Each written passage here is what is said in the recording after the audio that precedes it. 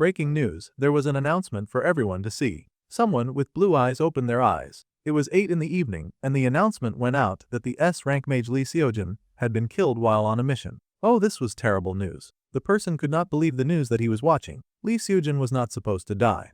That particular S-rank mage was fighting the evil dragon that appeared in downtown Seoul, Kruas, when he was caught up in the incident. The 25-year-old Lee Seojin debuted as a mage in the year 2034, and he was a beloved mage, known to have solved countless incidents. He had earned the love and adoration of the public, so this was indeed very tragic news. Memorial altars for Lee Seojin would be set up all over the country, and people who heard of his death were currently suffering in deep shock. The boy had to turn off the television because the terrible news was getting to him. The boy stared in disbelief because this could not be happening right now. The protagonist was not supposed to die at this point in the story. This had to be some kind of sick joke. Unfortunately, it was a joke that was not even slightly funny. The Lee Seojin that they had just shown on the news was a 25-year-old genius mage. He had amazing monster slaying talents, cutting down multiple beasts at once with his exceptional skill. He was the young hero that everyone in this era was watching. However, what mattered even more than that was the fact that his old classmate also happened to be the main character of the novel that his world is based on. It is called The Modern Wizard. That awe-inspiring mage was the protagonist. If everything had followed the original plot, it was supposed to end in a happy ending, and he believed that he would be able to return to his original world. However, that huge dragon had suddenly appeared in the dungeon, and it had cut off the normal life that the main character had planned for. He could not understand why the protagonist would die at this point in the story. Even scarier was trying to figure out what would happen to this world now that the protagonist had jumped ship. That dude was supposed to at least stick around long enough to keep everyone alive. The fact that he was gone now was troubling. The main character feared what would happen to the story. He had been looking forward to seeing his friends again once the novel ended, but with the protagonist gone, could there even be an ending? The main character recalled how easily and casually he had laughed with his friends back in the past. One of them said that if they possessed a background extra in a novel, then they would either hog all the lucky chances, or they would not touch them at all. He asked which side the others were on as they laughed over mugs of beer. The beautiful lady beside him giggled and said that the obvious path was to go for it. The brunette sighed and said there was no way that he would do that. For instance, if they stuck their nose into the story's plotline, then the main character could end up dying, and everything would fall apart. His friend laughed, asking if the brunette would truly never step up in the story ever. The brown-haired boy insisted that they would have to go through every hardship imaginable if they did that. That was not an easy thing to suffer through. Besides, the brunette was not confident that he could work as hard as the main character. All of that effort to grow stronger and fight more demons sounded like something that would tire him out. Even the blonde had to admit that was true. It seemed they were coming to an agreement. Even when he was right, he had to say it in such an annoying way, as expected of Kim Seonwoo. The friends happily raised their glasses in a toast and drank down. That was when the brunette got the message that he had won some kind of award. The friend beside him was excited and asked what event it was. Apparently, it was some kind of weird message from the author of Modern Wizard, and Seonwoo had won a very unfortunate event. This was a travel ticket to a very special place, and he could choose to claim it or not. That was interesting. The boy excitedly showed his friends this lucky win, and even his friends celebrated that he was going on a trip. This sounded like so much fun. It was insane for him to cash out from so much luck. They asked when he had even entered something like that. Excitedly, the boy clicked yes as his friends tried to guess where he would be sent to. They were about to get the shock of their lives. They were thinking the boy would get to go abroad, and they happily cheered and drank in his honor after he hit the accept button. Just like that, 7 years ago, the atmosphere around him began to get brighter, and he found himself transported into the middle of a magic circle as a young teen. Some of the teachers were yelling that students should not climb on top of the magic circle while it was being drawn. Well, our boy had now fallen into the novel that he had loved reading, The Modern Wizard. Fortunately, it was a book he loved, or that situation would have gotten ugly pretty fast. Still, he could not believe that his favorite novel could not even follow the script that it had designed for itself, or at least the path the author had created. Since the original plot was not allowed to change, the boy had only been acting outside of the main story. He had ignored all the major characters and had made sure not to draw any attention to himself. Now, he wondered where it had all gone wrong. If everything was supposed to unfold according to plan thanks to his minimal interference, then how on earth was the protagonist dead? Suddenly, the television in front of him started to glitch. He was sure that he had turned that off. It seemed the glowing picture box had a life of its own. Leaning forward, the main character wondered what on earth was happening now. He waggled the screen a bit, trying to see if the television was just having an average malfunction issue. However, he was soon surprised by a sudden loud noise and the universe breaking apart in front of him. Now that was terrifying. Anyone who looked out the window and saw the sky falling apart would naturally be terrified. The main character looked outside and was even more horrified to see that the people out there were legit, just melting away like they were no more than an illusion. Of course, the death of the protagonist meant the death of the world. Now that the axis that the world spun around was gone, then so were the extras created just to support his story. The poor victim of the travel ticket was horrified and screamed, wondering what was happening and why. He was powerless and had no understanding of what he was seeing. Quite fortunately, an error message popped up to explain everything to him. See, the problem was that Lee Sujin had died, and now all the main scenarios were considered to have failed. Since the scenario could not proceed, the world would be reset. Now this was terrifying news. The boy was sweating as he saw the world around him start to shatter and crack, everything rearranging itself like a resetting game, except that he was not an element of the game. His eyes widened as he began to crack too, and he was in for a very painful and earth-shattering surprise. This poor kid also immediately reset. Everything went dark for a bit of a while. In the darkness, a voice called out to wake up the student. More voices called out, calling for the student to wake. He had to wake now, after all, they were at the school. The powerful voice took on a shout, and our dude yelled right back as he was startled awake from the worst dream that he had ever had. The bus driver was concerned by this reaction, and he apologized quickly, but he had expected the student to wake up and get off the bus by now. The teen blinked and nervously stood, apologizing for causing such a ruckus. Meanwhile, the main character's head was reeling. The bus driver had just called him a student. Come to think of it, he had definitely been in his room when the world fell apart, but now he was on the bus of a disgruntled bus driver. It had felt like the world ended. The brunette was still a little shaky on his feet when he descended the bus, trying to stay sharp even though his legs felt like jelly. He wondered if he had suffered some kind of dream. The light in his eyes was so bright, and he winced, raising his hand to block off the light. This place was the Grand School, a rather nostalgic sight. Posted on the board outside was a congratulatory message, congratulating students on their admission to the Korea Magic Academy class of 2032. This was the school that he had graduated from in the game. Something was off, the year was 2032. The realization made the main character gasp. That was 7 years ago, they had gone back 7 years in the past. He touched his chest just to make sure, but it was just as he feared. He had small hands and a small chest, and he was a teenager once again. The main character had regressed, a nice and special skill, and he had gone back 7 years. The announcement continued to ring out to all the students entering the Korea Magic Academy. They were wished a warm welcome. The entrance and opening ceremony will begin shortly. Students should please take their seats. Our dude was expected to repeat high school. The true embodiment of madness. He felt like he was going to lose his mind. Everything was exactly the same as it had been those 7 years ago. Since things had come to this, he had no choice but to accept it. At any rate, it was much better than dying indefinitely. Now that he had gone back to the past, he had to endure everything that he had been through before. It really sucked the excitement out of school, but maybe he could get better marks this time. Of course, our dude had a much more pressing question right now. He needed to know why Lee Sojin had died. According to the original story, there was absolutely no reason for him to die. The protagonist was strong and talented. Krua's going berserk was exactly what was supposed to happen in the story at that time, and after a brutal fight, Lee Sojin was supposed to defeat it. If so, then there had to be some other reason behind the hero's death. The main character thought about it, but he really had no idea since he had stayed as far away from the main character as possible. How could he know when he didn't get close? Suddenly, the boy looked around as they sat in class. His new fear was the protagonist somehow dying again in this life. If that happened, then he might get regressed to the past once again. Seonwoo had already suffered through high school twice, and he was not dying to do it a second time either. There was also the fear that the world would just end and not come back. Nothing was certain, but there was one thing that was clear. Lee Sojin must not die. It was an unacceptable result. This time for sure, the main character could not just sit back. This time, he had to play as part of the story if he ever wanted to get back to his original world. Then he had to stop Lee Sojin's death and see this novel through to its ending. To do that, it was time for our guy to start getting close to the main character. Of course, the first one he targeted was a girl.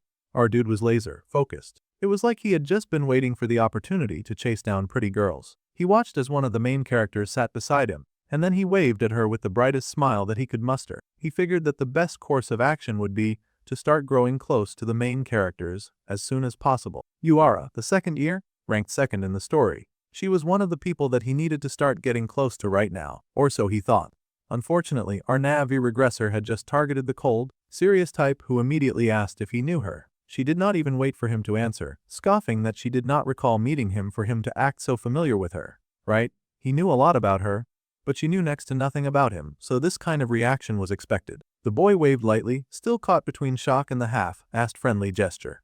Before he could take back his greeting, The girl asked if he had something to say to him. It seemed she was the Sunder type, as cold and as frosty as ice, but hopefully she had a bit of an agreeable side somewhere. He admitted that he did not have anything to say. He was just saying hi. Instantly, she dismissed him and told him to look somewhere else. It seemed that starting with the nearest pretty main was not the best of decisions after all. He was making her uncomfortable. Why that rude little child? Our dude was quickly realizing that this situation was not going to be easy at all. They were all seated in class in neat little rows, and each grade representative was asked to come up to the stage. The grade representatives then stepped forward. There were 3 of them. Immediately, everyone recognized the main character and clapped at the presence that he had. Some of the students had even heard that the boy had trained under Chairman Kim Jinchul. His talent had to be on a whole other level. This was Leo Seojin of the 2nd year in rank 1. Despite being a student, the protagonist of the story was already soaring and famous. That was as expected. Modern Wizard was the kind of power fantasy novel where the main character did everything. They celebrated and clapped for the freshman top student, some of them thinking that she was really pretty. She did look like a happy saint. The pretty and flower girl turned out to be the kind that was calculated in all her gestures. Even that little smile was calculated. Her goal was to build connections at school after all. That senior had also been ranked the first for 3 years straight. He did not look that impressive, but that was still an awe-inspiring feat.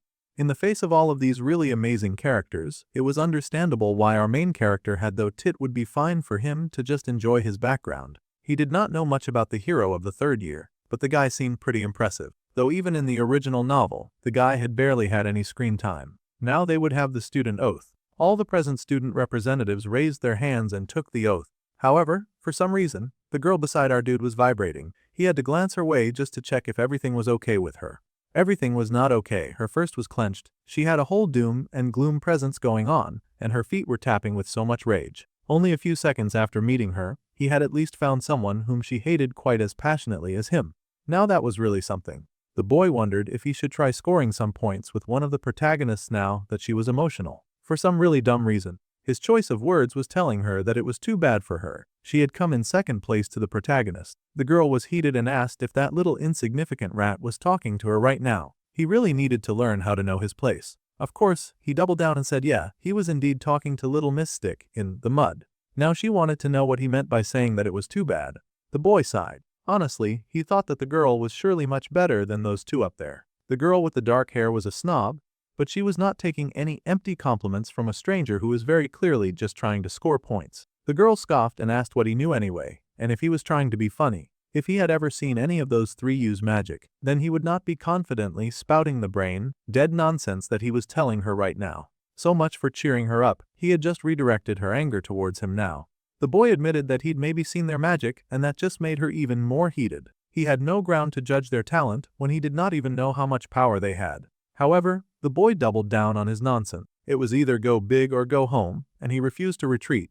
The brunette made the claim that he could tell just by looking at her. Apparently, he had really good instincts, and he beamed with a self-confidence that was backed up by his aura alone. That faker was only digging himself deeper and deeper into a very ugly pit. Now she was extra heated and asked if he was messing with her right now. It was time for our guy to pick the go-home option. He could not believe that it did not work, so he thought to try a different topic. It probably would be more sensible if he tried not to talk at all. He then asked the girl if she had been worrying about her future lately. Well, that much was true, and she wondered how he knew that. The boy was moving like a charlatan fortune teller. He had disturbed her peace enough times that he finally decided to check out his name. He was Kim Seonwoo, and she was going to remember his name. That sounded like a threat. Then she added that he should not dare to open his mouth and spout any more nonsense today. She was quite tired of him. All of our dude's efforts had been painfully in vain. And now the protagonist girl was stomping away from him. That was definitely not the reaction that he had been going for when he had started the conversation. He had already messed up, and he had just started his mission. The Magic Academy's new semester began with an evaluation test on the first day that determined everyone's ranking.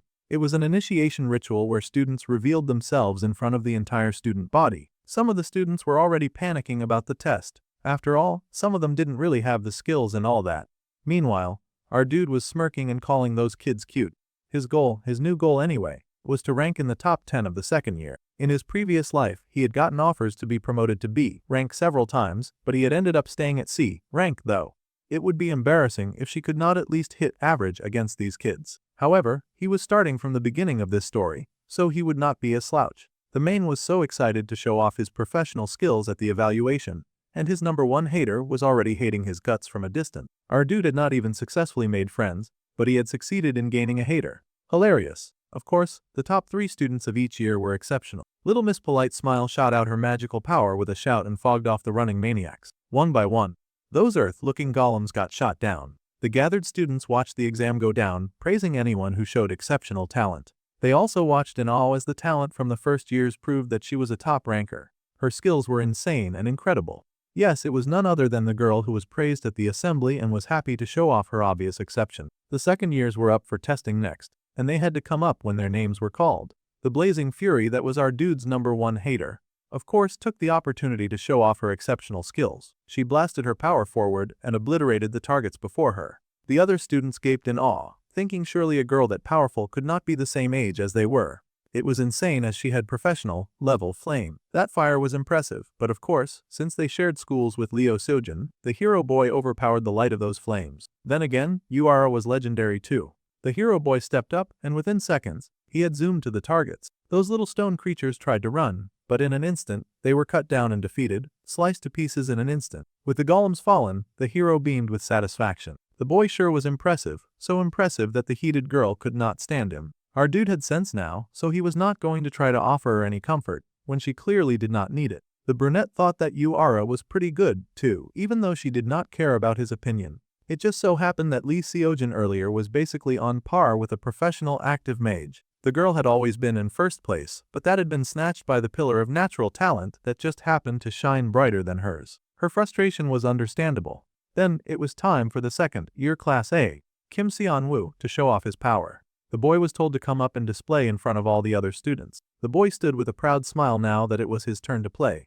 The others gathered to watch wondered who Kim Seon-woo was. The lady had been in charge of last year's first years, but she did not really remember the name. A man smiled because he remembered. The boy was in their class, but he did not have much of a presence, so it made sense if people did not remember him. Looking at last year's records, the boy had a talent for reinforcement magic. Reinforcement was great, but the boy had come out to fight empty-handed. That was curious. It looked like the boy had switched to manifestation magic along the way. Well, sometimes they have students like that. Now, our main character stood before the golem dummies and prepared for his evaluation. He stretched out his hand and a portal opened up in the palm of his hand. Because of course it did. The ones who specialized in what they loved rather than what they were good at. The boy was more ordinary than he had expected. However, a lady at the back recognized the boy before her. It was not that she recognized his face, but she recognized the magic swirling in his hand. That child was using the compression manifestation technique. The first stage of manifestation magic was, of course, materialization. Compressing the materialized mana slowed a person to finally control the next stage, projection. That advanced technique was also called the compression manifestation technique. It was a technique that only veteran mages would use. Both the hero and the protagonist girl stared in awe as the boy used that magic now. It made no sense for a second year to be able to use a technique like that. However, this second year also happened to be a regressor, and he could not wait to wow them. With a bright smile, the boy fired out a blast of something right at the golems, and it shot out in a large boom, flowing around the standing mannequins into something that wowed the class in a way that was different from what was expected. Everyone was speechless, and for a moment, there was silence in the class. Then rang out the painful mocking sound of laughter. It seemed there had been a collapse of what he had tried to summon due to mana exhaustion. The students laughed because he could not even use his own powers. There was no point to materialization if he could not even project. Those awful jerks. Our poor dude was already going through a lot, but now he realized that he was well and truly in trouble. He was just wondering what the heck was going on with his abilities when multiple system windows popped up at once. The boy stared in shock and then horror, wondering why it was opening now. There was a very tired sigh, and our dude sat sulking in his room, wondering why the window had opened so belatedly. The last time he had opened it was at this time of the day. Something had changed with his power, and our dude Seonwoo needed to understand what had gone wrong. Back then, multiple windows had opened at the same time, informing him that outsiders' benefits had been unlocked. The main scenario had now begun. The windows also communicated that the second time around achievement had been unlocked, and he was going to receive a 3,000-point reward. He had also achieved the Talent of the Clown award, as if he wanted anything to do with that nonsense. However, the Talent of the Clown somehow achieved way more awards than regressing. He got 5,000 points for being laughed at.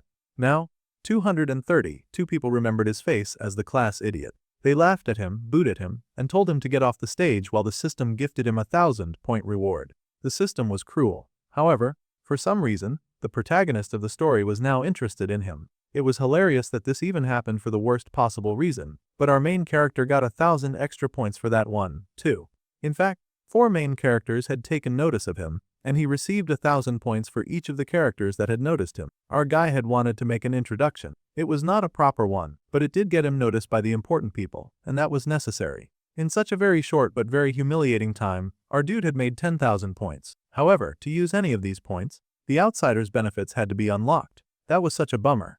At least he had an idea of what the outsider's benefits included. This magical point-driven system has apparently been reserved for special privileges alone. So basically, only Xianwu could use these points. The achievement system is now active, but the talent he'd achieved had been cut off for some reason. The brunette pondered his new situation. Points were earned by stacking achievements through the system. He could also get points as he became more well-known. The points shop was one of the best things about the outsider's benefits. He could literally use points to buy traits, skills, or items. It was a totally overpowering setting. Having all of these points was great and all, however, our dude had been labeled the class clown on his first day at school. He had legit only gathered all these points because he'd turned into a circus performer. Plus, calling it the talent of the clown was kind of harsh. Back then, when he had attempted to use that large range and impressive attack, our loser had completely forgotten that he did not have enough mana to use such high-grade skills just yet. Honestly, he had never been this much in the spotlight in his life. Even if he had made so many points, he was not thrilled about it.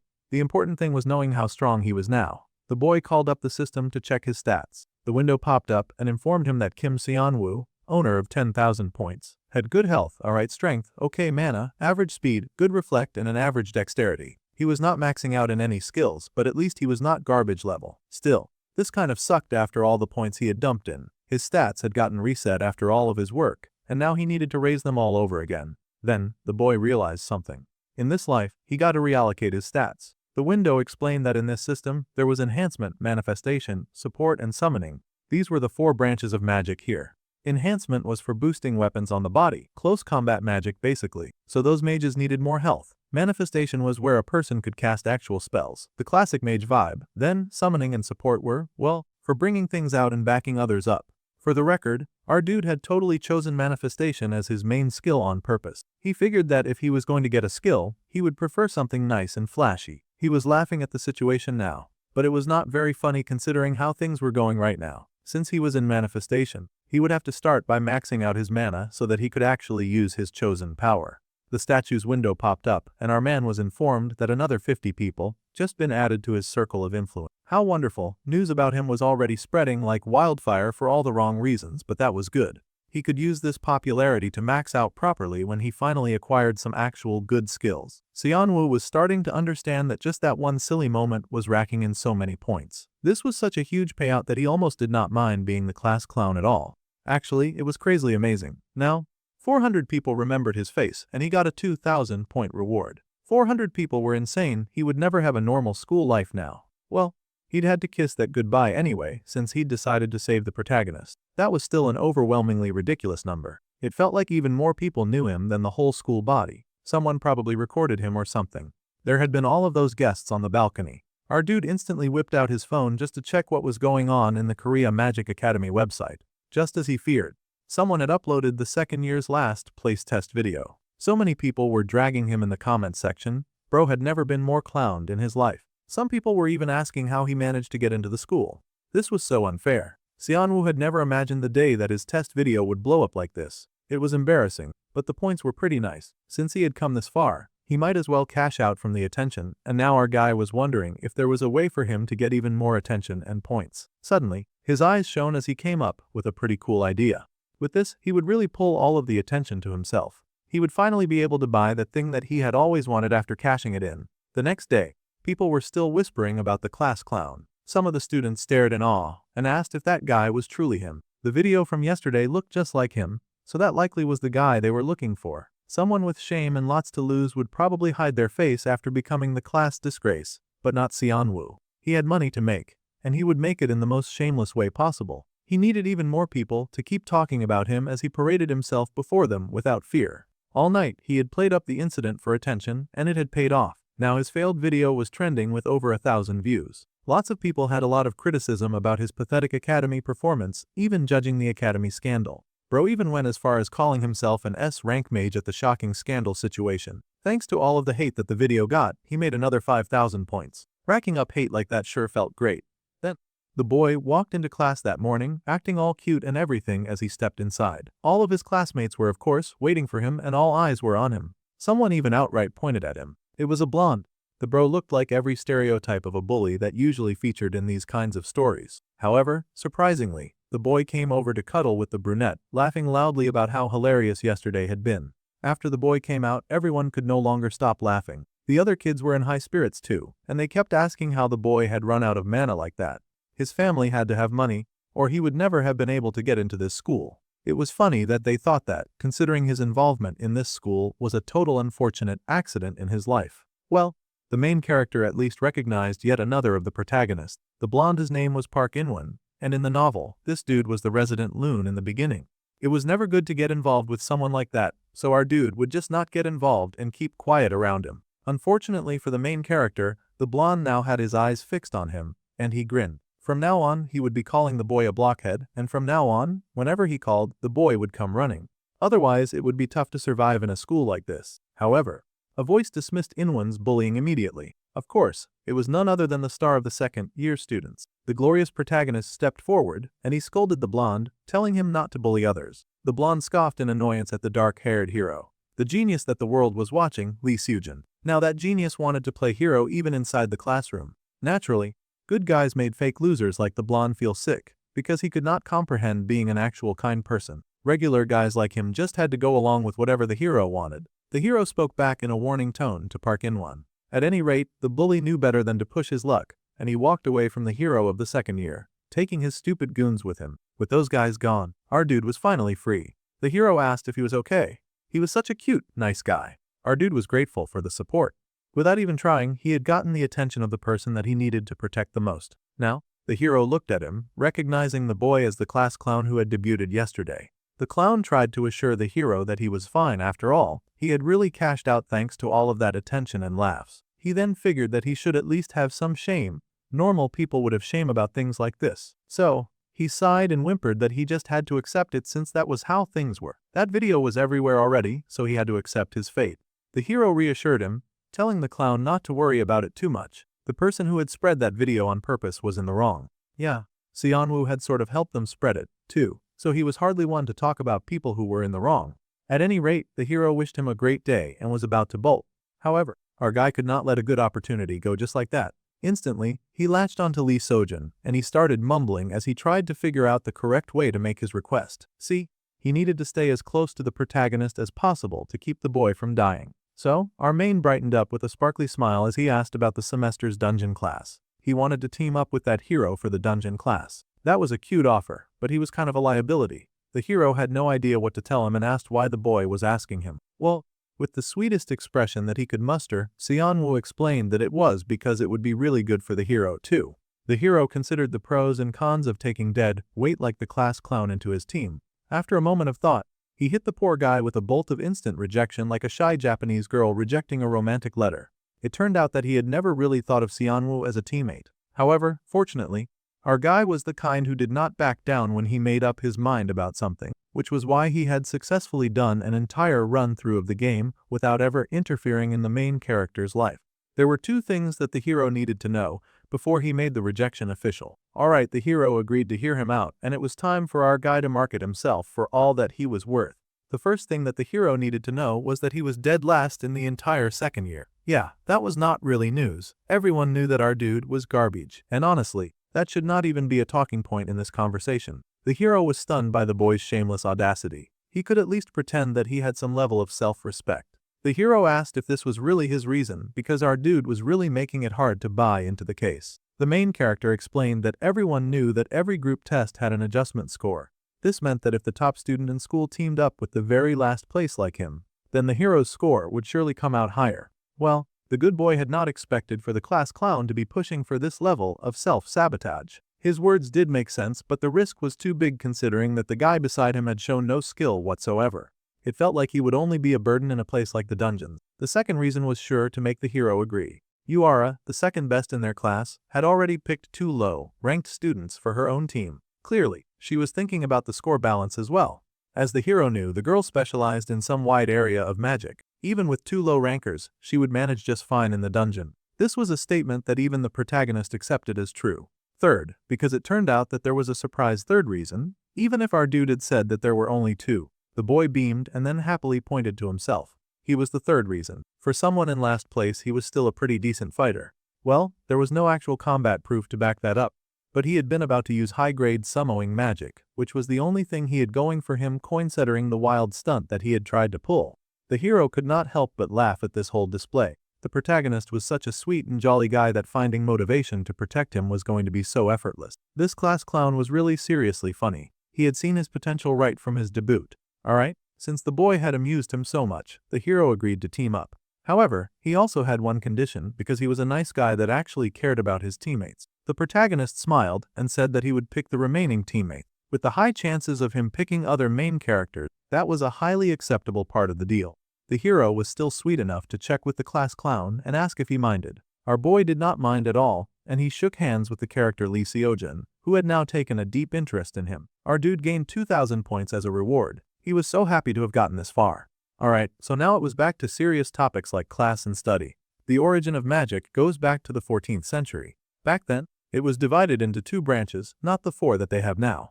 However, it did not take long for that solid 2-branch system of magic to collapse. Now, the teacher paused to see if anyone could tell her the reason. Our boy surprisingly raised up his hand. Of course, no one was expecting much from the class clown, but he'd done this entire class before, so he knew the answer quite easily. The 2 magic systems broke down because of Bloodsword, the first enhancement type mage to appear in the 18th century. Xianwu might have been a background character B2. He had done his homework well, surprisingly the teacher and the students. The teacher congratulated him on a good job. For manifestation-centric medieval mages of the time, Bloodsword's appearance was a huge shock. Manifestation mages back then couldn't even stand up to Bloodsword. From that turning point, research into manifestation magic exploded.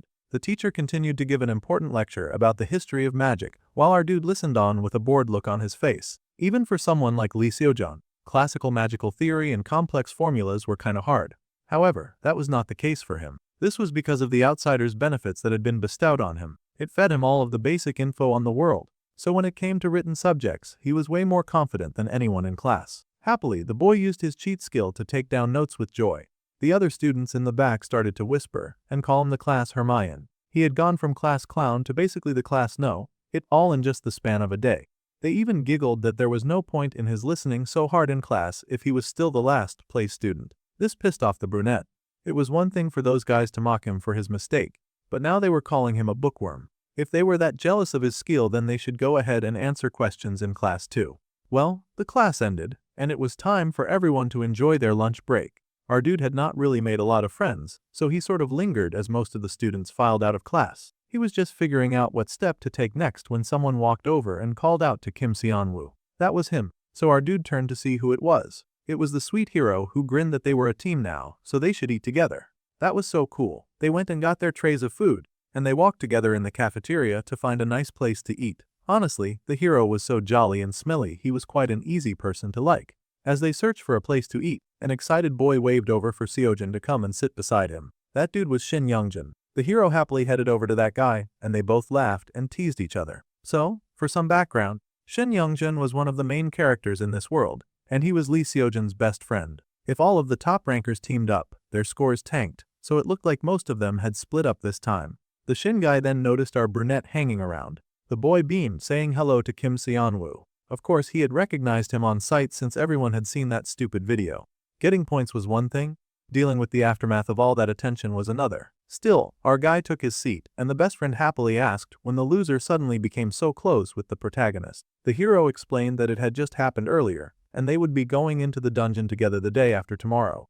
The best friend had never heard anything crazier in his entire life. He was so shocked that he nearly stopped smiling. Bro had to slide right up to the hero's ear to whisper if he was that confident that he would get first place even without the last place buff. If they were that strong, then there was no need to carry this deadweight with them into the dungeon. The hero sighed and explained that Yura looked like she was out for blood.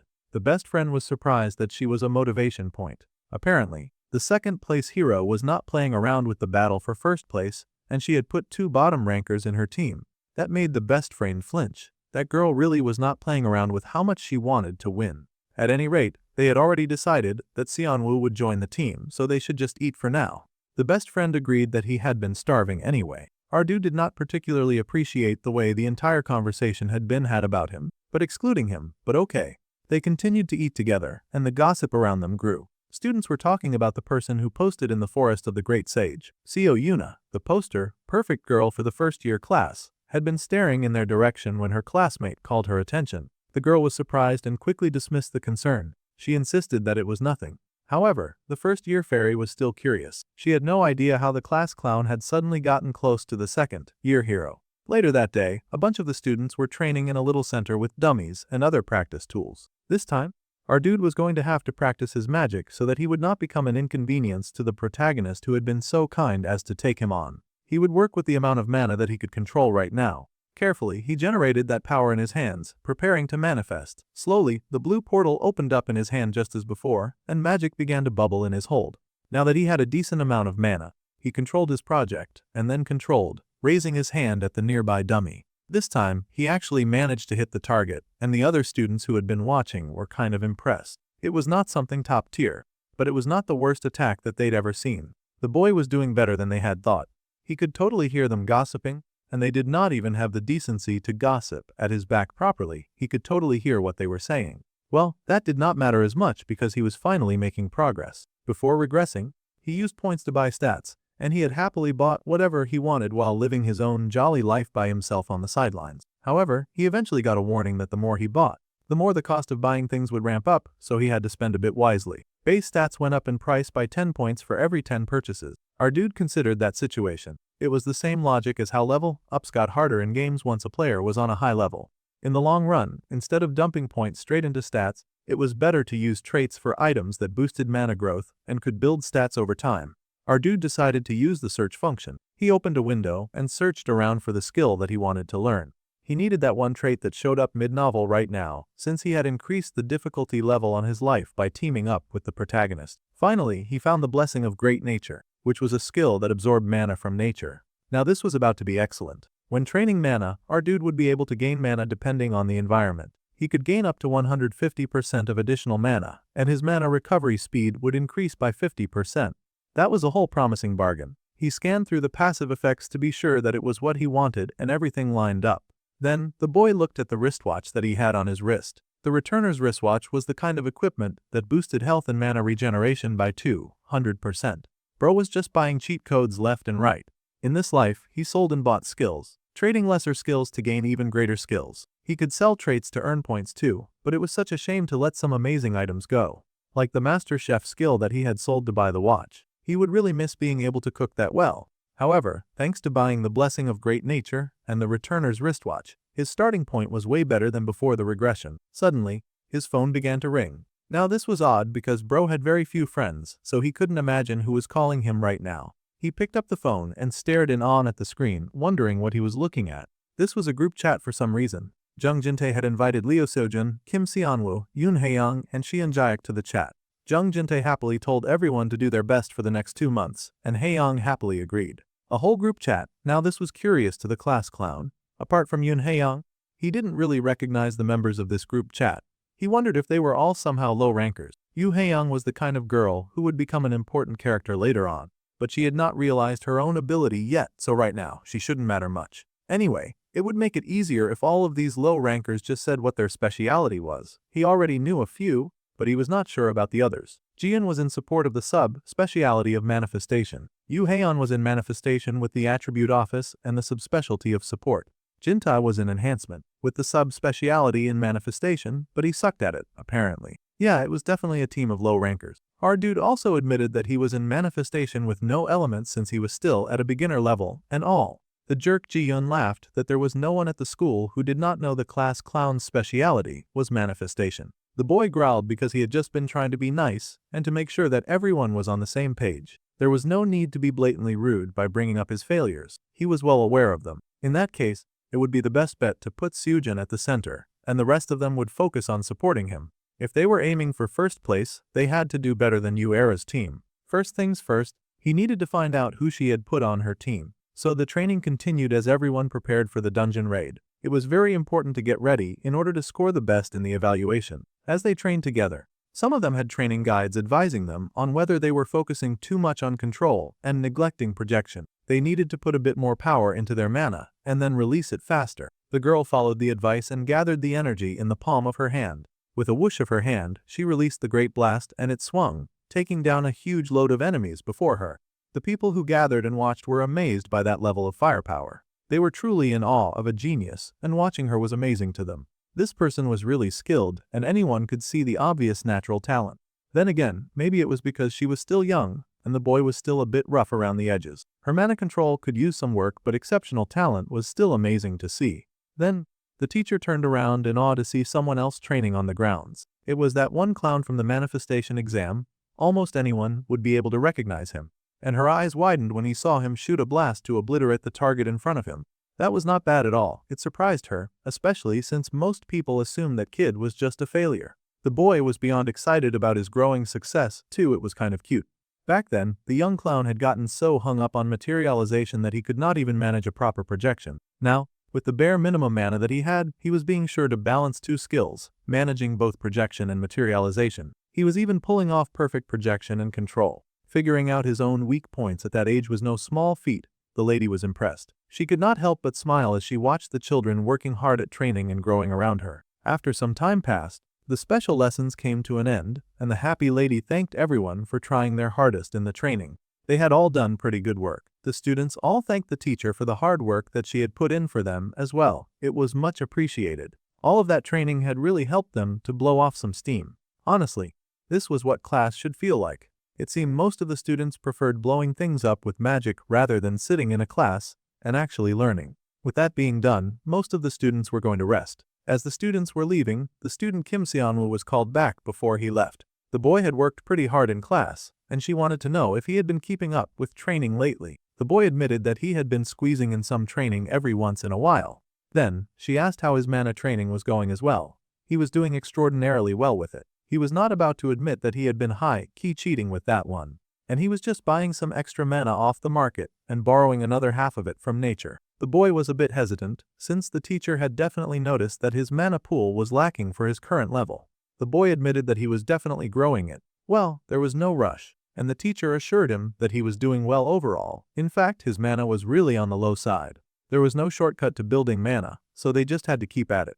The boy beat his chest and happily said that he would do his best. With a happy smile, the lady gave him a chain bracelet, telling him to take this. It was an item that helped with mana breathing and keeping their condition stable. The boy had not expected the sweet gift. He did not know if he should accept something like this. There was no need for the boy to feel pressured. It was just an F-rank practice item.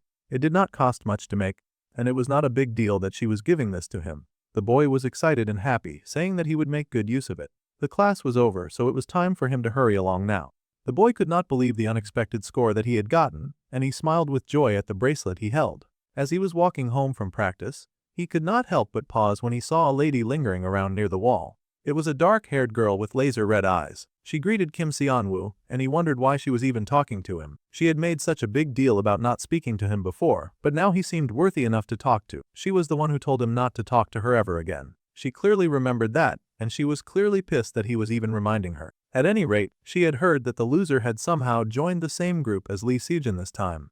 The boy asked how she even knew that. She just scoffed that he was very clearly clinging to the thighs of the top student like a shameless leech. It was too bad, because the first place for this exam was going to be hers this time, so he should wake up from that dream. It seemed that she had come all this way just to poke fun at him. The girl turned away and scoffed, stomping and leaving. That was truly all she had come to say. What an aging tsundere. The boy could not believe it and wondered why she was touchy all the time. Later, on Thursday morning, a few of the students had gathered outside the dungeon entrance, and our dude raced over with excitement, happy that he had made it in time. There was the shining hero who was also happy to see him. It was the first time that all of the team members would be gathering in person, so it was best for them to do their best this semester. Everyone agreed that they would work hard and do their best, much to the hero's joy. However, there was always that one guy who tried to make a big deal out of everything, and he scoffed, saying that their team was kind of weird.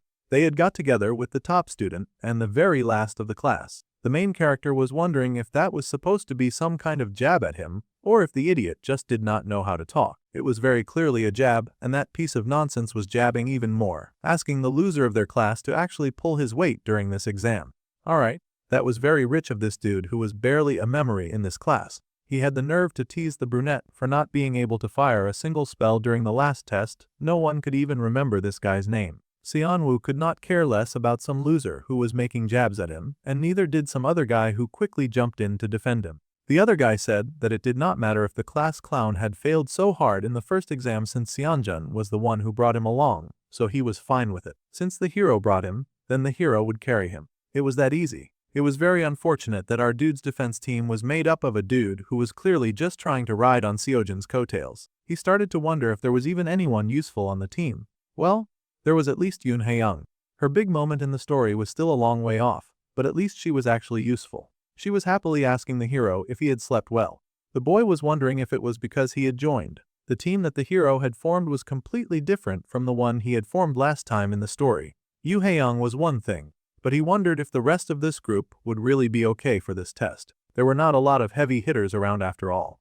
As they walked, someone in front of the gate caught everyone's attention. It seemed to be a teacher, and now he would explain the day's dungeon exploration. This class would run twice in the morning and the afternoon. Since it would be the first day, they would only explore the basement level 1.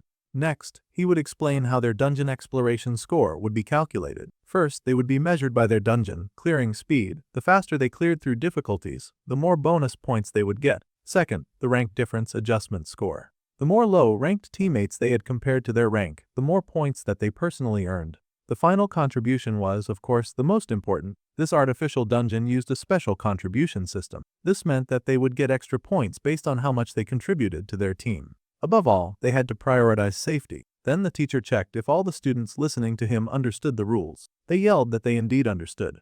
Alright, if all of that was properly established, then it was time for the teams to enter the dungeon. Most of the kids were so hyped, and the others encouraged them to have some fun in there. The monitoring room was full of teachers keeping an eye on the students. They were not joking about safety first, and they would make sure that every single member of the dungeon would succeed. Teacher Jang was also there, and he waved, saying that he had come right after sending the kids in. The other teacher had been waiting for Mr. Jang to get there. They had to place their best on which team would get the highest score, though they did have to pick different teams for it to be a proper bet.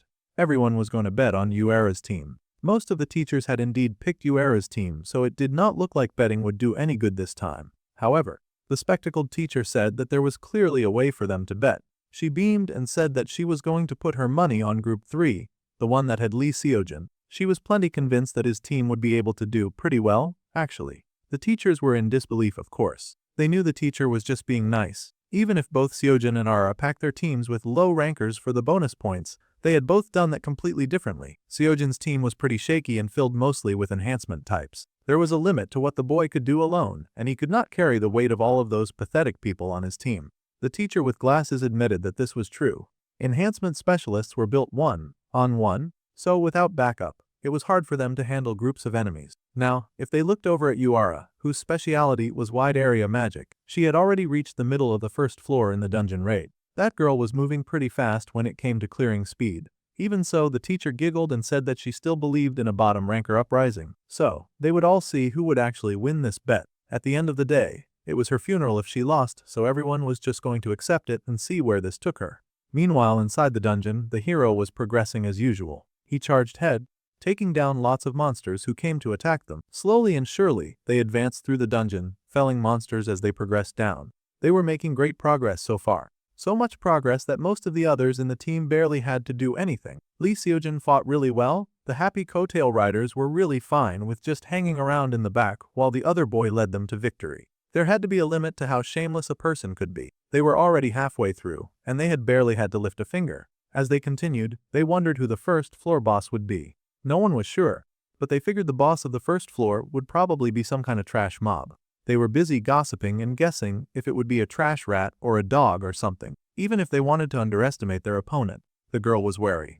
After all, it was still a boss, and it would be as strong as a boss. Then, Haeyoung turned to Seonwoo and asked what he thought it would be. Well, he'd already done this whole exam before, so he told her that a giant wolf was going to show up. Now that was a bold claim to make. Immediately, the bully in the group tried to poke fun at him and asked how he would know that a giant wolf was going to show up. The boy was not about to argue or reveal that he knew more than he let on, but he just said that he had his ways. A giant wolf was going to show up, so they should be prepared. He had been here and done this many times before, unless this part of the exam had changed. Of course, that shameless bully just scoffed at him and called him a compulsive liar. It really made Xianwu want to beat that trash up. That jerk could believe him or not, and the bully said that he did not believe the clown at all. In fact, he was going out of his way to be annoying on purpose, and it took all of our dude's willpower just to resist reacting to that filthy piece of trash. The hero laughed and told his teammates not to fight now. He wanted them to keep moving through this dungeon as fast as possible. So, the fighting calmed down, and they kept walking. Before they progressed further, someone asked them to stop. It was the hero and the team who wondered why they were stopping now. The bully jerk even teased that the top of the class was scared. That was hardly the case. There was something on the floor in front of them. They all looked forward, and sure enough, there was a large magic circle on the floor. They had no idea what kind of magic circle it was, but it would likely activate something as soon as they walked through it. The other students were hesitant because they could sense the danger from the magic circle. They worried that the teachers would throw something really dangerous at them when they were just students. Xianwu came a little closer and bent to study it, though the hero warned him to be a little careful. They did not know what could come out of it. The boy said that he was fine. He was just taking a look at the runes and stuff like that. He studied it carefully, trying to remember why a magic circle would appear on the first floor. From what he could tell, it was not anything major, just a simple barrier. However, there had to be a reason a barrier would be here at this point of the test. Of course, the clown recognized it because he had seen this exact same barrier trigger in his previous life. He stretched out his hand and touched the barrier that surrounded the little magic circle. They could all clearly see the shifting magic of barrier air. Then he turned to look at them very pointedly. The bully was very annoyed that the clown was correct, and he muttered that he knew that too. Alright. Since all of that was established, they could not pass like this. The coattail rider wondered if they would have to turn back. It would cut their time in half, and there was no other way through.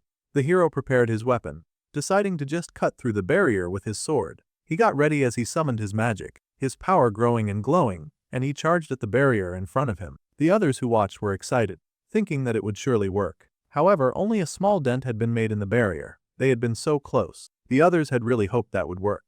The hero sighed and wondered if they could do it with the right approach. It seemed that it was now the bully's time to shine. The boy smirked and said that he was a support-type fighter after all, so he just needed a little time. He bent before the magic circle and started generating his magic. The bully touched on the magic circle, and it looked like he was actually going to be useful to this group for once. However, something was not working. Oh, how embarrassing.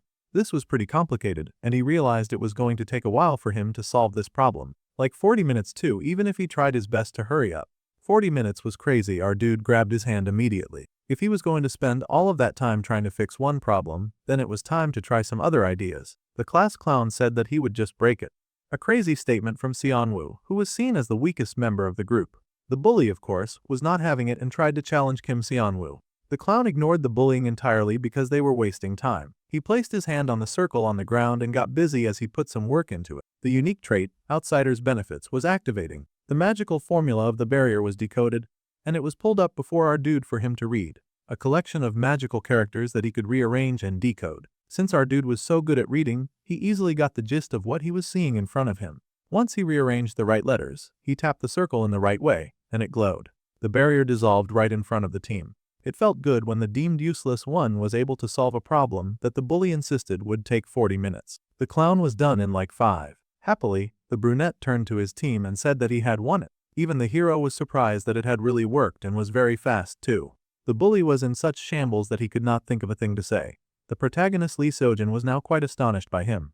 In fact, the protagonist's interest in him had increased. Our dude could not help but smile. Now that the protagonist's interest in him had gone up again, our bro got a reward of 5,000 points for his hard work. It seemed this relationship was benefiting my way more than the 5,000 points. Even our dude was stunned. He now had an interest level system and the protagonist's interest had been stroked all the way to level 1. Suddenly, there was the sound of great chaos ahead of them and the echoing sound of a large paw hitting the ground.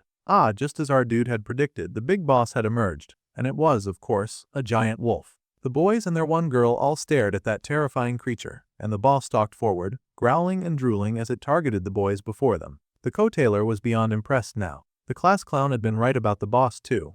It was a big wolf, just as he had said before. The large creature charged right at the hero, but the hero was ready and stood to fight the beast. The wolf roared and attacked, but the protagonist's eyes glowed a brilliant gold, and he sliced through the big boss creature in front of him. His attack was merciless and immediate. The hero had a different look on his face when he was fighting monsters. Even though he was a pretty good guy, He also loved the praise, and he beamed, blushing as his teammates praised him for his good job. He had taken down the boss in one swing like it was any regular mob. The door opened immediately, and the students cheered, happy that it was over. They came out of the dungeon, and the teacher congratulated Group 3. They were in second place for week 1. The hero was in shock and asked who was first. Of course, Group 7 was in first. They had cleared the dungeon 30 minutes faster. Of course, that was Uara's team. The others could not believe it. Uara was truly a monster. She had beaten through the dungeon in 4 hours and 11 minutes. They could not believe that was even possible. They were only 2 minutes ahead of third place. At this rate, they were going to get overtaken pretty fast. Well, the number of useless people in the group definitely did not help. Still, thanks to Xianwu, they had been able to take second and not third. The hero happily smiled at the class clown, still grateful for his assistance, even if they came in second place. The class clown could not help but blush at that. It seemed our guy also liked praise. If he had not removed that barrier so fast, then they would be even further down and stuck in a really bad place. The hero sulked that he had been the one who dropped the ball. They should have secured first for sure if he had only been faster at clearing the dungeon. The only girl on the team protested that assessment. They had only gotten this far because of the hero on their team. Besides, it was just the first week on the first floor. Their run was not over yet, so the main character told the hero to cheer up. They could still turn things around, but the rest of the team members had to start pulling their weight around here a bit more. As they started to head back, someone called out to the student Xianwo. The boy turned in surprise and noticed that the support-type instructor was looking at him. The teacher had come to make a proposal to him. The boy wondered what sort of proposal was being made, and the support teacher asked the kid to transfer to a major in support immediately. Now this was a shocking request. Our boy immediately said no.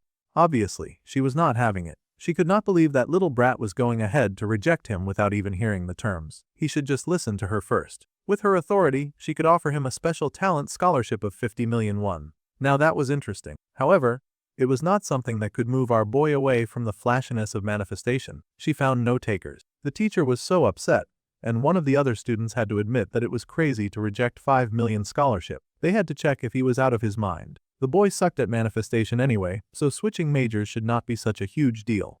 Anyone else would take such a deal and transfer immediately. The other weaklings around him admitted that they would switch teams too. Someone then asked if he truly was not switching. Our guy looked up and sure enough there was his number one hater. The girl was nearby again, and she pointed out that special talent status came with way more perks than just a scholarship. Everyone was surprised that Uara had taken an interest in this conversation. The boy smiled and said that he appreciated the talk from everyone. But he was a manifestation type, no matter how many people tried to stop him. He was not about to change or turn tail when he loved manifestation so much. The girl could not believe the blind confidence that the boy had. Later at school, time passed and the talented first-year student was just casually walking through the halls. She paused when she saw someone also walking around the halls, wondering who that was. She paused and said hello, almost instantly recognizing the class clown. It was Senior Kim Shinuk and she said hello.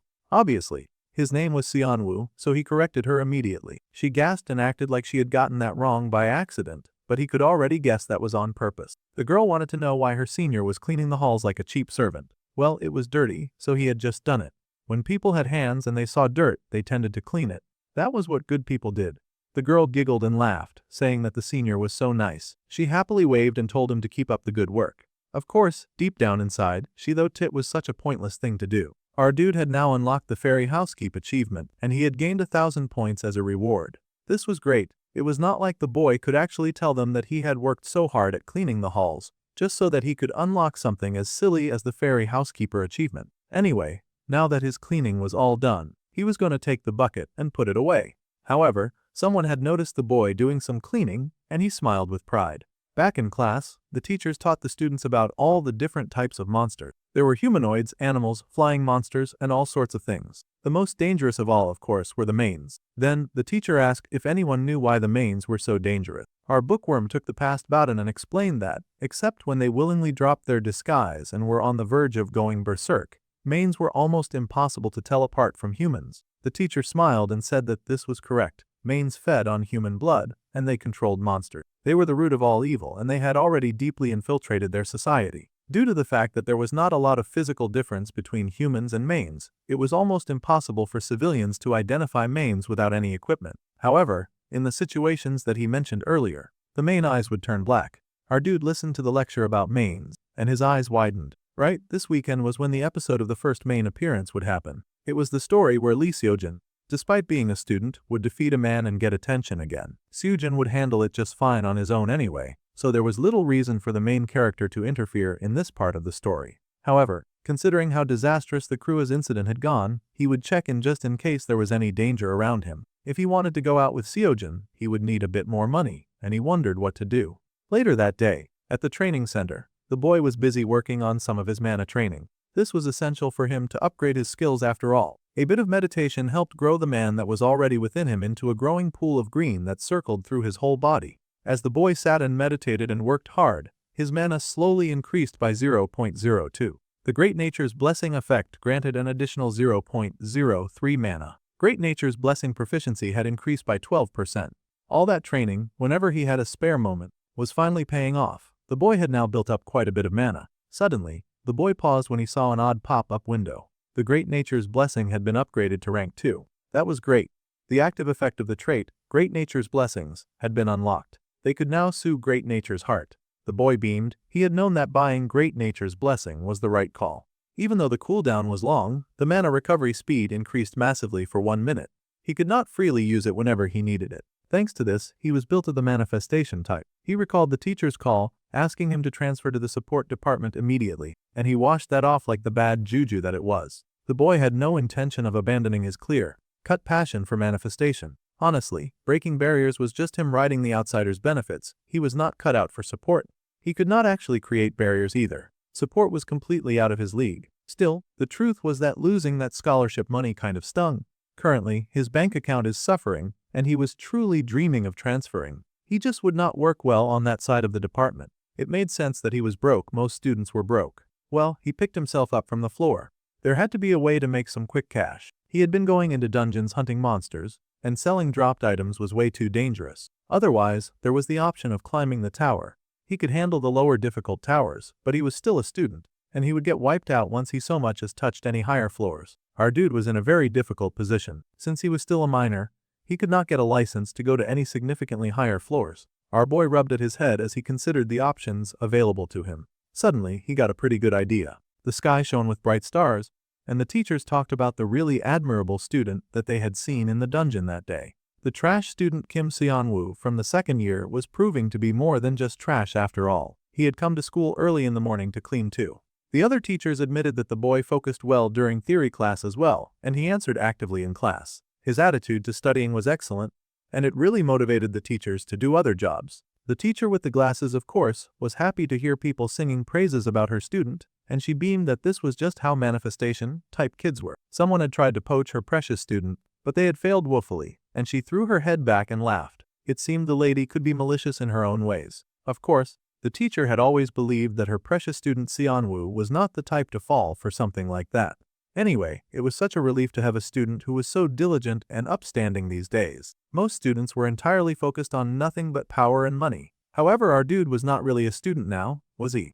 The class clown was beaming today, feeling like an absolute genius. He had achieved the student beloved by the teacher's achievement, and he had gained 2,000 points. This was amazing. He had barely even been trying to get this achievement, but it was his now. He was so happy to have extra points now. He immediately entered the point into the shop, activating the search function. The price to purchase the item that he wanted was the 1,000 points. Now, he was going to get his money's worth and make some great cash too. The beloved student so loved by his teachers was now cackling madly at the back of the class. It was making the other students feel very concerned. Later, on Saturday morning, someone in gear marched out to meet another who was dressed in uniform.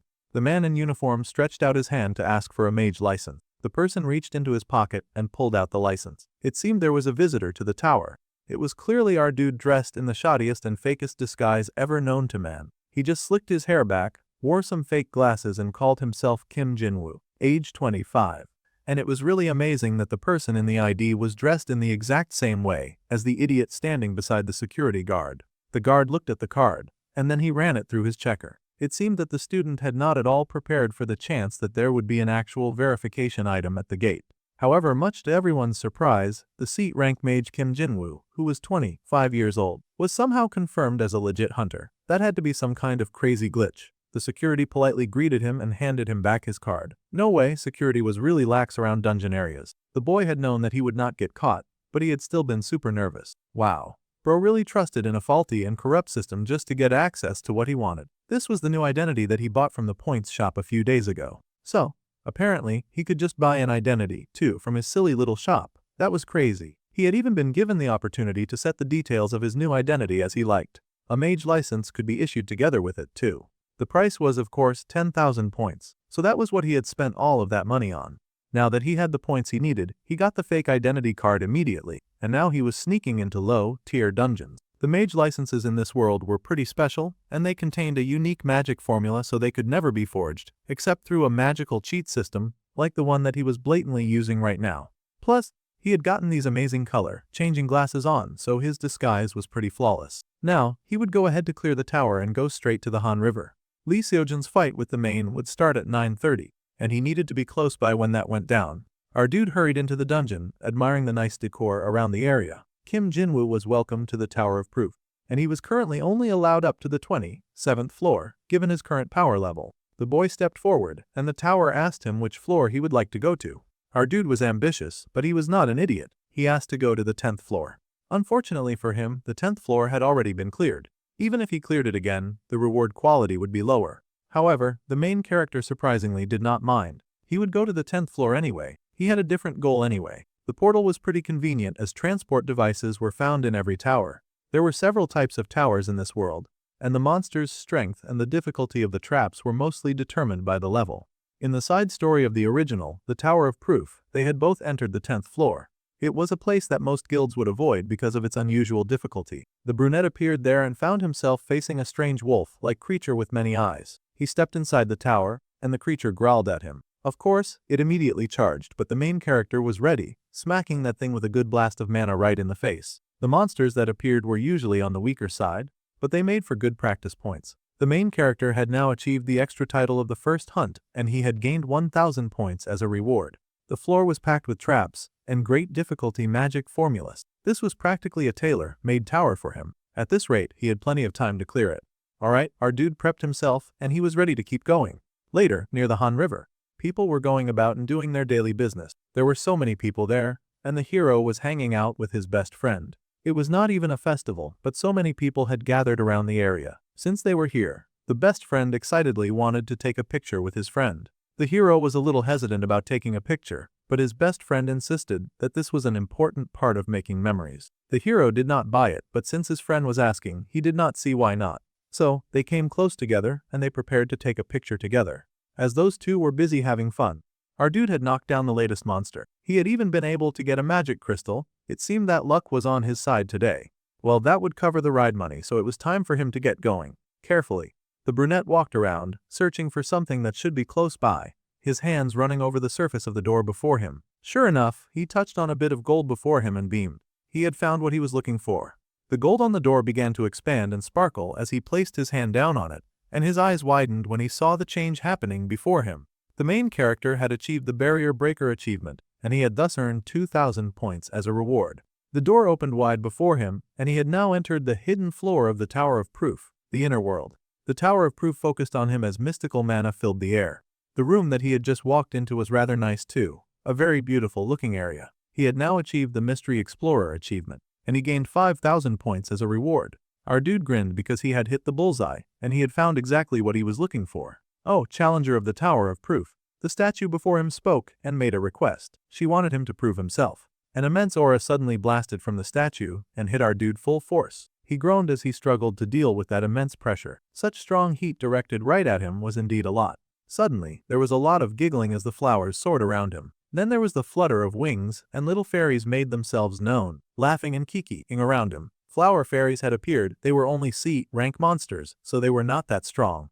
A bunch of tiny flying C-rank monsters sounded like they could be very troublesome, though. Immediately, these seemingly sweet fairies suddenly bared their teeth, and they flew right at our dude with the intent to cause harm.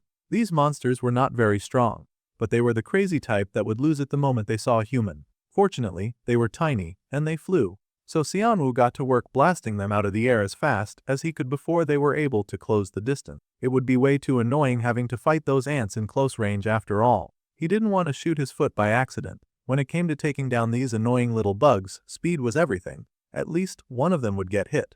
Instantly, he fired shot after shot at the little flower monsters, taking them down with merciless efficiency. One by one, they faltered and fell until the other fairies got spooked. The boy summoned up a magic circle because he was not even done just yet.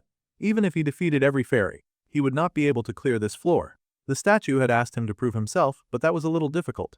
His individuality was not something that he could prove by just taking down all the fairies. So, he activated the unique trader off the outsider's benefits and decoded the magical formula before him. The formula popped up on the screen, once again like a God-given cheat code, and our dude read through what he had to do. All he had to do was prove himself after all, and he was going to do just that. The magic was read all through the garden, and he read the secret to the room that was highlighted in all the blue mana around. It was time for Xianwu to fulfill the room's request, and he grinned with excitement. His individuality was the same as decoding this formula. It was every ability that he had gained as an outsider in this world. So, using his special power, he proved himself and thus achieved the recognition by the Tower of Proof achievement. The boy gained 10,000 points as a reward. The garden cleared away, and he found himself before the pillar of two female statues standing together. The Tower of Proof bestowed its blessing upon the main character, and the adaptive trait, Proof of Tower D, had been added. The gifts that came with clearing this level included the Red Dragon's Soul, the Magic-Imbued Book, the Sacred Herb Seed, and 5 Sacred Herbs. Our dude was also blessed with plus 5 mana, a 20% mana recovery speed, and spell power by 10%. This was great news to Xianwu, who cheered at these results. The tower congratulated the main character. There was a huge spark that shone through the environment, and a firework exploded, telling him that he had successfully cleared the hidden floor in the inner world. The two boys who were chilling at the Han River looked up and realized that the festival was starting. Then, the hero asked his best friend to check something out. It was the photo that they had taken earlier, but there was something else that the hero was pointing out. Behind them, there had been a dangerous-looking man who had watched them with dark eyes. The best friend gasped with shock when he saw what his friend identified. Those eyes, there was no way, and yet it was true.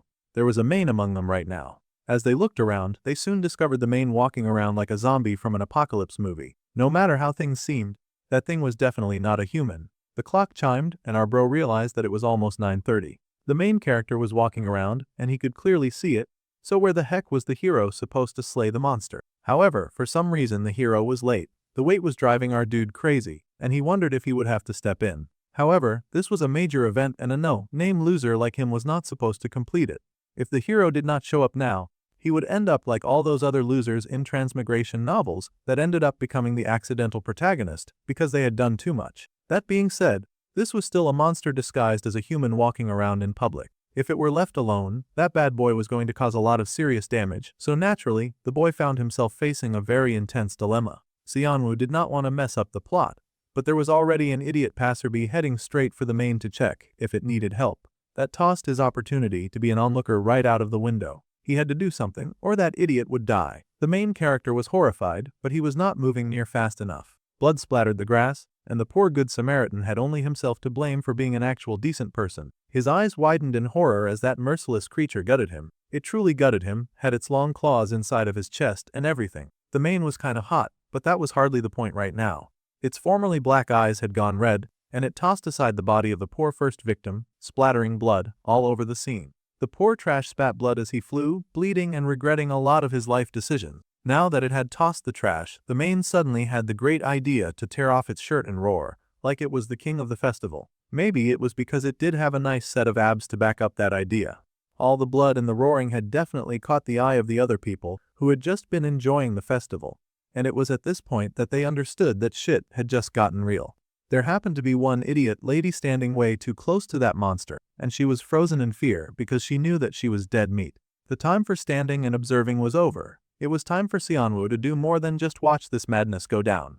The poor people around had started to panic. There was a mane among them, and it was very clearly going berserk. Someone was saying that they needed to call someone and tell them that a mane was at the festival. Meanwhile, our dude finally took action with those fake glasses on his face. He rushed forward because, story or not, people came first, and a lady was about to die in front of him. He could not just keep standing back. Apparently, the hero was being delayed because he had done the responsible thing of reporting the spotted mane, and the authorities were telling him the results. After looking through the picture, they were sure that the creature was a mane. Jung Hyun-soo, and an agent of the Anti-Terror Special Task Force, was the one investigating the situation. He worked for the Mage Association, and he was still asking some really dumb questions about when they had taken the picture. Yes, the picture had been taken nearby, and the agent worried because this creature had been spotted during a festival when the area was crowded.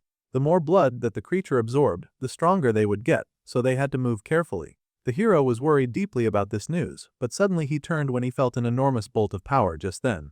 The agent rushed forward because he was also thinking the same. There was no mistake about the situation. They had to get to the scene immediately. The rest of the crowd that had gathered around the main, because they did not have the common sense to run away, were wondering why a dude was running straight at the monster. Xianwu used the opportunity of the thing's distraction to toss a big orb of shiny blue and white power at it. He was going to hit the weak point at the back of the head. It seemed that his huge blast did make contact, and the creature stopped. There was a pause, and the two froze for a moment. The boy was wondering if he had really been able to get the creature. However, there was no way it would be that easy. Our dude was sweating buckets when the ugly behemoth suddenly turned with half of its face fallen apart. Now it was really ugly, and its mouth cracked into an angry grimace. This situation was really bad. It was already bad before, but now it was getting worse. The boy had not been able to destroy its brain, and now it was targeting him. He was great at fighting a few fairies on his own, but he did not want to deal with a giant roaring monster that was making its way right for him. The beast was boiling at getting hit by that weak attack, and our dude was not in the best mood either, because now he had to turn tail and run.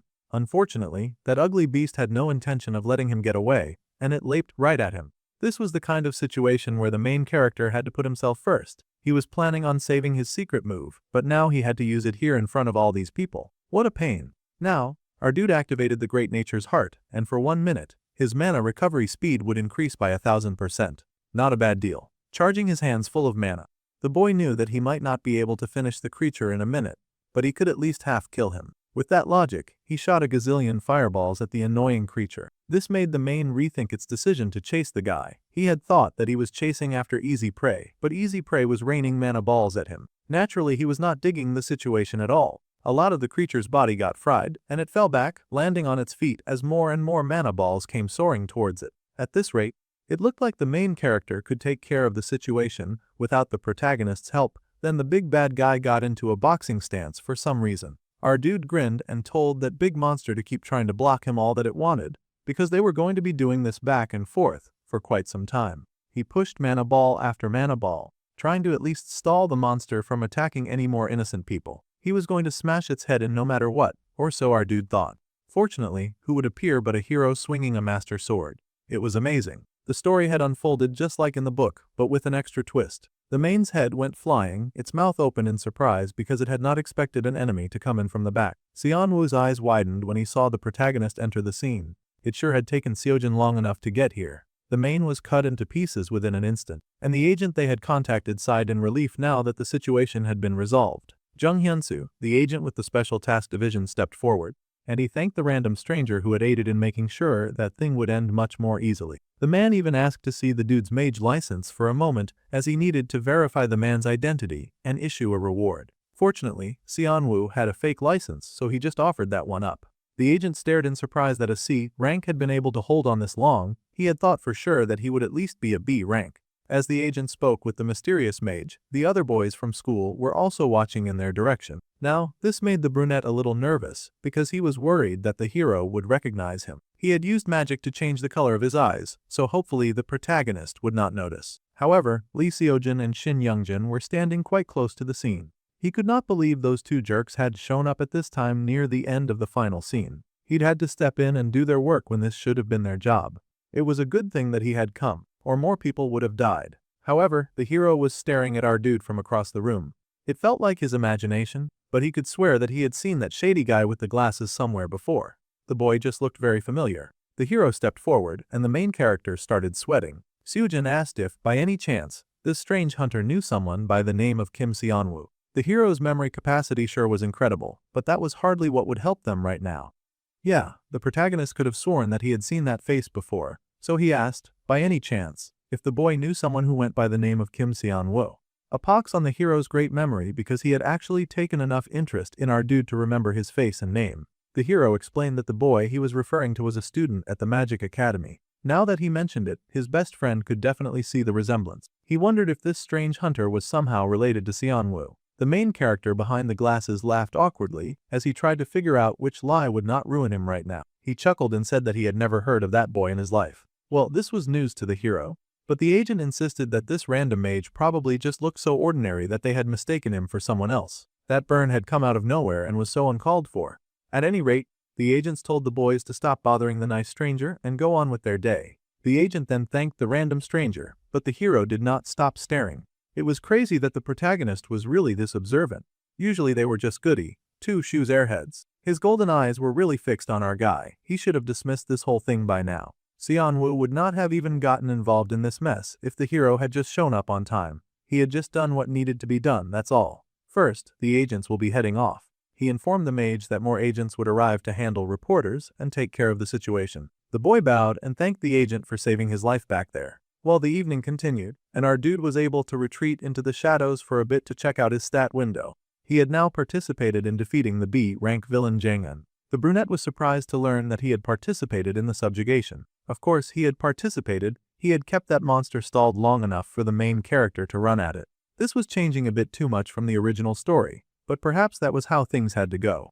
Unfortunately, that very small shift in the plot had been detected by the system, and our dude gained 5,000 points as a reward for shifting the story. It seemed that it was a good thing. However, the causality rate had gone up by 0.2. This really interested our guy, and he wondered what the causality rate was. Stuff had definitely changed because he intervened. Causality was earned by resolving major events in the main storyline. The more the story changed, the more the causality he could gain. They could then spend causality to activate powers. Hot dog, that sounded like a banging good deal. Then, he realized that if Lee Seojin died in his unaltered first life playthrough, then he wondered if it meant that he could have intervened and saved him by getting involved. Under powers, there was a whole list of possibilities, and even the opportunity to achieve whatever he desired. This meant that our dude could get whatever he wanted, and he was rather excited about that.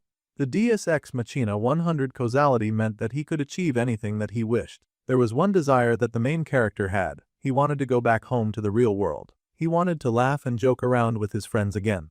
Our guy was one of the few people who actually enjoyed the life that he lived before getting isekai'd. If that was the case, then there was no point in hesitating. He would charge full speed ahead into changing the story as much as he could, and upgrading until he could gain the success that he desired. If he wanted to protect Seojin and also gain causality, then they needed to actively intervene. Suddenly, a 15 million won reward came in for defeating the main. That was a lot of money. Sneaking around with a hunter's license had a lot of cool benefits. The brunette could not believe that he had cashed out just from accidentally participating in an event like this. He had not been sure about bringing his fancy trident straight back to the dorms, but that worked well. After everything today, he was going to treat himself with this money. Bro went into the excess of treating himself like a shameless teenager who did not know the purpose of savings or investment. He went into a 5-star, mage-exclusive hotel Hansung.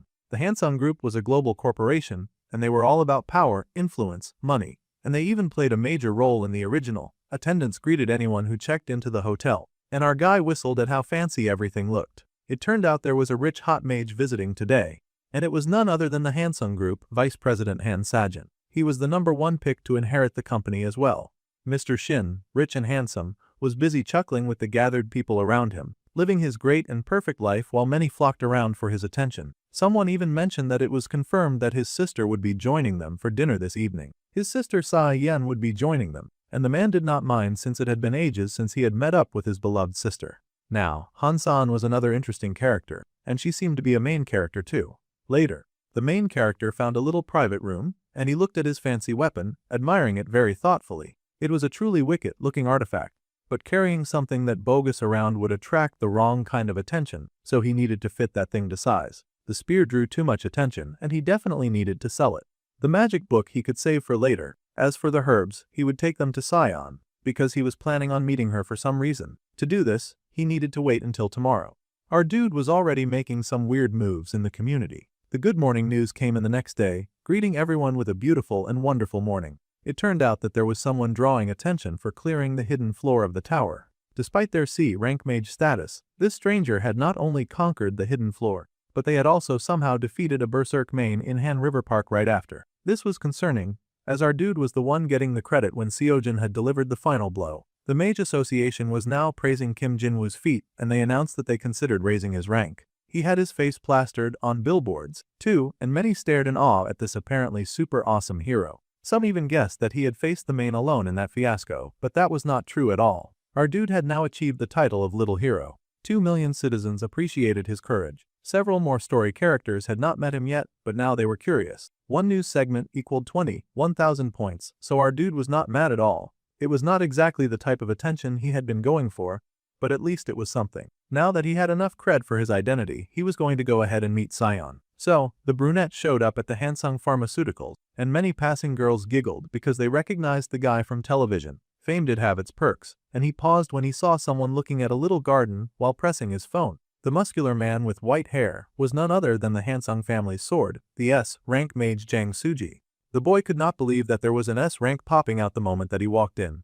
That felt like destiny. Way too many people were recognizing our dude from the news. Using the popularity, the main character planned to cash out from selling the herbs that he had gained from the tower. He would really prefer it if Director Nim did the appraisal. Bro was really calling names and making demands too. It was odd being visited by someone so talked about. And the stuff that the boy had brought in was just as intriguing. Hansung Group's youngest daughter, Han Seon, somehow immediately made herself available for this meeting. It was quite fortunate that she was not busy doing any other important thing. The boy really did give off that energy, but these herbs did not even have the basic mana stem. They were tricky but undeniably valuable. She asked the mage how he had somehow figured out their properties. Well, he was using a cheat code to scale through this world, so it was really a matter of knowing what worked and what did not work around here. The boy chuckled and said that he had spent years studying medicine as well. However, he knew the sacred herb was a special resource. It amplified the effects of other ingredients, but did not work well alone. At this point in the timeline, it was considered something very rare and was hard to process. Honestly, only a genius apothecary should handle something like this. The little heiress did not really get it, however. The point was that this was a solid deal. She would happily accept the herbs, but she wanted to know if he had any terms of his own, considering that he had brought such precious materials all the way here. The brunette raised a hand because he did have extra details that he would like to share. He wanted 5 million won up front. What an absolutely greedy buffoon. He was lucky that his name had trended on the news that morning, or he would have immediately been kicked out for attempting daylight robbery. The boy even went as far as to request a 0.005% in shares in Hansung Pharmaceuticals. His audacity was absolutely insane. The lady could not believe what this boy was asking right now. Guess he did not know how big their group was. The boy just smiled and said that stock was what mattered. If the sacred herb got commercialized, Hansung would own pharma. As cute as he was, there was no way the young heiress was giving him shares, so she asked him to name another condition. As expected, he figured she would react that way to the shares request, which meant she was more likely to grant something else if he asked for it. He then requested a VIP underground auction membership, please. Plus, he wanted her to make potions and to deliver items when he needed them. He would pay for the service, of course. Bro was making a lot of crazy demands for someone who had walked into the shop with just a few magical herbs. Sure, they were rare, but since this was their first time meeting, one would think that he would come in with some pretense of humility at least. The lady, however, was rather amused by his behavior, and he smirked. It seemed that this mage was asking to run her errands. In exchange, he would tell her the weak spot of the vice chairman Han Sejin, who was the older brother of the division head. The lady's eyes widened in shock. It seemed that this was the kind of information that she was very interested in. The lady had the intention of taking over the Hansung group, and she would even mess with her own family for that. He knew all of this about her since he already knew the original story. Wow, what a family of vipers. The news had reported all about Kim Jinwoo's exploits, as if nothing else was going on in Magic Korea that day. The Dark Guild was also able to get the information that Jangin was dead. They were not exactly happy to hear about this. They could have stopped it for sure if only they had moved in during the rampage. The speaker was a man with dark eyes, and his forehead throbbed in rage to hear that his colleague had been felled by a mysterious mage. He screamed and threw things around in a rage, yelling that this could have been prevented. The man who'd just been sipping tea told Baekkyung to calm down. It was an order from someone above them. If they had helped a Maine who was running wild among humans, they would only put themselves in danger, and then they would be exposed as Maines too. The redhead cursed in anger, his bad energy radiating around him in waves. He cursed and asked how long they had to keep living like this in hiding. Bro was so vexed that he swore to kill that Kim Jinwoo dude. The other guy was a human, and he asked if that was really going to be okay. The mage seemed to be near the Maine's client. The redhead scoffed and said that, of course, it was fine. They knew what his client was like. That person was the kind to cut off even his own family with a smile. It seemed that the head of the Hansung family did not have pure hands. He greeted his sister with a smile, and she happily waved to him, saying it had been a while since they had hung out, unaware of the evil that lurked in her brother's heart. They both got into the car together and talked about how nice it was to catch up after such a long time.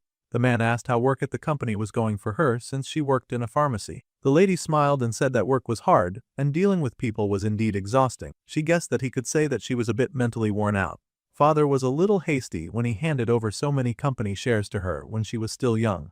Well, we know she's an ambitious crook, so those were fighting words from her brother. He even said that if it was much too difficult to handle on her own, then she could just pass that on to him. The disrespect had her internally seething as he added that once he became chairman, he would even make her the vice president. All men did was lie.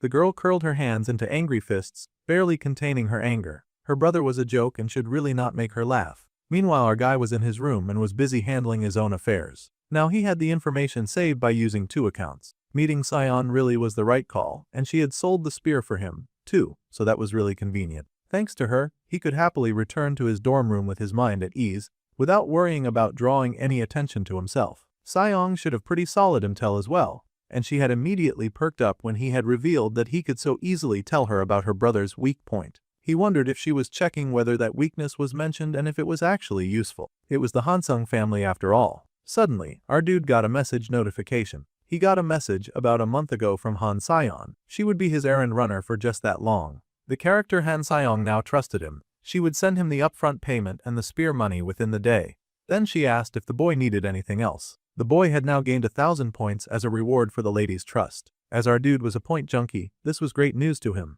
It was faster than expected, but that worked just fine for him. Also, he would like the talented pharmacist to make him some potions, and he needed an admission ticket to the underground arena. The potions would take some time to brew, and the lady would contact her newest partner once they were ready. The deal was done, and they could extend the agreement later. He just had to prove that this relationship was of use to her. However, moving as Kim Jin-woo meant that he would attract mains. There had been a revenge plot in the original story, too, and since his name had been broadcast as the one to take down the monster, it meant that his fake identity was in danger. Sionwo activated the search function because it was time to start making some important preparations to deal with the occurrence of a possible attack. The detection search results popped up, and he scrolled through a few of the available skills underneath that. He found the one he was looking for, the ability to detect killing intent aimed at him up to a 500-mile radius. It was an expensive $50,000 fee. That was insanely expensive. Our dude would need to harvest a whole lot of admiration to be able to buy that. He was gonna have to risk a lot of the points that he had already gathered. Still, he needed to buy that skill. It was the price of staying alive after all, so he closed his eyes and pressed purchase. A few days later, the main character was living his life, and he was able to retrieve the potions that he had requested for. The lady had made them with a sacred herb mixed in. All he had to know was that the side effects had been amplified along with the effect. The amplified mana elixir potion was a kind of increase in mana recovery speed by 500% for 5 minutes. However, our dude would then suffer mana exhaustion for just 30 minutes. That was almost a fair price to pay. Then, out of nowhere, he complimented the beautiful damsel in front of him, telling her that she looked pretty good right now. Yeah, she was not falling for such easy rage bait, and she arrowed her eyes at him, changing the topic suddenly. Everything about this mysterious young man was suspicious. He was a capable mage who wanted such a high-ranking potion. Plus, she wondered how he even knew about the conflict between her and her brother when they appeared amiable and loving to most outsiders. Now that she had fulfilled her half of the bargain, she would like to speak on the weak point of her brother's that he had mentioned the other day. She had dug through her own channels to investigate,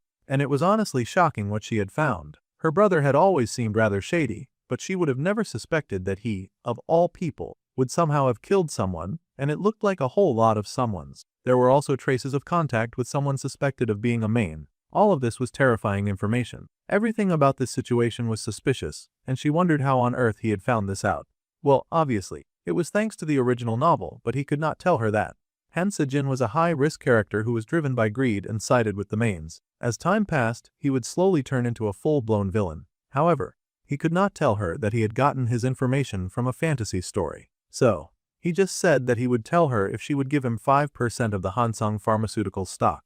He was making an audacious request again, expecting her to turn him down. The girl was annoyed because she could tell that he was just saying that because he did not want to tell her.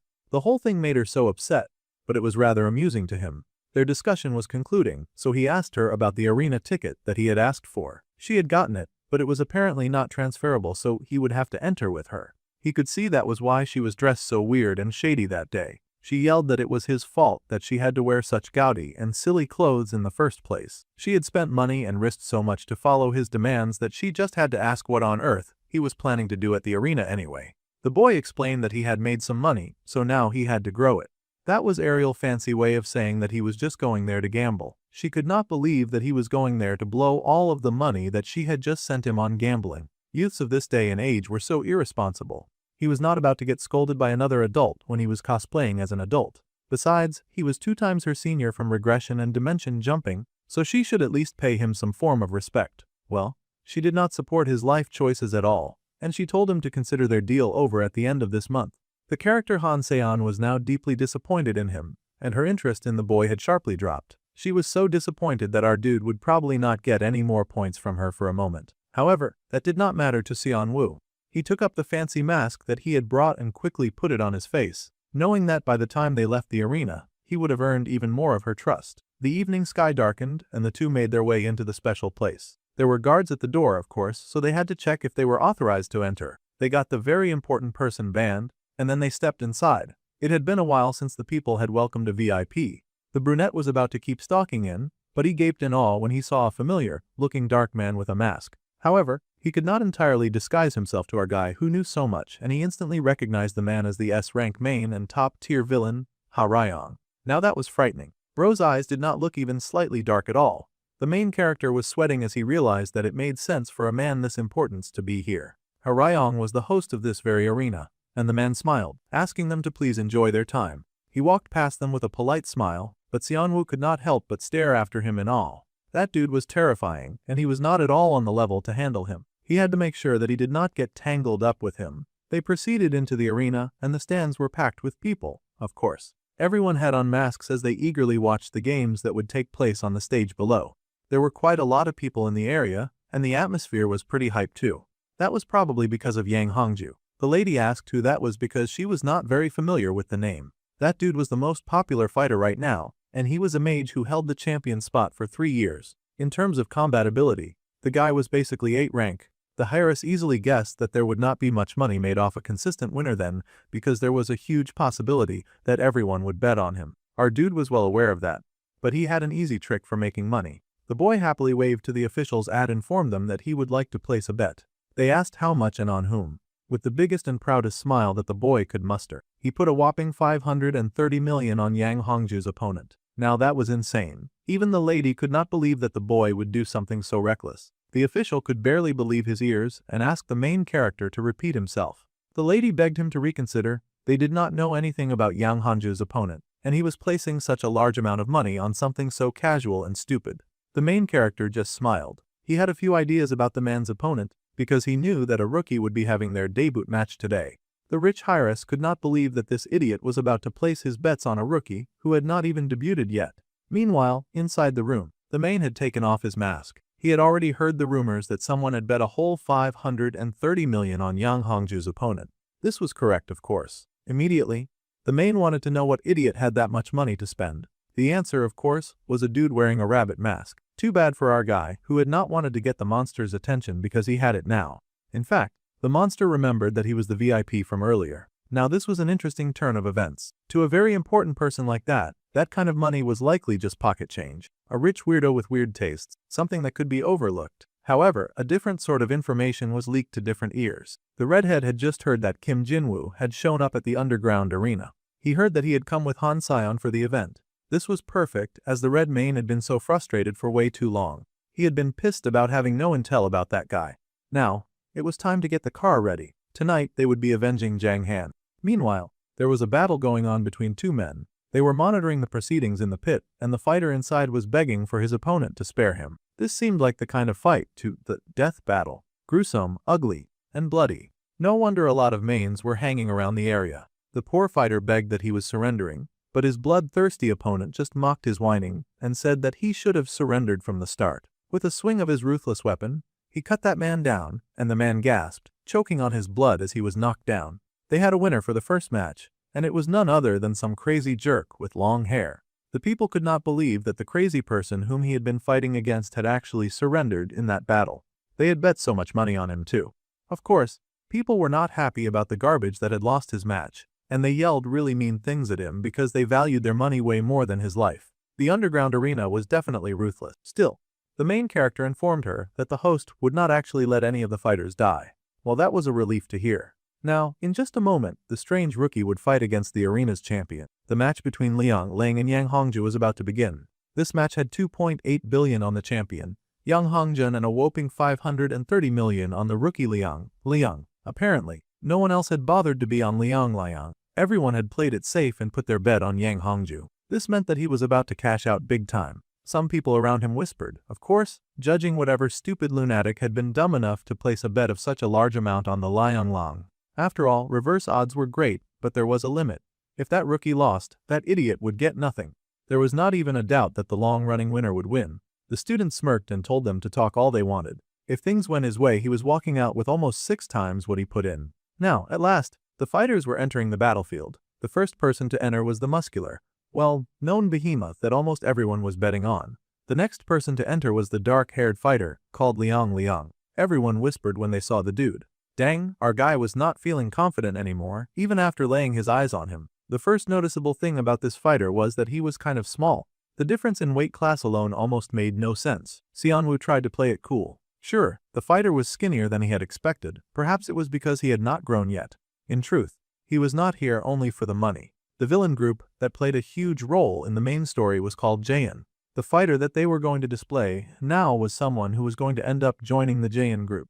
The skinny-looking short guy with muscular arms might have made for a more intimidating look if he were taller and did not look so sickly. Obviously, a heavy hitter like that was someone that the brunette was interested in watching. He wanted to see the villain's fight style at least once. However, he had not expected the dude to look like that. Now people were going about asking who the heck had bet such a large amount of money on a loser like that. Xianwu was fighting not to die from embarrassment. He had to trust in the plot. Even though a lot of the story had changed, he had to keep believing. This was a scene that had been written in the original novel after all, and he had not done too much to change this particular part of the story. The fighter Liang Liang had never lost a single match in the underground arena. Of course, the big winner took one look at that sickly-looking short pathetic wrote, and he laughed, saying that the man was so low-level that he could not even bother with it. It was an insult to him that he even had to fight a guy like this. Bro was just radiating all the colors of arrogance. With a scoff, the muscular fighters powered the sparks all over his body, and he burst forward at maximum speed, flying forward to take down the opponent standing in front of him.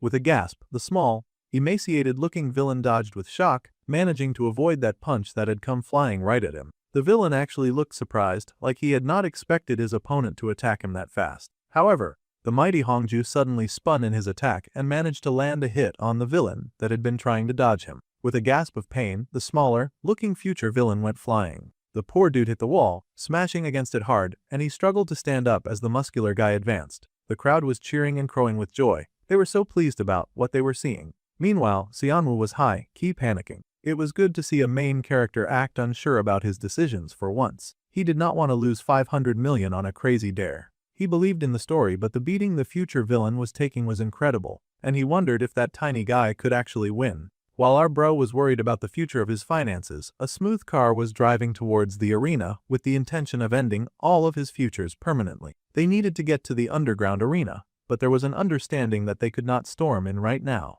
If he rained Ha Ryong's event, he would not be able to make it out in one piece even if he did get some vengeance. Instead, the redhead main was going to play it smart. He needed to know what time the event would end. Fortunately, the event would be ending at 10:30. That was a good time, and the evil monster grinned because that worked great for him. When he killed that loser, he would make sure that he would regret it.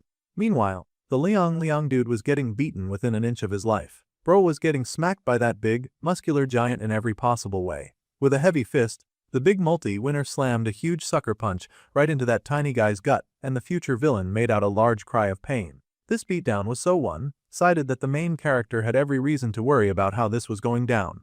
The big muscular Galut laughed at his victim, and he told the little runt to know his place and to get lost. With that, he kicked that dude into the wall again. At this point, he was treating his opponent like his own personal punching bag. He was just playing with him at this rate, kicking him, punching him, and throwing him around for fun. That was so many levels of fall. Unfortunately, all dirty moves were allowed in this arena, and that big muscle gorilla was free to beat up his opponent as much as he liked until they were ready to surrender. The poor debut rookie was now in a worse state than when he had stepped out of the door, and all of his body, arms and chest were covered in dust and debris. The people cheered for Yang Hongju. It was looking like Xianwu was about to lose a whole lot of money, a situation that the boy could not be pleased about at all, and for good reasons too. No one would want to lose that much at once. He had trusted in the story, but now the crowd was happily praising the name of Yang Hongju. The main character could not believe how fall the story was doing to him right now. There was no way that the big gorilla had actually won. The main character was doing his best to try to blink away reality because the real life that he was currently existing in was trying to zap away his hard-earned cash. Suddenly, out of nowhere, there was a splatter of dark blood in the arena. The sound that followed was shocked silence when Hongju turned in surprise to see that the opponent whom he thought he had beaten down was standing up again. The man coughed up blood, shocked as he realized what had hit him. The future villain smiled wickedly, a look of joy on his face at finally getting to land a hit. Of course, the big guy was not so pleased about suddenly getting hit, and he ran at the little guy with all of his might, hatred burning in his eyes. The smaller guy smirked, standing to greet him as he continued to harvest his weapons from his body. That tiny menace was pulling out bones. Bones from beyond his ribs. His skin was splitting open like water for Liang Lang to fetch bones like his body was a sheath of many swords. Once the tiny guy had a proper grip on his next batch of weapons, he let them fly. It was truly a horrific sight. Each of those bones flew forward and struck him, piercing different spots of the big guy's body. They arched through the air in dangerous purple power and stabbed the big guy in many different places. More blood trickled down his chest, and the many-time winner screamed in agony. The man stumbled, falling off his usually stable feet, and his body toppled to the ground. It was a pretty hard ask for anyone to stand up with about 5 bones buried inside their gut. All-time winner, Hongjun, toppled to the floor with a large crash, and all around the room there was silence. There was no cheering, no screaming, no excitement. Of course, it was a monumental moment for the arena. How could there be any celebration when everyone inside had just lost the biggest match of the night? They stared both in shock and awe, wondering what would happen now. They could not believe that Hongju had actually lost for the first time in years. The pharmacy heir stared down into the pit with great amazement. Suddenly, there came a cry from the crowd. A scream of frustration as they yelled in hatred at that coward who had lost them so much money. They screamed and cursed at the loser that they had cheered a few minutes ago, hating him for daring to lose their money. As those people cursed and screamed, it was time for Xianwu to wrap up a day of hard work. It had been a pretty close call, but it was time for him to go. The lady rushed after him, of course, amazed at the miracle that she had just witnessed. To call this situation a coincidence was perhaps a bit convenient. A very important person had visited their arena on the one night that their all-time winner had lost while betting a huge amount of money on a whim. There was definitely something going on, and of course, an S-class villain was able to detect that. Liang Lang had won tonight because Yang Hongju grew too confident he had gotten careless. However, that large amount of money bet on a first-time rookie clearly had an intention behind it. Manager Zheng was called, and the owner of the arena had a few instructions concerning the man who won big on a bet that day. The owner wanted the manager to look into what that man did. Meanwhile, after the fight, the boy and the heiress had left the arena. The heiress marveled at him, asking what on earth he was and how he had known that Liang would win. The boy smirked and said that he had used his brilliant intuition, of course. The lady sighed because he never told her anything useful, no matter how many questions she asked. At this point, she was going to stop trying. Meanwhile, our guy could not stop grinning from ear to ear. Today had been an absolute jackpot. Thanks to the bet, his balance was now over 1,000,000,000 won, and he had somehow moved all of that money to Kim Seonwoo's bank account. That was pretty risky business, moving illegally made money to his own legal name, especially when he had enemies on the lookout for him. However, the main character was too busy being drunk on all of his achievements so far to care. He had achieved the Gambler of the Century award, and the character Han Sion was starting to trust him again, so that was great. The character Han Sion now felt a strong curiosity towards him too.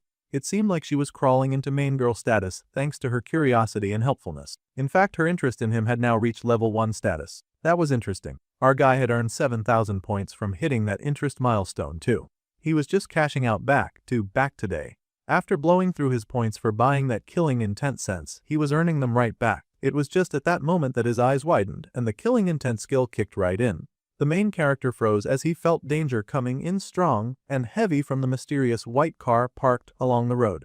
Killing intent had appeared. Killing intent had popped up like he had summoned it just by thinking about it. What a tragedy. There was just one group that immediately came to mind. It was definitely the Vengeance Society that had come to fulfill their little vengeance plotline. In the original, there was a main character who had come out to avenge their comrade Zhang Han. The boy was hesitant about the whole situation, and the lady beside him asked what the sour face was about.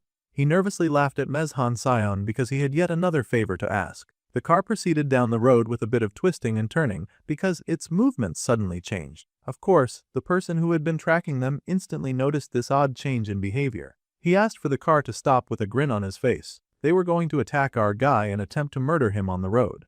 It seemed that Xianwu had the same idea because he had also gotten out of the car. The redhead main stepped out, eyeing his chosen victim. The bold hunter stood alone, not even Han Sion was in sight anymore. Then again, he wondered if his pathetic-looking hunter was really the one to kill Jang Han. The dude did not look very impressive after all. His body was also not trained or muscular. To top it off, the energy radiating off him was loser energy, weak and pathetic, with barely enough mana. Now the big bad red was confused. However, standing before him, our dude chugged down that very expensive elixir that he had just bought. He had spent so much money on it that it was used up that quickly. After taking his little cheat potion, his body was now radiating with a bit more power, and he grinned, wiping his lips as he cooed for his enemy to show himself. He needed the enemy to speed things up a bit, because the nonsense that he had just put in his mouth tasted completely foul. He had taken the amplified mana elixir, and now his mana recovery would increase speed by 500% for 10 minutes. After that, he would get mana exhaustion for 30 minutes. In other words, he needed this battle to go very quickly, and he needed his opponent to show up immediately. This battle could not last longer than 30 minutes. Since his opponent was taking his sweet time, Xianwu went out of his way to goad the jerk a little. They knew that the little monster had been aiming at him for a while now, so they could skip the pleasantries and jump right ahead into business. The man frowned, seeing that the hunter's aura had now changed all of a sudden. It was still not exactly threatening, but at least it was not as weak as before.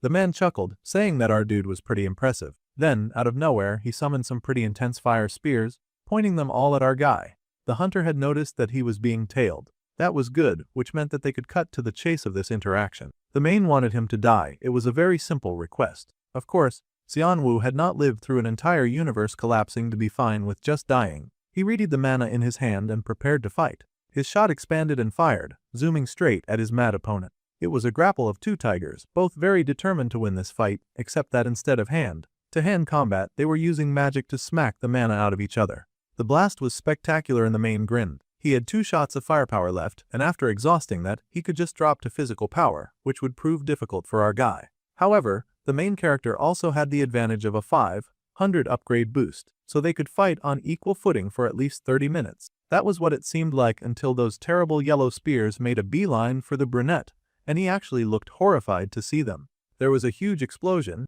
and the pharmacy head sweat just watched that fire from afar. She knew that a fight was going to break out, even if she did not properly understand what the fight was about. She had seen the look on the brunette's face and had asked him what all of his sudden seriousness was about. The boy had explained that there was someone tailing them, and she panicked, thinking that it could be a rival company of the Hansung group. However, she was not the only important person in the car. She should put some respect on his name. Technically, this mess was connected to her since her brother was working with these evil monsters. At any rate, he needed her to drive somewhere more secluded.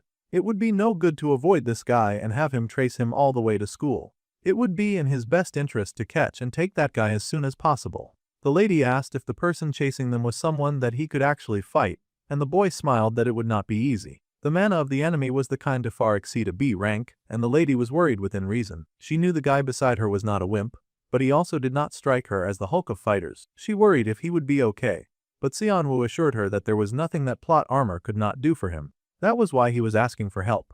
The pharmacist's heir parked the car and decided to trust in his skills. He had to come back safe. She was counting on him. It was not the time for our dude to do the loser version of aura farming, as he somehow managed to dodge those pikes that had come right at his face. That was crazy. It was almost like the red-headed guy was actually trying to kill him. Still, the main character smirked. Dodging these many attacks was nothing. He was an enhancement-type fighter until the first year, so he could match up to the speed of those projectiles quite easily. His wicked opponent smiled, asking if all he could do was dodge. Then, he raised his hand and raised even more dark spikes into the air.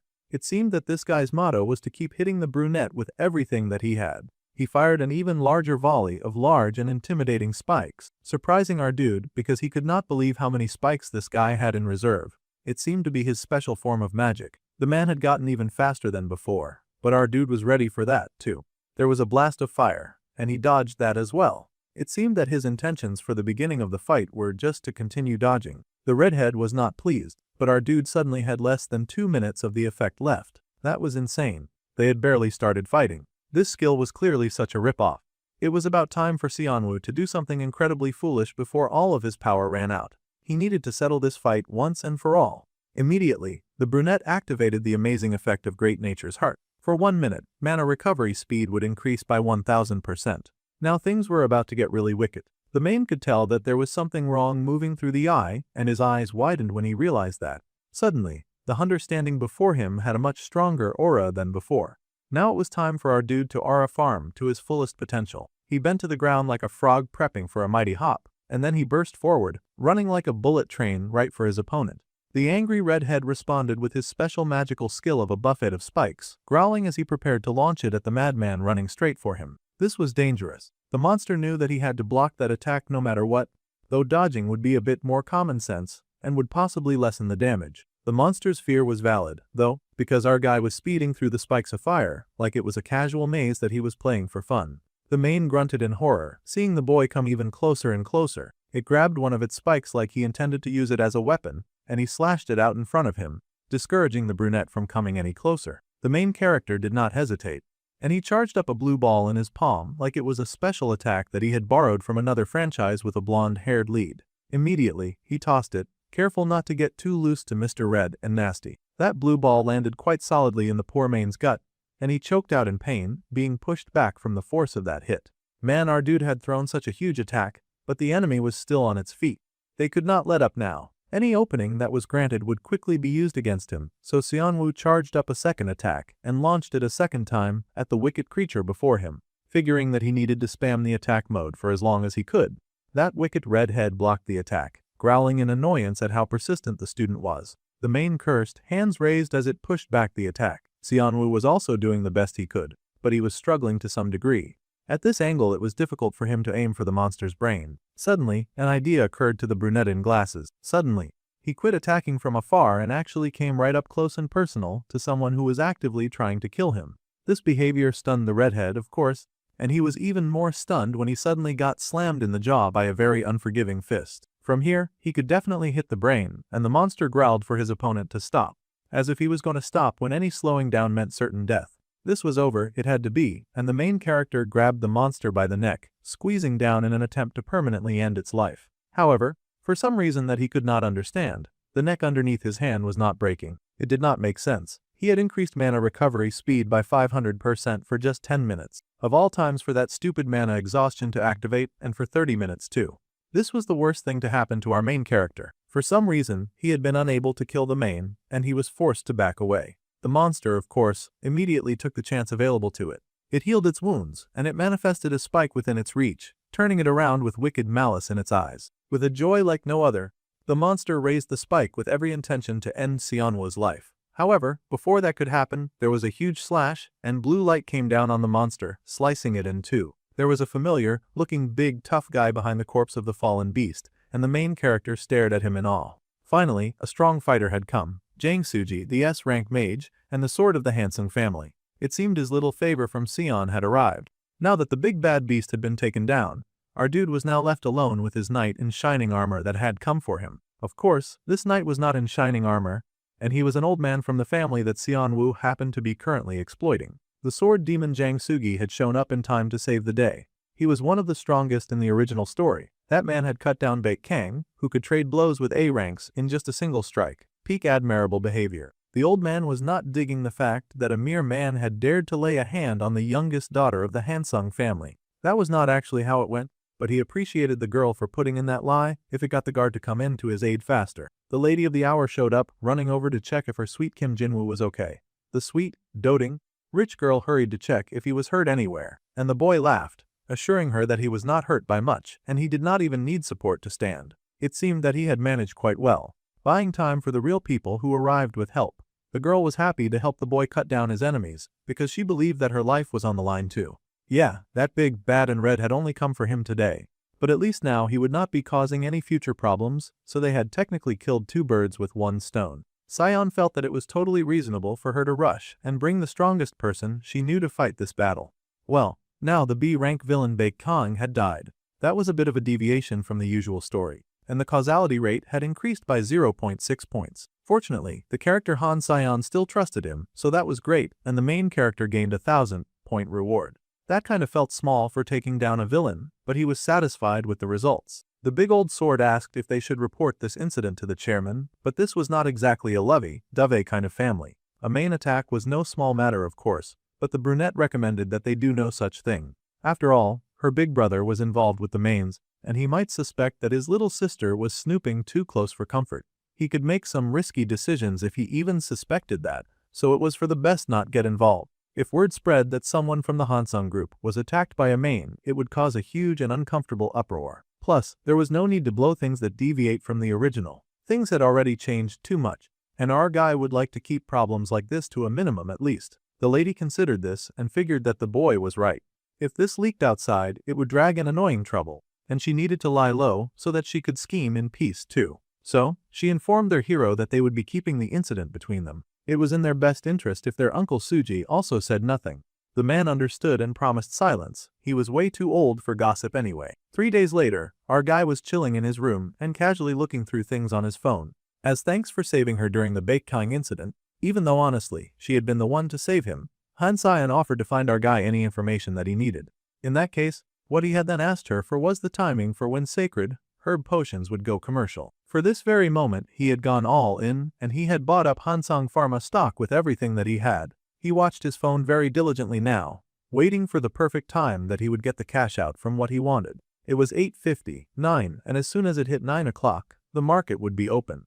Our guy dove into that market like it was his birthright, and the shares skyrocketed. The boy screamed and cheered because it was time for him to move up in life. Before regression, even a lifetime of dungeon runs would not have bought him a house. Back then, the main character would have never believed that money could really be this easy to make. He was cashing out in style, and he was giggling and happy about it too.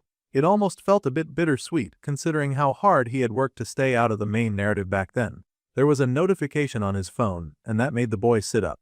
Han Sion was now surprisingly in regular contact with him, and she even invited him out to lunch. He was immediately intrigued because she had mentioned that she had a present for him. At the Café Veller they met up, and the boy was surprised to see that the lady had arrived rather early. She was even sipping a drink by herself and acting all sweet and dainty. The lady smiled up at the boy, saying that it was a habit, as expected of a businesswoman to always arrive on time. Hansung Pharma's stock shot up quite a bit, and the boy chuckled that he'd had quite some fun thanks to her. The hare asked how much profit the boy had made, and if he had made 500 million. The boy smirked that he had made 3 billion in a single day. Now that was something truly admirable. She almost could not believe it. Well, they should just think of it as a small token of appreciation. It was all thanks to the director. Now that he had come all this way, the boy was, of course, really excited to see this gift that she had mentioned. The lady then got a little serious and explained that she had found the identity of the main that had attacked them. Yeah, he already knew that, but it was not like he could tell her that. So, he decided to roll with her little exposition. The lady revealed the man's name was Baekkyung, and when he was disguised as a human, he was usually a very notorious hitman. However, during the investigation, they had learned that there was someone who dealt with Baekkyung frequently. That person was, of course, none other than her own dear older brother, Han Sejin. The main character already had the idea that the big bad brother was dealing with mains, but he had not guessed that the big red would be one of them though. He was not surprised about the whole thing all the same. This was all very interesting, but Xianwu had to wonder how all of this information would somehow benefit him. The girl smirked because the boy was so calculating even after they had saved each other's lives. At any rate, she was going to show him the real gift. It was a way of saying that she would be depending on him. Happily, she presented a box. He had asked the boy to meet today because she was about to become very busy for a while. The boy stared at the mysterious black box curiously, asking if something was going on. Now that her brother, no, that man was too despicable to even be called kin anymore, so she preferred to call him Han Sejin. He was now closely linked to Baekkyung, so it was pretty obvious who was behind the attack, right? The Hyra still believed that the attack had something to do with her. Since our dude had not revealed that he had just been using her advantageous fighter. The lady scoffed that she could not stand being in anyone's debt. In truth, he was probably in her debt, but he had settled that score by helping her find out about her brother's nefarious acts. Whether it was a favor or a grudge, Sion preferred to pay back as soon as possible. With that, she got up and left, leaving the main character alone with the storage and a very mysterious box. Sion's assumption that Han Sejin was behind Baekkyung was still just a misunderstanding. However, the fact that her brother was a villain would not change. That man was evil, and it was probably better to end him as soon as possible. Sooner or later, that man would get in Sion's way too. In that case, taking down Han Sejin through Sion was not a bad idea. Then, the lady stopped to call Kim Jinwoo for a final thing. She smiled and said that she hoped it suited him, making him even more curious about this mysterious package. After all, she had worked really hard to pick up that gift herself. The boy smiled and thanked her, showing gratitude that she had gone the extra mile to be kind. Then, he carefully opened the box and found within it a silver band. It was a mana alloy bracelet, the type of sturdy bracelet that was imbued with mana and had an SS durability rate. How kind of the rich heiress to buy him such an expensive item. It was almost like she was flirting. The boy beamed with joy at getting such a sweet item. He sat there staring happily at his wins when he suddenly got a notification. The boy looked up in surprise and saw that the character Harayong was curious about him. He was now gaining 1,500 points. That could not be a good thing. Inside his office, the big boss of the mains was looking through the files that he held, studying as much as he could about this strange, masked rich guy. Someone came in and bowed, greeting Lord Harayong. It had been almost 10 years since he had known Qianhai, and he asked if the man had come to discuss the 10 Demon Council. Well, that was correct, but there was also another matter that the council wanted to address. There was something that the man wanted to ask first. With his head bowed, he talked about how he was sure that the main man had heard that his close friends Zhang Han and Baek Kang had been killed a few days ago. Coincidentally, this could all be traced back to their encounter with a human mage who was tangled up in both incidents. According to Baek Kang, before he had died, this man had visited the arena not long ago. The man with his head bowed then asked their king Lord Harayong if he had perhaps ever heard of a hunter called Kim Jinwoo. Now this was very interesting because that happened to be the guy that he was investigating. Of course, the Dark Lord had heard of that guy. In fact, he was currently looking into him. It was interesting that other people were taking an interest in his query, and it was no surprise, honestly, because his query had been very busy. That guy also happened to be the only VIP that had bet on Lang Liang. In the dimly lit office, the man then made the request for the big boss to share any information that he had on Kim Jinwoo. The man was ready to spill his blood on the graves of his fallen friends. Oh, that guy was also a main. They kept popping up one by one. Immediately, the big boss called Qianhei to heal. It was one thing to come into his office and make a request. It was another to get so passionate that the request started to border on a demand. It was best that the big guy watch himself, or he would get burned. The strong and oppressive pheromones oozing from the big boss hit that dude like a ton of bricks. He quickly got the message to shut up. If Qianhai was thinking of laying a hand on his client, then the man should be prepared to face the dark and demonic consequences. It seemed that the big boss had now somehow claimed our dude was his client. Now our guy had dark protection among a few other things. The man quickly bowed his head in apology, of course, swearing to never touch Kim Jinwoo. He begged for some gracious forgiveness immediately. With that settled, the man then requested that the bowed man should just deliver the 10 Demons Council's message. That was all that he wanted to hear right now.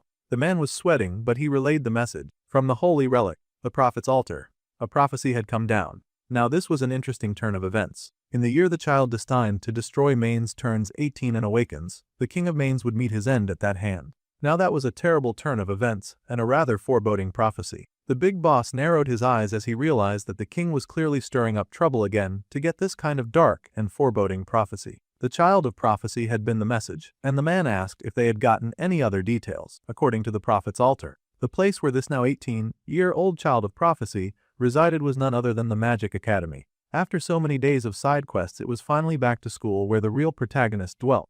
If he could even be called the protagonist at this point. Our dude was standing around and observing something in front of him.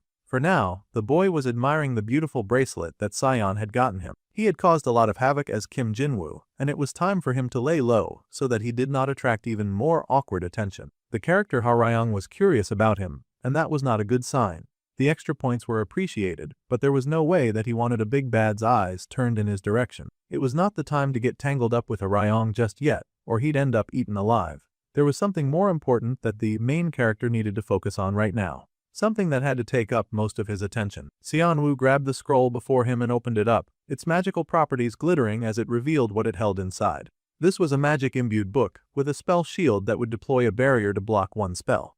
It would only last for 12 hours. Our guy was doing his best to study. It would not be long until the midterms began. This was where students had to prove their ability in front of all kinds of important people. It was a key event that was tied to Li Yujin's future path. But these midterms mattered even more because of one key element. The child of prophecy, an almighty being whose coming had been foretold in the ancient text, the future ally of Li Xiujin and the one born with the power to destroy Mains. To flesh out the still unawakened child of prophecy, the Mains would suddenly show up and infiltrate the school at 4 in the evening. Using their dark powers, they would attempt to strong-arm the school into giving up the child that they came for. But they would then be quickly wiped out by Li Xiujin, who would not tolerating their nonsense. That was how it went in the original anyway. The scale was not huge, but it was an episode loaded with all sorts of important hints. This time, our dude would be watching not just Xiujin but the child of prophecy as well. He had to make sure that neither of these two people would get hurt during the raid. So, that day at school, the teacher called their attention. In addition to the next week's midterm schedules, there was one more announcement. The midterms were already killing the students, so they wondered if they could really survive waiting to hear one more announcement. One girl was so done with school that all she wanted to hear about was romance. Well, too bad. They could never get away from the school life, and they heard that training was live combat, and live combat was training. For them to prepare for midterms, this year's second years would be doing several days of free sparring classes. The class looked stunned to hear this. Free sparring was an interesting idea. If they could not find a partner that day, then they could go ahead and watch or practice alone. For now, the group was dismissed. The announcement was barely over before Yuara suddenly started burning with some holy flames. That girl was obsessed with Lee Seojin. The hero was so over it. The main character already guessed that Seojin and Yuara would pair up together just like in the original novel, and the girl was already storming towards him. So it looked like that would play out as planned. Still, even so, the boy could not believe that absolutely no one wanted to partner with him.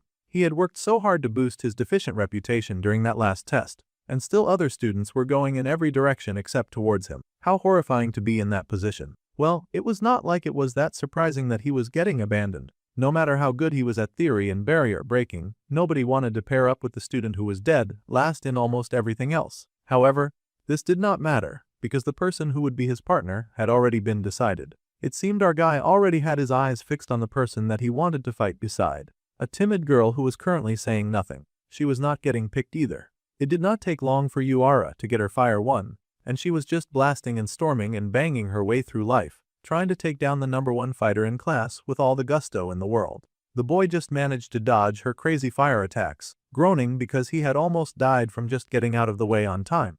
The crazy girl was not finished, of course, and she madly asked Seojin if that was all he got.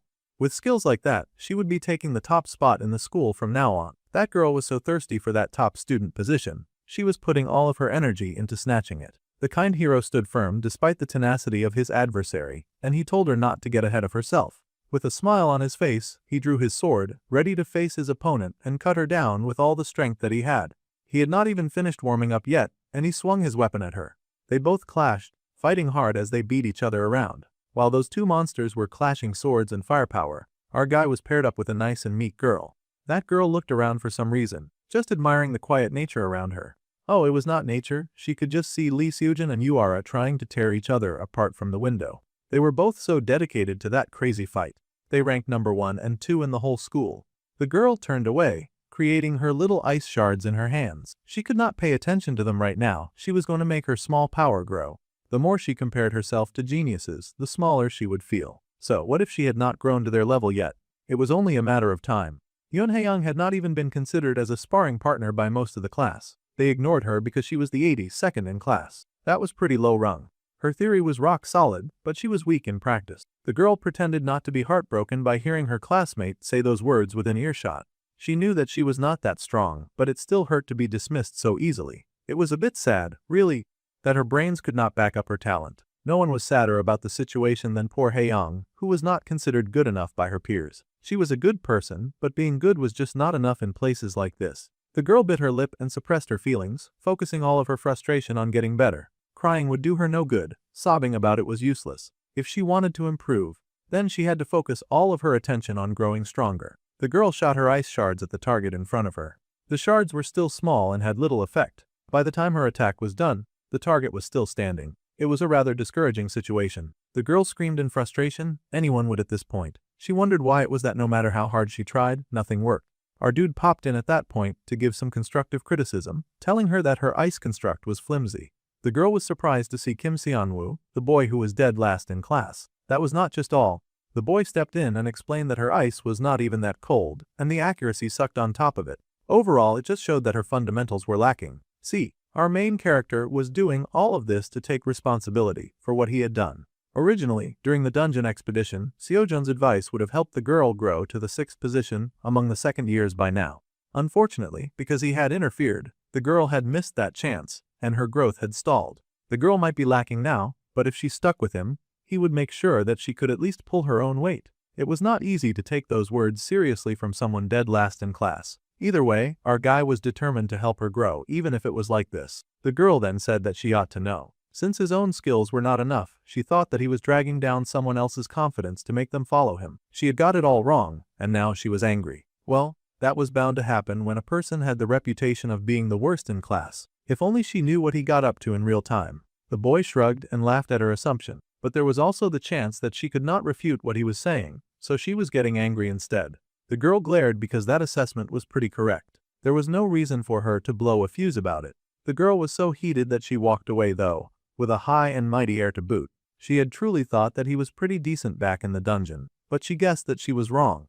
Now the boy worried that he had pushed too hard. After all, she was still just a high school girl. He started to apologize for going too far when suddenly the girl growled that they would be settling their differences in a match. She wanted to see just how amazing this dead last student really was. Okay, she was gonna regret that, but maybe getting tossed around a bit would be good for her learning skills. Our dude beamed with joy because now he had her hooked, and he could teach her some really cool skills. The girl was gunning for a match, and she was not about to take any form of disrespect. Already she was fuming with some unholy ice power. So, they were going to have a match first. She was all fired up in the iciest way possible. She wanted to see just how the dead last in the whole school could actually fight.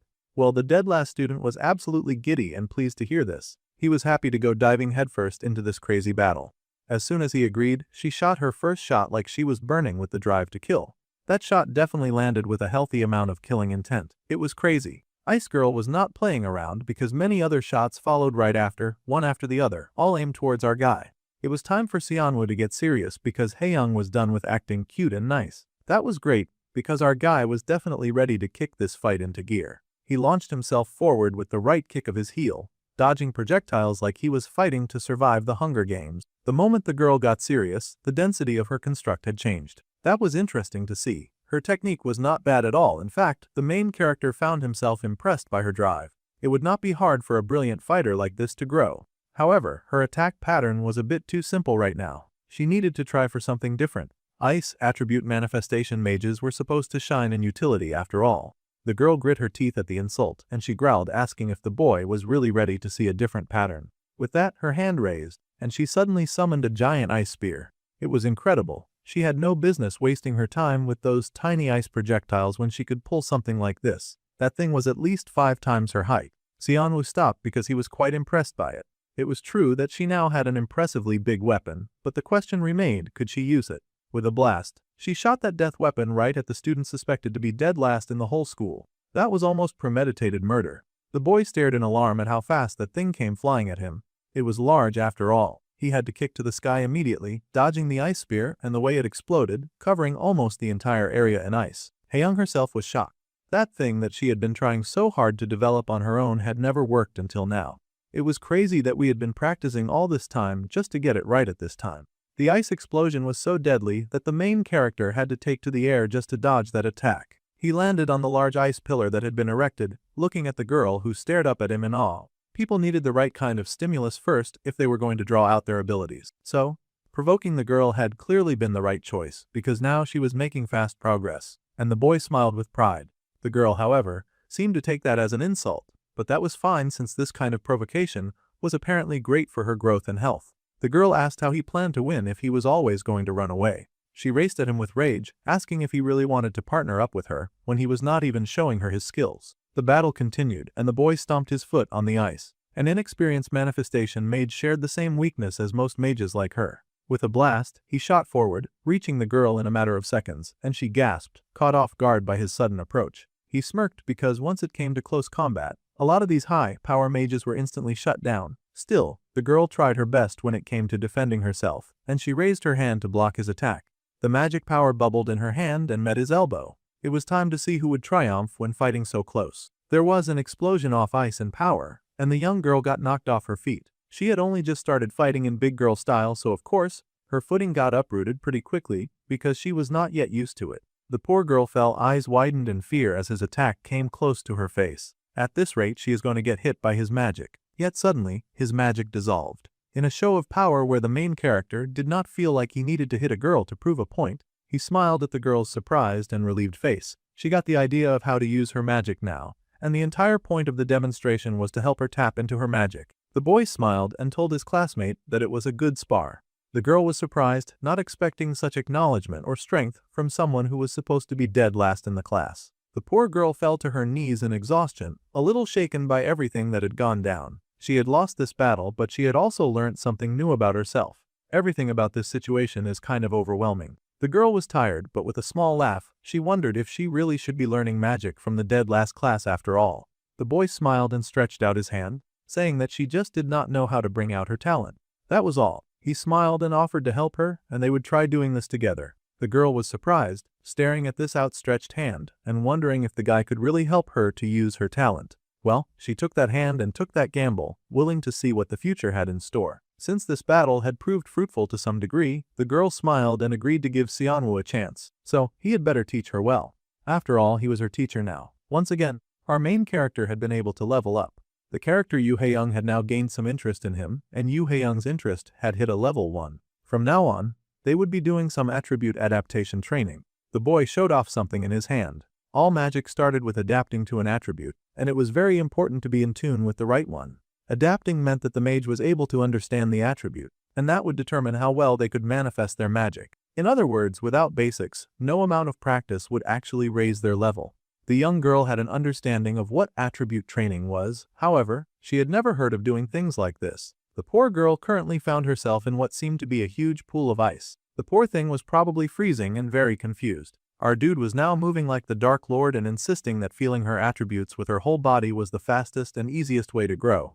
So, she had to hurry up and start adapting immediately. If she did not hurry, then the ice would melt, and that would be troublesome. Later that night, some dark rumblings were afoot, and some very weird and suspicious-looking shadows started moving through the place like dark spirits on a mission. It seemed to be sucking out the life from certain fallen beings. The dark shadow then settled into a barely identifiable form and asked if everyone was present for the necessary meeting that was about to go down. Everyone responded affirmatively to Lord Qianhai. As ordered, the mains had been gathered, particularly the ones that had been operating around the Magic Academy. They knew the ins and outs of the place, as well as any given weaknesses that the building might have. The infiltration date to find the child of prophecy at the school had now been set for next week. All the members listened attentively as their boss, Keonhai, gave them the details of this mission. Their contact inside had informed them that the security often got lax during the midterms, so that was exactly when they would strike. The time had finally come, and the gathered mains looked really excited about it. However, one of the gathered had a question for Lord Qianhai. They wanted to ask the Lord Harayong for some extra help so that they could end the child of prophecy once and for all. Well, that had not gone as planned, and the bigger boss had gotten stormy at the thought of harming his person of interest. The big boss had apparently said that there were more important matters than the fate of their race. Well, naturally, this news did not sit well with the rest of the gang, because they could not imagine what could be more important than possible extinction. But it was not like any of them were about to volunteer to go tell the big boss exactly what they thought. Still, they did not think that 4B rank mains would be enough to kill a child of prophecy. They were brutally outmatched on this field. Still, one of the other overconfident mains scoffed and asked if his colleague was scared and needed help to kill one brat. This rabbit was literally the child destined to end their race. It would be foolish not take the necessary precautions concerning this situation. Just because security was lax did not mean that they would face no problems inside of this prestigious academy. If they were not careful, they would all get wiped out. Scouts from every major guild would be swarming the school on that day, assessing the students for talent that they want to claim for their own. That was not the time for 4B class mains to go skipping in there like they could handle all of that firepower on their own. The boss before them agreed with the situation and the sentiment. However, it was different if they locked away anyone who got in the way. The man then raised a pink, magical, glowing orb and then expanded it over the mains gathered before him.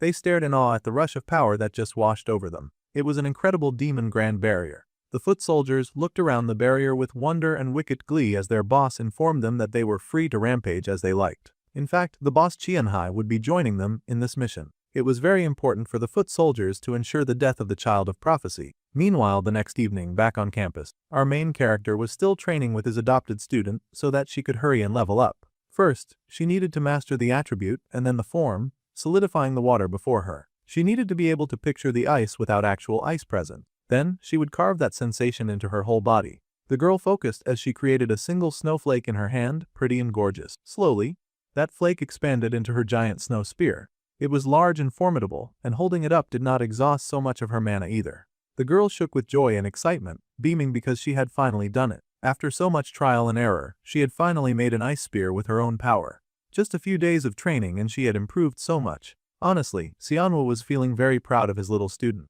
Just like he had told her, she had lots of talent. The character Yun Haeyong now fully trusted the main character, and he got a bonus point of 1,500 The girl happily called him her teacher and even said that from now on, she would believe anything that he said. Now he had a devoted believer, and he laughed, asking if the form of her weapon was bearable. The girl was beyond happy to throw more ice at any problem that came her way. Her cheeks were flushed and her hands were a bit bruised from all of the work that she had put in. The girl was enthusiastic, but she was also clearly in pain from all of the training. Still, he wanted her to hang in there just a little longer. All of this was to help her grow. Even at this time, he was still pouring more ice into the freezing cold pool that she was standing in. No doubt about it, our dude might have been a torture master in his previous life. He was going to help her work hard enough to become someone who could stand by Lee Seojin's side as his ally. The poor girl was drowning in cold. At this rate, they had to stop, or she would get rushed to the hospital. Meanwhile, there seemed to be someone overseeing all of the training going down. It was a lady, too. There was no idea who this mysterious shadow person was. The dark shadow watched the ice user as she shivered in her quest to get better. As the mysterious lady watched, she started to wonder if this was some sort of level of high school bullying. No matter how she looked at it, it really looked like that poor girl was being forced to stand in ice while that horrid classmate was bullying her. The bullying in the Magic Academy looked very excessive. The girl could not just stand back and watch this. She had to report to the teachers right away. Before that little snitch could move and get the others in trouble, a teacher popped up to smile, noting that watching talented students grow was always a beautiful thing. The teacher Lee Hyung had suddenly appeared out of nowhere. But the young first-year student was not about to waste time. She pointed at those horrid second-year students and the wicked acts that were clearly being committed. The teacher, who had a few more adult brain cells to understand how magic and growth worked, smiled that this was clearly an attribute adaptation training. Besides, she was well aware of the madness that was going down at the school. This was shocking news to the young girl. She had not expected this sort of harsh and mad movement to be training. The teacher had been watching the whole thing since day one. The student Haeyang was improving her mana manifestation, and she had grown quite a lot in such a short time. It was impressive, but what was truly remarkable was the judgment of a certain student. It was true that the ice girl was the one currently working hard and putting in a whole lot of effort, but her classmate had somehow immediately identified a friend's problem and guided her through it. The senior Kim Seonwoo. The first-year students were really surprised to hear that loser had any relevance. The teacher smiled when she realized that the first year knew about the boy. She had thought that Seoyeon was the kind to memorize only the names of the top-ranking students. It was slightly embarrassing that some of the teachers already knew her usual pattern. The girl protested weakly, but the teacher added that Seonwoo was a high-potential talent, so it was good to remember his name early after all. The young girl was unsure what to think of that. Sure, maybe the boy was kind of impressive right now, but he was also the one kid who was dead last in the whole school. That was definitely something that was concerning. Plus, the boy was also someone who only did nice things for others. They even wondered when he would work hard enough to raise his own skills, so that everyone could see the results of his hard work. The teacher fell silent, staring at the young girl for a moment, before saying that they could just give the dude a chance to prove his skills. The teacher smiled, saying that they would look forward to this midterm. Meanwhile, the main character was not looking forward to the midterms at all, actually. Apparently, there was a special sale going on in his system shop for a subspace pocket, up to 30 kilograms on limited time sale, at a discount. He had 5 days to pull up with the cash and buy it. A subspace pocket was an extremely valuable item, and naturally our dude wanted it very much. After all, the pocket was priceless in its ability to summon stored items anywhere. On top of that, it was useful in both combat and daily life. It was great that this kind of item had shown up in the special sale shop. However, even if the item was on sale now, the poor brunette only barely had over 8,000 points. Now this limited edition item that was being sold for a lower price was out of reach for him. He would just have to work hard enough to make 11,000 points in 5 days. He needed a surefire way to scrape together points too. The brunette had his hands on his head when he suddenly realized something. The teacher Lee Hyung was calling. Now this was a surprise. Meanwhile, someone was talking about Yuara, Park Inwon, and Kim Seonwoo. There were 3 students who had somehow been selected for the second-year manifestation advanced class. The poor Lee Seojin had not even been considered. Then again, he was not in manifestation magic. The teacher wanted the students to think of it as an intensive class for students with high potential, regardless of their grades. Lee Seojin was in the enhancement advanced class. If our dude could somehow get in, then he would have more chances to be around him. This would be great for scoring extra points because no one gave points like the protagonist's attention. However, the blonde random in the manifestation class suddenly protested. He understood why the second best and his handsome self were getting recommended, but he had no idea why the teacher would have any intention of bringing a failure like him into the advanced class. Seonwoo did not know where to start with this guy. Park Inwon was in his second year, and he was ranked 5th. The brunette was not really into him, and he wondered what on earth his problem was. The blonde insisted that he was 5th in the year, being grouped with a dead last loser was so unfair. The pouty blonde turned to the second best in class and demanded that she complain too. The second best finally sighed, and exactly what she had to complain about. Whoever got into the advanced class did not matter to her, because all she had to worry about was herself. The blonde was annoyed by this faultless logic, and he cursed internally that this was exactly why that little witch had no friends. Then, the student Xianwu was asked what he thought about Inwan's opinion. The brunette smirked that if rank was the problem, then clearly all he had to do was raise his. The teacher was, of course, very pleased about that response from her favorite student. Then, before the young genius joined, he should prove his skills on the midterm. The boy had to work hard enough to make the top 80 or better. Then the teacher asked if this was a reasonable goal. Later, at the very fancy ceremony, confetti flew into the air. If everything went as planned, then the brunette smiled and said that such a goal was definitely achievable. The ice student was happily beside him, and she happily agreed to follow his lead. The second-year midterm was a cooperative battle. This meant that students would have to team up with a partner to fight the summoned green giant. If they targeted the creature's weak point, which was inside of its body, then they could take down the beast instantly. However, each one of the weak points was located in troublesome and different locations, and they were quite hard to spot. One was situated on the ankle and another was right on the head. So, most students got good grades just by surviving the monster's attacks. However, the truly skilled geniuses would blast fire from their hands. It was, of course, the team of the ever-tenacious Uera and the hero of the story, Lee Seojin. While the girl distracted the beast with long-distance attacks, the boy dove forward and sliced the creature into pieces. Those guys basically already had the cheat code for excellence, so they did not need to bother with the weakling approach of finding weak points, when they could just completely annihilate the big and scary creatures. The scouts were excited in the crowd, happily cheering for Lee Seojin and hooting with joy. The boy had great synergy abilities already at such a young age, and his partner, Uara, had such insane firepower. They were both truly the belles of the ball. With the geniuses out of the way, it was time for the two losers to step forward. It was time for Lee Xianwu and Haeyoung to step up into the top ranks. They were both super pumped and ready to succeed.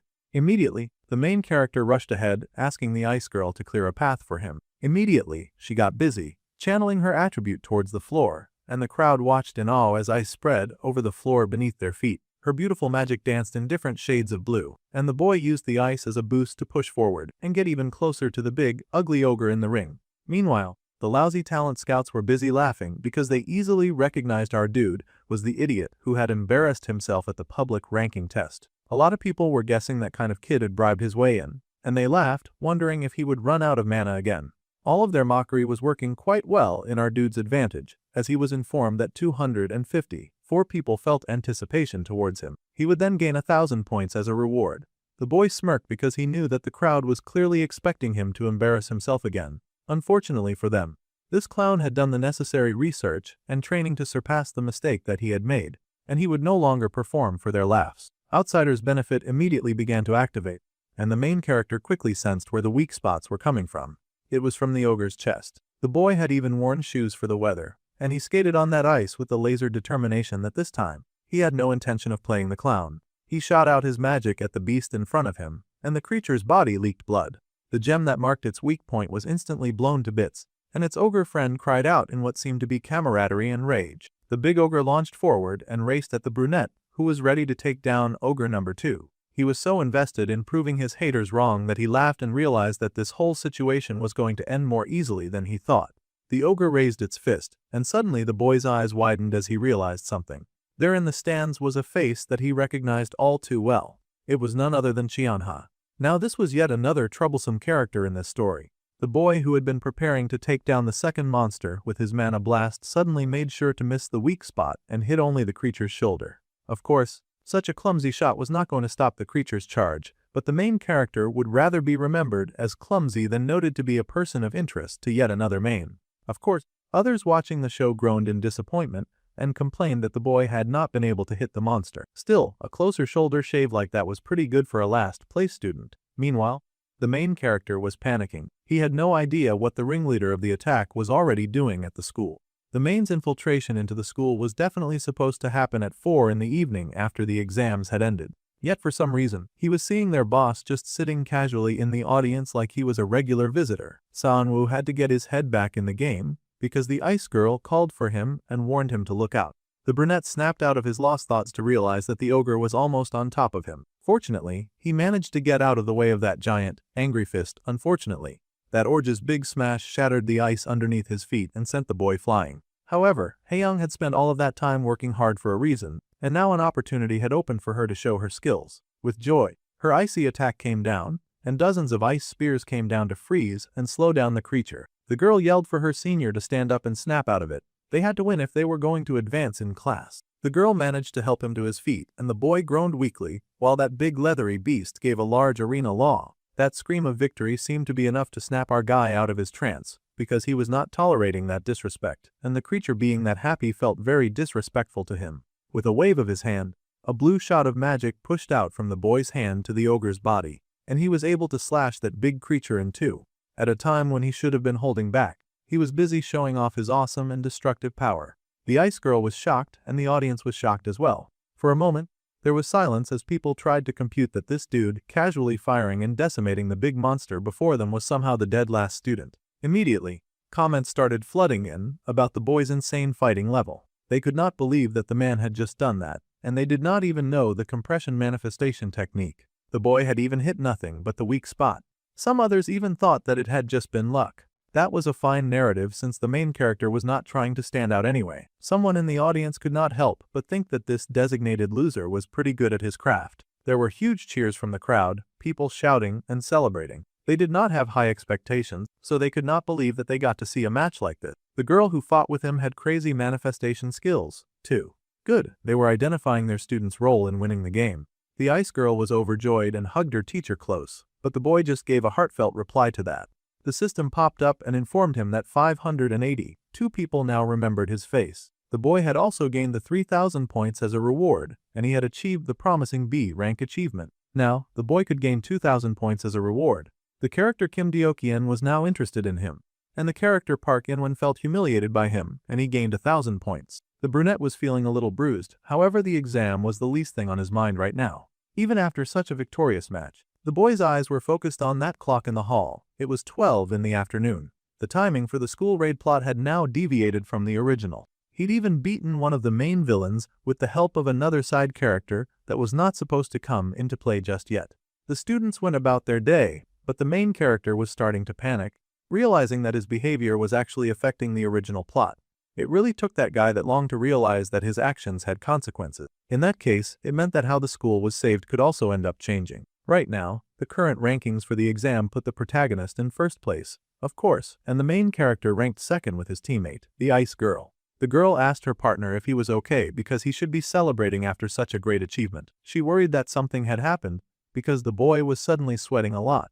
The main character just remembered that this was not the time or place to be spacing out. He waved his hands and said that he was just tired. He did not want to worry her after all. He would rest for a while, so she should go on ahead to the training room. There was some feedback that he wanted to give her. The girl was so worried and thought that she had possibly messed up somewhere in the exam, but that was not the case at all. The boy encouraged her to be more confident in herself. She was perfect today, she needed to know that at least, and the girl's face lit up in a happy blush to hear those words. The boy smiled encouragingly at his young student, who was happy and grateful to have improved so fast. It was great that she was happy, but he had big fish to fry right now. The girl waved and told the boy to get some rest. If his body hurt too much, he also did not need to come to the training room. He waved and told her to just get back safely. Once the girl was gone, the brunette was back in action mode. Now that the timing was messed up, he needed to check just how much the story had changed from the original. If things were going according to the script, then around now Lee Seojin would definitely be in a particular spot and place. Just as the main character suspected, the hero was exactly where he was supposed to be at the right time. Fortunately, that much had not changed. There were lots of talent agencies surrounding the hero and begging him to join their newest guild. Others invited him to join already older and established guilds. They even refused to leave until he had given them an answer. There was also another troublesome group of fanboys surrounding the protagonist, and he felt very overwhelmed by it all. Some guilds were even offering him a free apartment if he joined their guild. The boy nervously waved them away, explaining that he was only 18 and that he was not old enough to join a guild yet. That was fine with them. They pressed their cards into his face and told him to take them. They were willing to give that boy anything to get his number. These hound dogs had even skipped the third-year scouting just to watch the second-year exams, because they knew that an awesome hero was going to be on the team. They had done it all for their darling Lee Seojin. Suddenly, someone called out to the hero, who was downright getting harassed at this point. It was our dude, and he had come to save the hero. The boy explained that the teacher Jiang Anchiol was looking for the hero, and it looked like their teacher had something to say about the boy's results. For some reason, those lousy reporters felt the need to bring up the fact that Xianwu was the last student in the entire school. However, for a student who had such low grades, he had put up a very stable fight, and it looked like he had a promising growth curve too. The brilliant brunette beamed and the hero immediately understood the situation. Just like that, the protagonist broke out of that troublesome crowd, hurrying over and insisting that he could not keep a teacher waiting. He would have to listen to all of those guild offers later, and he scurried away to join our main character. The guild horn dogs were upset because they were sure that they almost had him. They really wanted to make him sign. Since things had not gone as planned, they would just go ahead to finish watching the third-year exams. One of the boys standing around asked his senior how Seojin's fight had gone. He was Jung Hyunsu of the Special Task Force. His senior was Kim Deokyeon, the Special Task Force leader, and the man smiled that the hero was not bad at all. It was fitting for the third disciple of Chairman Kim Jinchul, the strongest mage. That brat Seojin was still a little green though, and that was not enough for real combat. The junior teased his senior, pointing out that the man was talking like the boy was already going to join the Special Task Force. They had only come to make a scout offer for after graduation. The senior told his junior to zip it. He did not need that negative Nancy cramping his style and assessment. He wondered why his junior had even aged along at all. The youth laughed, explaining that he regretted not getting to talk with this super kid during the Han River main incident. That's right, it was indeed this guy who had responded to the main report that the hero had sent out. If the boy had been the one fighting the main back then, he might have gotten the real combat experience that the senior was talking about. The senior considered that experience, and then he asked his junior what he thought of that one student who was rated as dead last in the entire school. The junior easily remembered Kim Seonwoo. That guy was the talk of the whole city. For someone supposedly dead last, his combat sense was surprisingly incredible. That was not just sense. Being able to instantly analyze a weak point like that and nail it one shot, as he had done with the first enemy, that was the kind of thing a person could only gain from experience. However, that was confusing, and the junior agent wondered where on earth an 18-year-old would even get that kind of experience. They both laughed because they both felt that the situation was impossible. There was no way a kid was sneaking out of school and battling monsters at the early age of 18. Such a notion sounded ridiculous. Come to think of it, though, the agent realized that the student Seojin had said that the last place student had some form of resemblance to the mage who had dealt with the main that day. Yeah, that mage really looked like Kim Seonwoo from his class. Still, it was strange to imagine that an 18-year-old could use compression manipulation like that. For the bout, both the senior and the junior made a mental note to remember the name Kim Seonwoo. The teacher of their year was happily talking to a few guests, and the others moved around the academy like normal. It was almost like a completely normal exam day. As this was going on, the protagonist thanked the main character for saving his life. He had almost gotten stuck in a very difficult situation for longer than he wanted. However, the hero asked why the brunette had come back to save him. The boy laughed and said that it was good to preview next year's exam in advance. The hero admitted that he really did not want to get cornered by those scouts again, so he was worried that sitting in the stands would attract their attention. Seonwoo smiled and explained that those guys had all gone to the reserved seats with the teacher. They had come in through a different entrance from us, so they should not run into them. Besides, it was important to learn other fighting skills if the boy wanted to maintain his rank in one spot. Using juicy statements like that, the main character was able to convince the hero to stay by his side. He figured that if they watched quietly like this, then they would not notice them. Getting Seojin to agree with him was great, because the main attack was supposed to begin in the third-year exam hall, where it was easiest to make contact with the insider. Since no one knew when the attack would start due to multiple changing events, our dude needed to keep Seojin in the exam hall and then go to find Cheonha. Despite being worried about changing too much in the plotline, this greedy dude was still planning to go and defeat yet another main villain. What a pretentious dude. To him, it sounded like the easiest and fastest way to protect the child of prophecy, but at this rate, he was erasing the hero's importance in his own story. First, the main character asked the hero if anything important had happened after the exam. Seojin was smiling down at the fighters below, and he asked if the brunette was asking about the scouts. That was fine since the situation with the scouts tended to happen all the time. Well, the boy was fine with that as long as he was okay. This was good, and it meant that the original flow was still mostly intact. That was a relief. Below, the sparring began in the ring, and the crowd cheered as the fighters battled. The scouts had entered the third-year exam hall, looking for some great graduates to recruit into their guild. It was all playing out just as the insider had said. The man asked how everything else was going on their end. The others had already gotten to work, and they had released and hidden a healthy number of monster summoning circles all over the school. It sounded like they planned to make the area very unhealthy for normal living. However, Gen-san was sure to go wild the moment he saw a human, so they had been sure to place that guy somewhere secluded. So far, the work was done smoothly, and the boss congratulated Yangan on her good work. The lady smiled that it was only thanks to the good Lord Qianhai joining them that they were able to get this far now. The man stood with all the intentions to begin the raid and unleash his magic. With a wicked smile, the man gathered up the bubble of pink in his hand, and he was now ready to hunt for the child of prophecy. Meanwhile, the oblivious third years were still battling it out in the ring with sparkly power while those watching cheered and clapped. One third-year girl got knocked back, and she couldn't take the heat anymore. Quickly, she surrendered and called it quits. Park Miney forfeited, and the final winner was the mysterious Kim Changyan, who was the ace of the third-year class. The hero was actually having way more fun than he thought he would. His eyes were glowing, and everything changed when he saw how fun the third-year exams were because they got to battle each other. Senior Kim Changyan was the textbook manifestation type, and the senior Park Miney's movements were so sharp. While the hero was being the biggest fanboy, our dude was very worried about the attack that was definitely going to happen in this area. He had scanned the area the whole match, but Qianhei had surprisingly never shown up.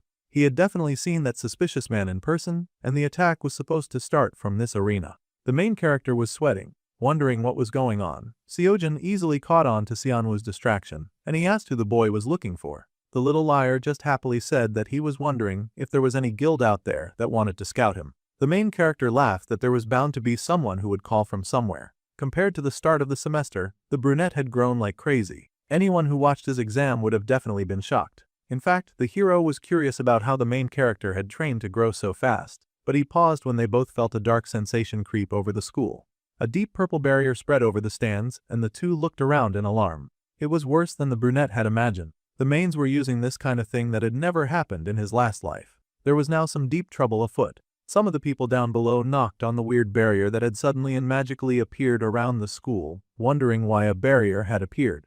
They wondered if someone was messing with the school, and their immediate plan was to call the teachers. No one knew what was going on, and some people were stuck outside of the barrier. Those outside wondered if some kind of accident had happened. Meanwhile, the mysterious monster summoning bags that those demons had left were starting to open, and monsters were starting to be summoned. It opened to a huge multi-colored portal, and the gathered boys stared in shock. Absolutely no one was happy to see the multiple red eyes staring back at them from the deep abyss inside of that churning and multi-colored portal. The wicked man smirked and then activated the portal, unleashing the monsters within. Goblins leapt out of those portals, filthy and hungry for violence. They immediately attacked the people standing around, who raced away in horror at the appearance of such monstrous people. The last thing they expected was to get attacked at a school event after all. They screamed that a monster was after them and then screamed for help for good measure. Monsters had invaded the school, and that call went out, seeking backup for anyone who could somehow get past that very thick barrier. All students and visitors were asked to immediately evacuate to the safe zones. The announcement was repeated that monsters had invaded the school. All teachers, scouts, and mages who could fight had been sealed inside the barrier. With nobody left to help, the child of prophecy would have to reveal themselves. That was actually a pretty neat trick. All of the actually equipped fighters had gathered to watch the third-year match, which meant that anyone with any form of capability was now trapped behind that stipulated purple barrier while monsters ran loose inside the school. It was genius. However, as the goblins ran amok, someone stepped out to stop them. One of the goblins immediately got sliced up, and the head boss cursed in annoyance, wondering who on earth was getting in his way. It was that senior agent and his junior. The special task force was here, and they had not gotten trapped underneath the barrier. That was kind of annoying and would put a damper on his evil plans. However, the Big C was not about to give up on his wickedness that easily. This was just a temporary setback. Some of the students cheered in relief that the special task force was here. Those guys had apparently come in to watch Seojin's match, but now they were fighting monsters and rescuing people. That was such a relief. Both the hero and the main character were kind of relieved to see him. If the task force came to see them, then that meant that Captain Kim Deokyeon was on the case. Once the barrier was lifted, the fighters would join them right away, so there was no need to be afraid, and all the students just had to trust their teachers. The main character was relieved because if the special task force joined them, then they could still turn things around. However, there was just one very knowing problem, and that was the fact that they had no idea how on earth they were going to break the barrier. The people outside were banging desperately at the mages who were stuck in there, begging them to somehow break out and save them. The place was a mess with monsters running amok. Some of the students were frightened and cursing the fact that they did not stay inside the arena. To dispel this barrier, they needed an A-rank support type mage to assist. The support type teacher Kim Yoonjin immediately kicked into gear to solve the problem. Unfortunately, they didn't have anyone like that there. High-rank support mages were really rare already. The woman yelled that they had to keep looking. It would take her 30 minutes alone, and they could not leave all of those innocent people stranded for such a long amount of time.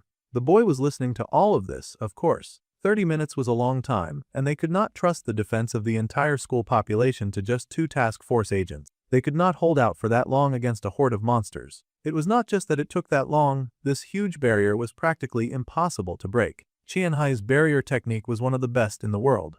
Even in the original, if it had not been a surprise attack, Sujun would not have been able to take that goon down. So in this case, the main character really needed to step up.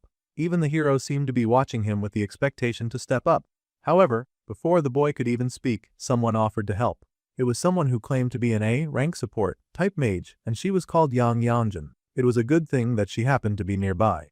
Except that this little devil happened to be the woman who was working directly with Qianhai. She was basically a huge part of the opposition, and now she was pretending to side with them just to slow them down. This lady beamed and said that she would take care of everything. That filthy liar. The main character knew better than to try to accuse this person of being a man here, and now, because he had no proof, it would make people suspicious, and that would only slow down the rescue. However, having this piece of garbage join their team was definitely going to slow down the rescue. The fake good Samaritan said that she would start from this side, so the other mage should please assist in breaking the barrier. Together, the two go to work with the redhead working from the inside and the other lady working from the outside. The Narvi and kind-hearted hero thought that it was a relief that the teachers had a plan. They would now be out in no time.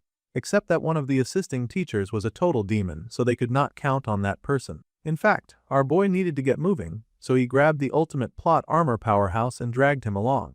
They could not waste time waiting for a barrier that was not going to fall anytime soon. The two students left the two mages to work, but it did not take long for the redhead to realize that something about this barrier destruction magic felt off. When it was unlocked on one side, a second lock kicked in on the other. The barrier was not even being dispelled by the magic coming in, it was being reinforced. Kim Yoonjin was a brilliant teacher, and she quickly realized that she was being lied to by the other lady. However, she had to be careful about how to handle the situation. First, she had to figure out who was manipulating the barrier, and when she raised her head, she spotted Qianhai standing nearby and looking very suspicious. The man already knew that the support teacher inside the barrier would be a problem. She was sharp, and she would soon figure out what was going on. The man needed a distraction. With a crook of his finger, something about the nearby aura started to change. The task force was still taking care of the monsters in the environment, but when the dark magic touched them, something strange began to happen. The goblins screeched, a darkness seizing their hearts, and 2 of those monsters broke away from the others. The task force agents immediately noticed those 2, of course. They seemed to be making a beeline for another area. One of those goblins attacked and flew right at the lady, dismantling the barrier. A brilliant move from the opposition. If their teammate got attacked by the monsters, then no one would suspect that she was a main.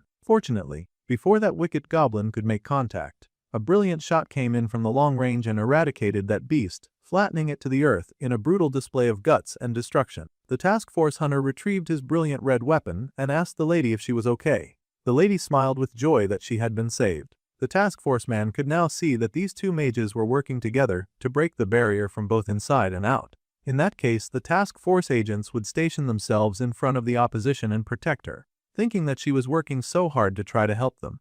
Those good suckers. The junior yelled for his senior to be careful because he almost got caught in the last attack. The senior said that if something like that hit him, he would have to hand in his task force badge. He was not so weak to be felled by that kind of attack. The 2 agents, unfortunately, now had their backs turned to a very dangerous enemy, but surely there were enough witnesses to stop her from doing anything rash. The agents reassured the barrier mage that on the honor of the special task force, they would protect her. The evil demon laughed and thanked them. She smirked so wickedly because this sort of humor was way too hilarious. She was here working hard to hinder their progress, and they were over here protecting her. Meanwhile, the hero asked why they had moved behind the arena. The boy said that it was because no one was there. All the focus was on the other 2 mages at the other side. From here, they were going to break the barrier. They had to do so that they could find the child of prophecy. The hero was surprised that they were not just helping the teachers who were working at the front gate. The main character sighed, trusting only the protagonist with this information. The loser that had shown up pretending like he wanted to help them was actually a main, and they could not trust him. He was currently pretending to break the barrier while actually reinforcing it. At this rate, the barrier would not come down on time. The hero was horrified to hear this. He thought that they should tell everyone right away, but it was useless to do that. Mains were dangerous, plus it was only a hunch, and they had no proof. They would look like idiots, causing a stir at a time like this. That sounded like an easy fix to the protagonist, and he just told our guy to prove it. He was the one who got offered a spot in the special class for barrier breaking. Still, there was no guarantee that anyone would believe him. They needed to break the barrier, and then they could go and tell everyone after. They could not create a new problem when the first one had not yet been solved. If the one speaking was a globally recognized genius and not just some student, then maybe they would listen. That made sense to the hero, so the next question was whether or not Xianwu could break this thing. The boy was about to find out. He turned his attention to the barrier while Seojin drew his sword. Carefully, the main character activated his ability to decode the magical formula. The system got into business really fast, reading as much information about the barrier as it could.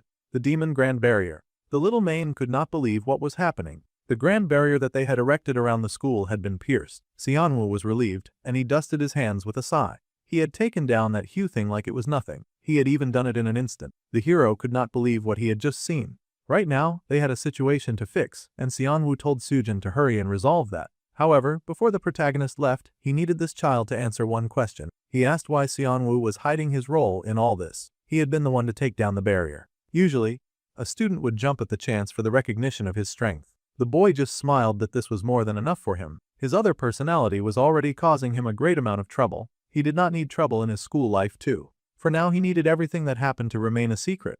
That was Xianwu's one request. Meanwhile, back with the evil villains, the Chanhai was fuming and cursing out Yangyan. That idiot could not even keep one barrier locked, and now the whole plan had unraveled. The Big C could not believe it. He had worked so hard to seal the barrier, so now he wondered who on earth had brought it down. The teacher Kim Yunjin was congratulated for all of her hard work, and the mage Yang Yanjin was congratulated as well. Now, all of the high-spec teachers and mages would be taking over the operation. Well, the child of prophecy had not shown itself, so it was time for the mains to retreat if they had any sense. The fighting went on. It was way more dynamic and explosive now that the other teachers had gotten out, and they could swing their weapons around and take down even more of those filthy monsters. Those monsters refused to go down without a fight, though, and they attacked the fighters with everything that they had. The man in charge curled his fingers into a fist and punched the creatures in front of him, tossing them around. The teacher was also there, and she lit up those flying creatures as soon as they got within her range. With a determined look on her face, she electrocuted those troublesome foes, hitting some of them with a charge so deadly that they died on the spot, while the others went flying away. The task force member could not help but applaud this brilliant display. He thought that this was a clean finish from the teacher Li Hyong. Teacher Zhang Ankal was also praised for his one-hit power, which was as sharp as ever. Thanks to the cooperation of all the teachers and the fighters around, they had been able to clear this area quickly. The man smiled that it was an honor to see the special task force in action up close. The task force was not sure where the ringleader, who had started this chaos, was hiding, so it was advised that everyone stay on high alert. Once they regrouped, they would need to track that guy down first. However, the support teacher had one lead. She was not sure if it was the ringleader, but there was one person who was very suspicious to her.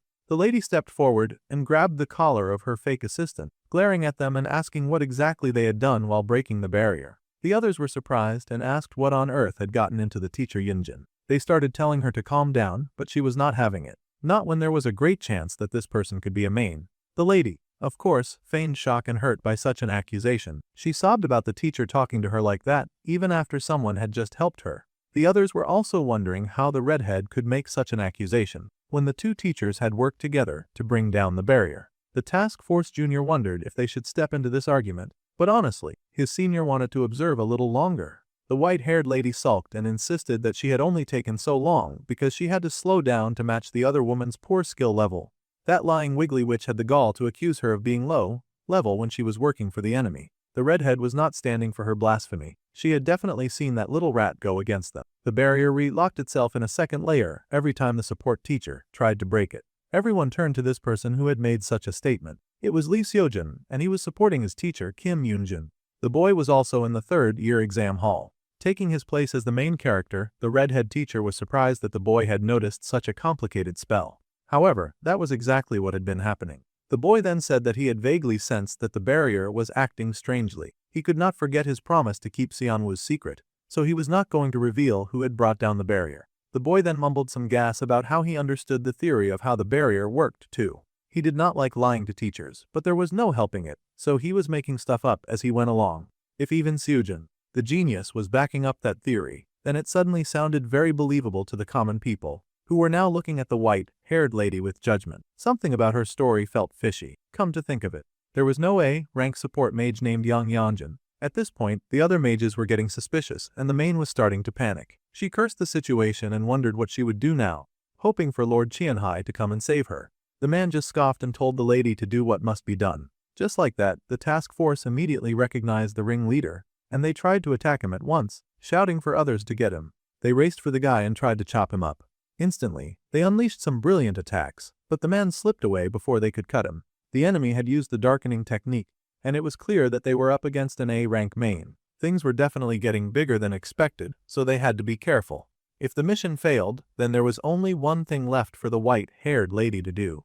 The hero's eyes widened when suddenly a bunch of humans in the area started to transform. It seemed that there were a lot more mains in the area than they expected. One would think that they would use the confusion to run away, but instead, they were rampaging and doing this. The white-haired lady had one strict instruction for her people. They were to kill as many humans as possible and then die. She swung her hand to take down the hero, and he unsheathed his sword just as fast. Seojin's sword glowed with its usual golden power, and he swung it through the air, slicing off that main's head immediately. Bro had the ultimate power when it came to one-shotting mains, and he was finally getting this story on track. If she wanted to rampage and kill people, she had definitely picked the wrong place. The task force agent had also helped in taking down that raging monster. The other mains were also killed pretty fast. After all, this was the Magic Academy, a place flooded with high-power mages who were trained to annihilate monsters. With everything over and done, the hero bowed before the captain Kim Deokyeon and thanked him for his kind assistance. It had been a year since they had met at the chairman's house. The young hero was shaping up to be quite the mage, and the captain felt very proud of him. He also told the youth to ensure that he collected the bounty for slaying the main later. The boy happily thanked the agent, but then he wondered if he should have asked for the account number in advance. After all, the one who really deserved the thanks was Kim Seon-woo. Meanwhile, our dude was racing against time to fulfill a different and important mission. He had to find the Child of Prophecy, and he was sprinting with all of his might.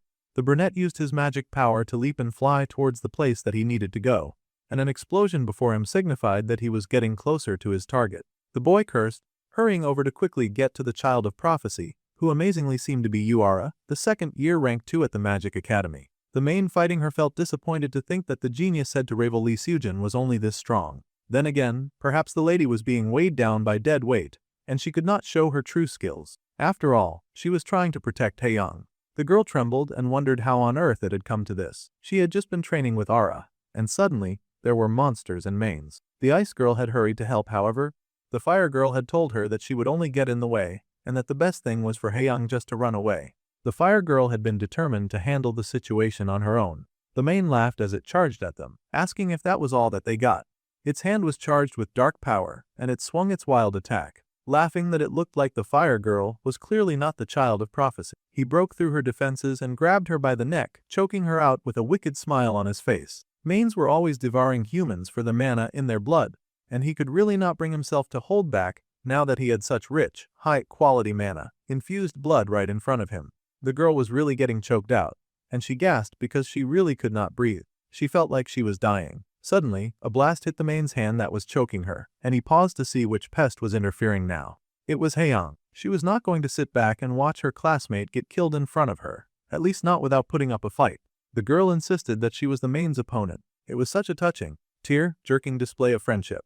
How cute humans were. However, the man laughed that the girl really thought that little blast of mana would do anything to hurt a guy like him. The man began to charge up his next shot, and Ice Girl braced herself. Deep down inside, she knew that she could not win. However, she still wanted to try. She was not going to run away and leave her friend to die. No matter how scared she was, she refused to be a coward. The girl charged up her ice magic and shot right at the big brute before her, piercing through his skin, much to his surprise. Now the man was starting to get it, because he recognized that mark and the amount of power she just displayed in ripping his arm off. His wounds were also not regenerating. It was supposed to be just an ice attack, but the ice was chilling him to the bone. The girl was also confused because it had not been her usual power that just blasted from her fingers. More importantly, the mana drain from that magic was insane. The girl collapsed from the mana drain, and the main groaned with exhaustion. They had finally found the Child of Prophecy, the mage born with the power to destroy mains. Now that they had found her, all they had to do was kill her with their own hands. However, our dude could not let that happen. The Child of Prophecy was a key player after all, and he refused to let her go so easily. So, Seonwoo activated the Great Nature's Heart as he declared that the main would be the only one dying here. Obviously, the demon man did not like that, and he growled for the newcomer not to interfere. He at least still had one working hand, and he used that to blast a huge bolt of mana over at the main character. Fortunately, Our boy put up the spiel shield that glowed blue and was strong enough to negate that evil juju being thrown at him. That flimsy spell was not going to work on him. The main cried out in pain as he got blasted by energy shots while Xianwu stayed hidden and safe behind that big shield. That man was distraught to get hit like that, and he groaned in pain. It was non-stop fire from the brunette because he could not risk letting his guard down for a second. He had to protect two defenseless people solo. It was not easy. The main groaned and writhed in pain, eventually falling to his knees. The man groaned, unable to understand how his opponent had so much mana. Yeah, our guy was just stealing that from his environment. Still, the poor man was shaken, and he wondered how a child could possibly be that strong. The boy scoffed that he got more experience than he looked. After all, this was technically his third life. The man growled at him, saying that he would not die alone. That was a sign that he was about to do something crazy. The man turned his attention, of course, to the main killer child of prophecy, and he stomped his foot on the ground, launching himself right at Haeyang while screaming his evil intent. Xianwu could not let that murderous monster get away with such nefarious activities. He swung his magic immediately, and he seemed to clock that evil beast in the head. The man's body came crashing down, and he hit the floor, blood spurting everywhere. Looks like it was a good hit, much to the boy's relief. The brunette then paused and glanced at his power. That monster had come so close to touching Haeyang.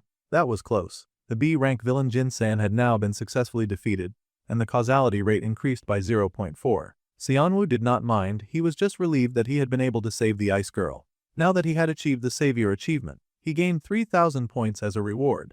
The awakening had come early, but the ice girl had also held out rather well. The mains, having received a prophecy about the birth of their natural enemy, would continue to target the school. Through this, Yoon Haeyang and Lee Seojin would continue to grow. Yoon Era as well. Both of them had worked pretty hard while he was trapped, and he thanked the girls for surviving through this ordeal. Thus, the mains had attacked the Magic Academy, and Lee Seojin, Yuara, and two other students were given the credit for defeating the mains. The objective of their attack remained unclear, but the two students had their faces published in the news. For once, the brunette was not the center of attention after a major battle. Yuara sighed in the hospital as she read the article, annoyed that she was being treated like a hero when she had passed out before defeating the men that had attacked her. The ice girl scolded her, saying that she had done a lot. The fire girl had contributed greatly to her survival after all. The fire scolded her right back and told her to go back to bed. Still, Haeyang was grateful. The other girl had worked very hard to protect her from the mains after all. The fire girl was still upset about pathetically passing out during the battle though. It was just a minor bruising, but the school was making a fuss, and now she was stuck at the hospital. It made the ice girl smile. Obviously, the school wanted them to rest, and the exams were over, so now they could just relax. However, Yuara asked about how the ice girl had fought the main in her place while she was unconscious. It surprised her, and she asked why Haeyang had not just run away. It was not like they were close friends who would risk their lives for each other. Still, the ice girl just laughed that anyone would have done the same in that situation. After all, she had never forgotten that someone had been kind enough to reach out their hand to her when she had been alone and desperate. Thanks to that hand, the ice girl wanted to be that kind of person for someone else, too. Making that decision gave Ice Girl the courage to face the main, much to the fire wielder's surprise. So, when things got tough, it was okay to accept help from others. That was an important lesson for Aura to learn. Of course, Little Miss Perfect was absolutely disgusted at the idea of needing help from anyone. It made her feel weak and vulnerable, and all of that arrangement was a compilation of all of her least favorite words. She then got a wicked flashback of a time when something had caught fire. It was the worst-case scenario of her parents being buried under rubble and begging their pure and sweet daughter to run away with someone. The little girl was horrified as she kept trying to go back to get her parents. At that age, she could not understand why they would need to leave them behind. The girl cried for her family as the building continued to rumble around her, sobbing and screaming. It was a nightmare of a memory. Recalling that terrible night made the girl stand 10 toes down in her nonsense, and she declared that she did not need help from anyone. She refused to accept help from anyone, too. The ice girl was not bothered and said that a little bit of gratitude was surely okay this time. If Xianwu had not come to save them, then neither of them would be alive. It was very important to at least know the person to whom they should direct their thanks. The fire girl was surprised as she had not heard this part of the story. She had no idea that the boy had been the one responsible for saving them. The girl smiled and told Xianwu to hurry up and tell her the details. The boy stepped into the room then, and he did not seem to be wearing a hospital gown. He happily said hello to the two girls and asked if everyone was feeling okay. Now they were wondering what on earth brought the boy here, and he just said that he came to deliver something that he had been asked to pass along. 5 million won in main subjugating bounty. That was their share after all. Of course, no one got more infuriated than Yuara when receiving money that she had not worked for. She asked why she was getting paid when he had been the one to kill the main. The money was so beautiful that it was shining gold in the envelope. The boy laughed and said that by the time he arrived, the monster was already on death's door thanks to the girl's firepower and the ice girl's support. So, he felt that was a great excuse to just give them the winnings. Besides, it had been a seriously fierce battle, so they should just accept the recognition and all. All the main characters had done was deliver the finishing blow, so they were all getting a share. No matter what he said, Yura was not touching free cash. It was a stain on her honor to stoop so low and accept a handout from poor people. She was too embarrassed to take the money that she had earned from working with other people. With a prideful little brat, rather than take the money, she would prefer for the poor people to split it between themselves. After huffing and puffing like a Sunder train, the girl then blushed as she thanked the other two for saving her. So, she could be cute after all, but she was embarrassed about acting cute, so she immediately pulled the curtain to hide herself from them. What a funny, Sunder girl. The boy had been planning to build a relationship with Yura through Yoon Hae-young, but the girl kept avoiding him, which meant that he could not get points from her. It seemed it was too soon to try to make connections with Miss Grumpy's headquarters. However, to his surprise, Seonwoo was getting Yura points anyway. He got points for interest raised to level 1, 2,000 points too. The ice girl laughed that their classmate was just a little embarrassed about the situation. After all, she had such great pride. After that, our dude got a pop-up message about a special sale being on for the subspace pocket. It cost 20,000 points at a discount, which happened to be the number of points that our guy currently had. The boy then beamed because he had got what he wanted, so he did not mind if Fire Girl was huffing and puffing after all. The girl had actually left the hospital room, but she was still thinking about the savior brunette. He had told such an obvious lie, and she knew it. That Maine had not been anywhere near death's doorstep when she had passed out. It had not even gone berserk yet. That meant that the brunette had surely killed that monster alone. After all, she had no idea that one of her classmates had a main-slaying cheat power. He was a guy who was not a manifestation or support type, yet he showed talent in every area as if he were a genius. The girl was now reassessing her opinion on that loser who had spoken to her on the first day of school. Plus, Hae-young's outstanding performance at the recent exam was all thanks to that weird boy. It really made the girl wonder about Kim Seonwoo since a lot was getting done thanks to his help. If he had that kind of ability all along, then he wondered why he was living with such a low profile, barely recognized by anyone. At their age, she could only have one reason and purpose for hiding their power. Of course, the girl was thinking something nefarious, and her hands curled into fists as she recalled a group of evil people. Now she suspected that the boy had also lost his family to those awful people who had likely taken her parents away. Meanwhile, back with the main character and the ice girl, they were alone as the sun set, and he wanted to ask her a few questions. First, he asked if she had told anyone about her special power just yet. The girl laughed nervously, but admitted that she had told no one. It was probably better not tell others about the power that she had awakened. It would make her a target after all. The girl nodded because her senior had told her that drawing people's attention would make training inconvenient, and she valued all of the improvement that she had made under him. Besides, more than anything, she wanted to research her power on her own. A power that could defeat Maine's was exerting to her. The boy smiled and told her that she had exactly the right attitude. Compared to the original story, Yoo Hae-young awoke her Maine, destroying power about a month early. Even if she was still inexperienced, building up her power now would be a huge help in the far future battle against the King of Mains. With this, the brunette could now steadily raise one of Lee Seojin's allies. He would make her a training plan, so they would work hard together on it. If she was curious about anything, then she could ask him any questions that she had. The girl was nervous, but there was indeed one question that she wanted answered. Carefully, she grabbed her teacher's sleeve and asked. She had heard that the boy had run straight to the training grounds after the barrier lifted, and she asked if he had come because of her. She wanted to know if the boy had come looking for her. During the midterms and during the attack, too, the boy had spent the entire time looking out for her. In truth, he was just trying to score some points with the story and make sure that the protagonist did not die a second time. However, the girl was blushing as all of this running around to protect her was making her heart beat faster. The boy moved to fix up that line of thinking very speedily, taking the girl's hand and dismissing her worries. The midterms were just because he believed in her potential. During the main incident, he had run towards the biggest explosion. That was all that happened. Our dude was not about to allow a romance plotline to develop when he had bigger fish to fry. The poor ice girl was really disappointed, but she handled the situation like a champ. The boy then decided to make light of the situation by asking teasingly what she thought was going on. The girl was horrified and immediately denied all possibility that she had suspected that there was anything romantic going on. In fact, she was just kidding and she laughed that it was a joke, so he should not get the wrong idea. The tension was properly handled and now she was smiling. This was a win for our dude. It was not like this kind of situation had never crossed his mind. To be fair, Yun Haeyang was a bright, innocent type character, a real cutie. However, one needed to be where they're meant to be. The Ice Girl's place was at the front beside all the other heroes, while our guy continued to flourish in the background, helping them succeed. At least that was what he believed. He would handle the planning so they could do all the other difficult stuff. The Ice Girl blushed with slight disappointment, saying that she should not get the wrong idea. Then, at least the boy could take this. They were really giving him all of the prize money. Haeyang insisted that the boy take the whole 7.5 million won. It was tuition because they were going to keep training together. After all, he was her dear teacher.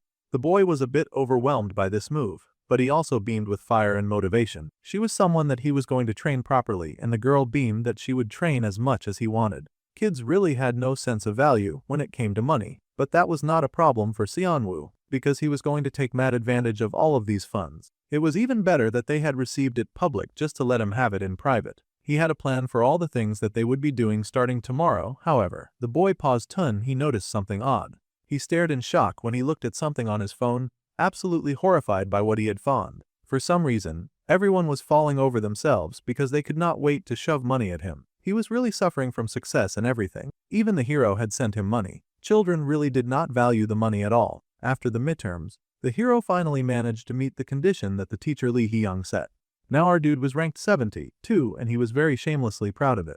Now he could boldly join the talent track special class, a place that he had never even set foot in before regression. All the big shots were in that class too. It was almost terrifying. There was the third-year rank 1 Kim Chang-in, and the third-year rank 4 Park Min-hee, first-year rank 1 Choi Seo-yoon, and the first-year rank 2 Jeon Min-ki. Of course, the second-year rank 1 and 2 were also there, and Seojin happily waved Xianwo over to the front like they were best friends. Yuara was also present and was as frosty as ever, but no one was very surprised about that. From here, it would be much easier to get involved in future key events and make sure that none of the main characters died. Suddenly, there came that blonde bully again.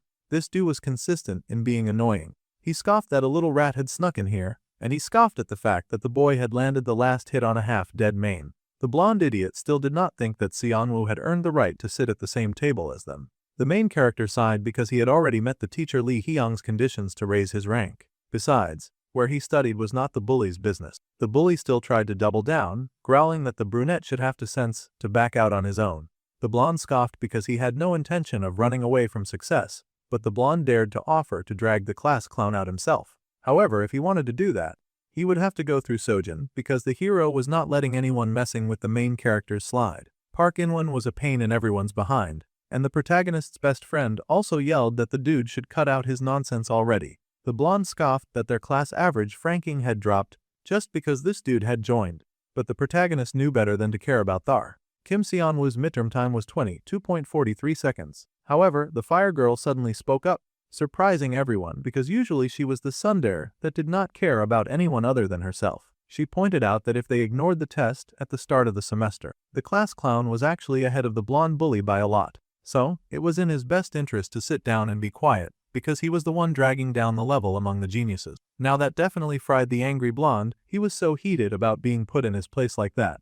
The blonde tried to pretend it did not matter to him, of course, scoffing that he had not realized that Yuara cared so much about this knucklehead. However, he was still planning on picking a dite, and he yelled that he would not obey because the brunette's very existence had him twitching for some reason. Seonwoo easily caught that lousy hand. He had battled with demons far superior to one angry blonde teenager, and he was not going to get pushed around by scum like that.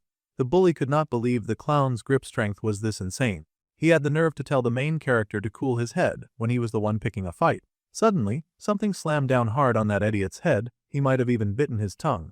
For not only got hit hard, he also got kicked down the stairs. The main character was worried about if the blonde was even alive after such a brutal attack. The boy tumbled right down the stairs and everyone stared in shock at the culprit. The culprit who was now asking if Kim Seonwoo was okay. The brunette laughed and thanked the guy for stepping in. Just like in the original novel, this guy was still the same.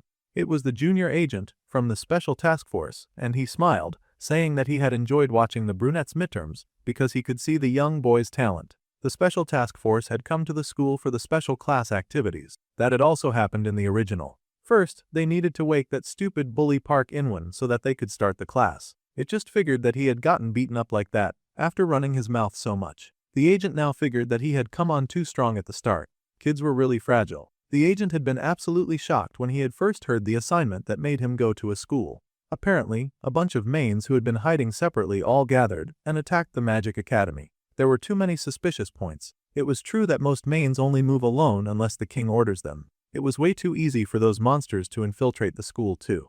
It felt like the school was not doing enough background checks. There must have been an insider helping them get in. Due to that, the boss of the agency was now sending Hyansu inside the school to work with them and to find out what the mains were after, as well as to discover the insider.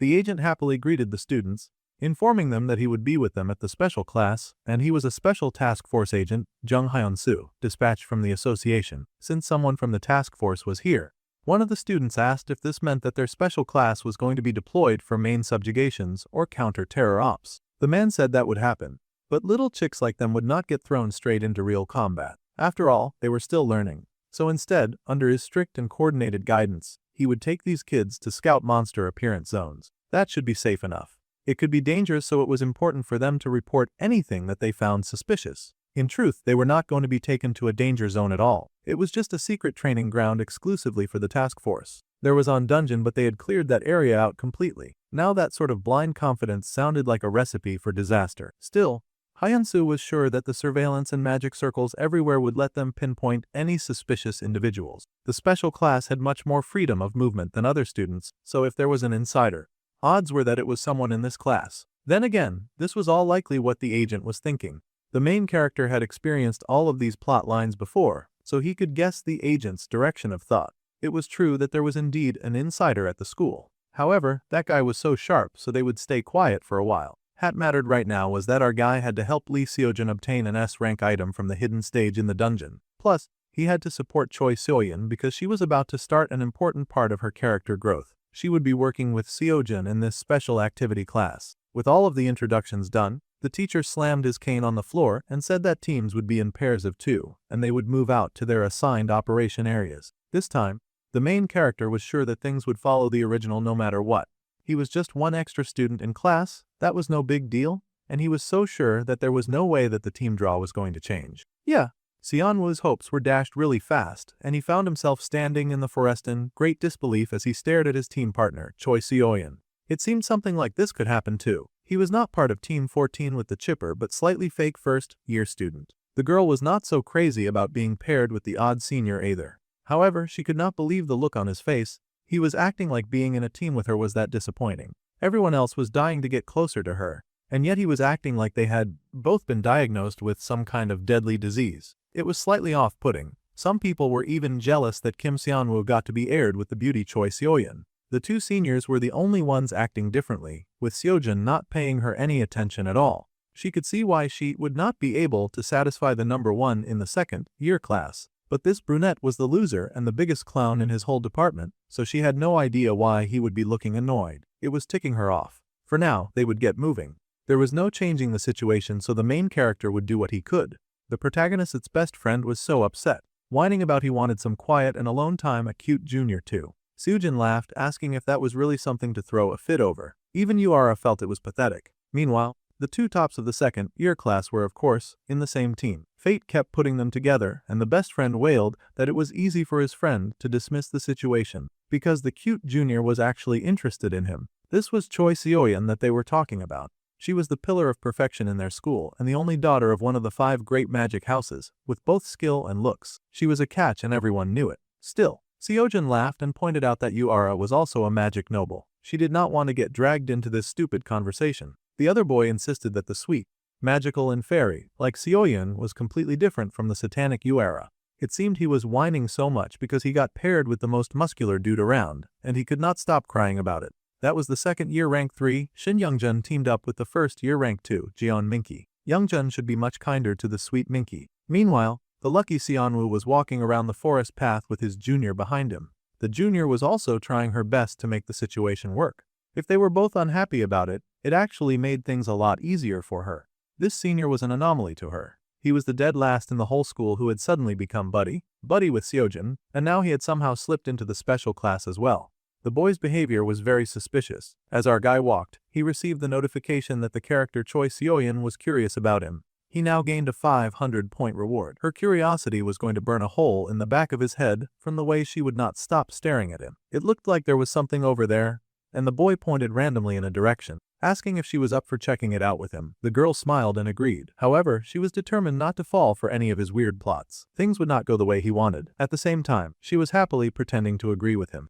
The girl beamed and said that she would happily work together with her senior, while high-key plotting his downfall in her mind. As long as she was here, things would not go exactly the way that he wanted. The boy sighed as he looked at Choi Seo-yeon, and she dialed up her cute factor as high as it could go, beaming and blushing at him as he struggled to gather his thoughts. She definitely had the face of someone plotting something nefarious. At this point in time, the happy first year had become obsessed with recruiting Lee Seo-jin in the original novel, and she cozied up to him as much as possible. This was because having him close would raise her own value. The boy pointed in a general direction, saying that they should head that way first. If he used this as a bait to lure Seo-jin over, then he could make things follow the original plot.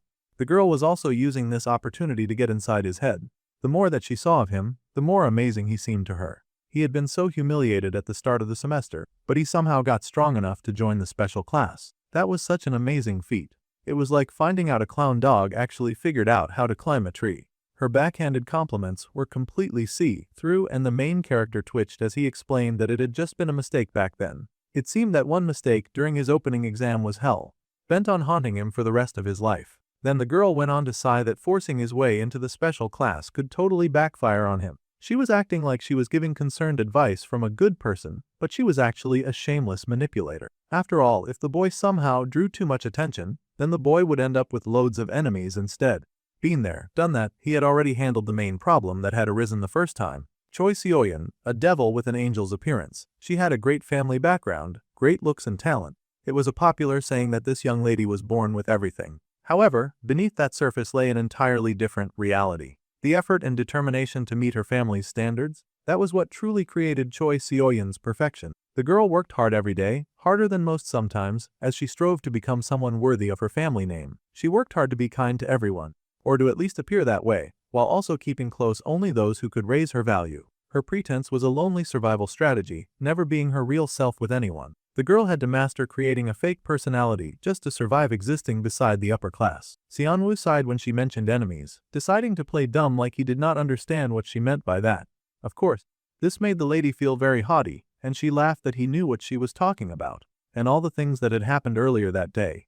No one said anything outright besides the senior Park In-won, but there were others who did not want the last place clown in the special class. The main character was well aware of the jealousy and judgment glares that he could suffer from the other students. However, he also could not care less about those guys. He had not joined this class for them. The boy had a goal in life that he absolutely wanted to achieve in the special class. He smiled with pride at this unshakable goal of his, and the girl was shaken. She had not expected such a determined and unbothered response from someone whom she was trying to tear down. He was not going to play her game. The boy had a life goal, which was shocking to Seo-yeon. See, unlike most people, the young genius was not permitted to have a life goal. Her life had already been designed by her parents, and all she had to do was follow the path that they had designed for her. They even put on the pressure by insisting that this life that they had handpicked was all for her sake, so she should be grateful and obedient and follow whatever they said. Never once had the girl even considered dreaming for herself when she had always obeyed her father's commands. Now, she found herself envious of this clown who had something that she did not. Her expression looked haughty when she smirked and said that she now understood why the teachers favored this joker. However, she still asked what on earth he could possibly accomplish by getting into the special class. Keeping an eye on her and the other overpowered idiots of this story was one of them, but he could not tell her that. Fortunately, before he had to come up with a creative excuse, the boy sensed something red and hot burning nearby. There was killing intent coming right for them, and Seonwoo seized his partner's hand immediately. He threw out his magic to deflect the next attack, pulling his partner away from the weapon that lodged in the ground where they had been standing. This seemed to be an ambush, but there should be no one to attack them. However, Park In-won suddenly showed up, and that explained everything. That guy was such a shameless bully that he had really come to corner the main character at a time like this. That idiot could have accidentally hurt Seo-yeon. The blonde bully did not care as firepower danced around him, and he growled to our dude that this was his last chance. If the class clown valued his life, then he should keep his head down at school from now on. The brunette scoffed and asked exactly what would happen if he refused to do that. Of course, that response quickly got the blonde guy heated. Bro was just spitting flames and rage unrestrained. He looked like he had no intention of calming down either. With a scream of rage, the blonde declared that the brunette should just die then, and he unleashed his next loud, large and explosive attack. That child was so full of rage that he did not consider for a second that he could accidentally hurt the first-year student standing beside the brunette.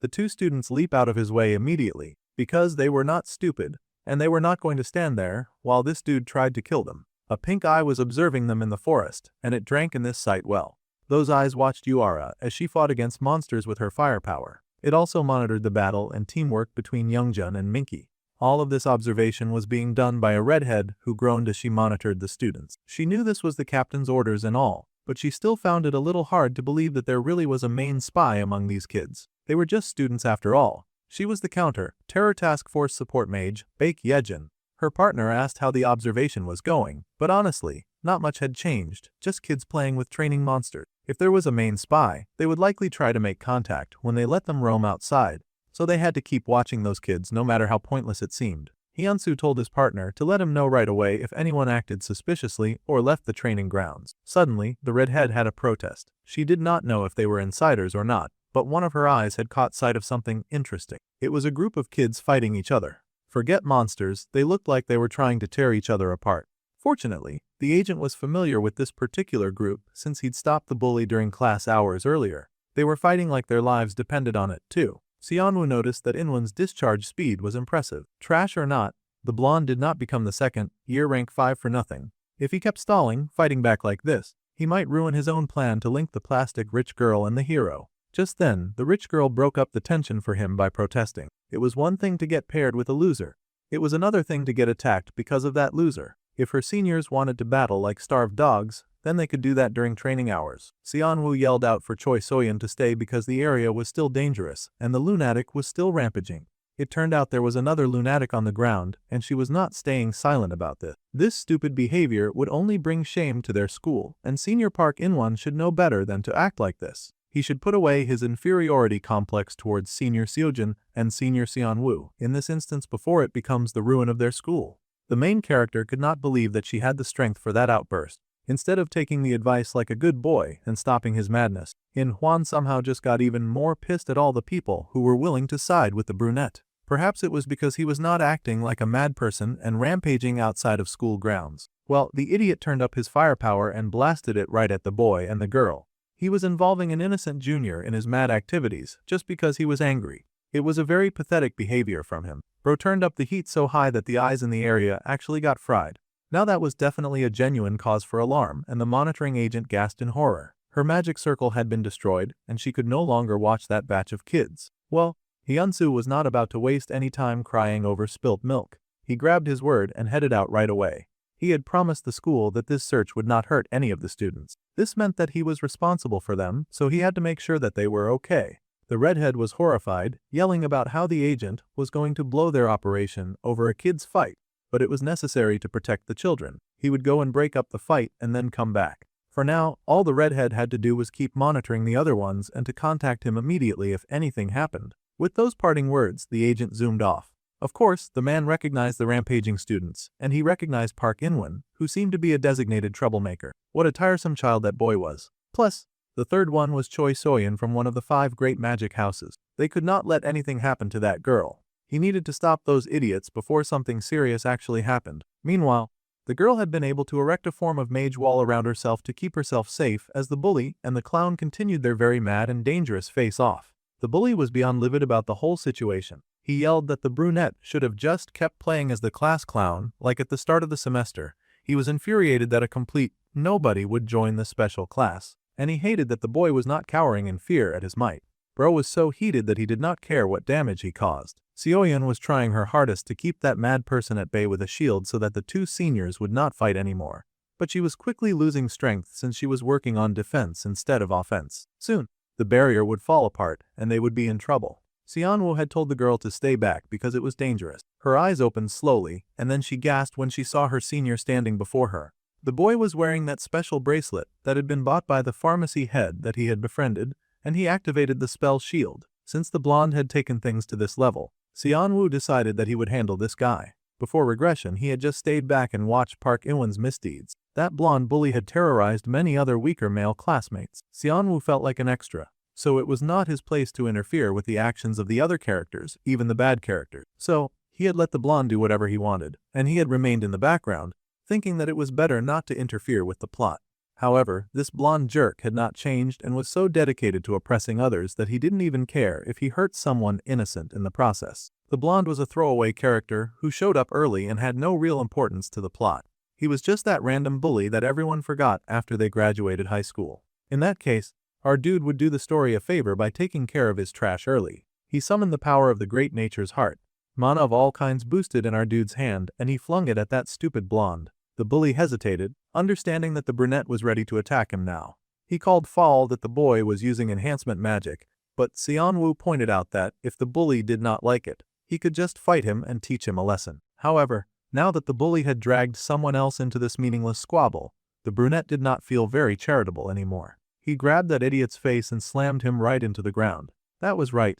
Our loser had been holding back so much power, and he had worked very hard to keep a low profile. Usually, he could ignore taunts from insignificant fools like the blonde, but he was not going to stand back and watch that eyesore hurt someone else because of his own stupid pride. Now the blonde was terrified, but Xianwu was in a listening mood.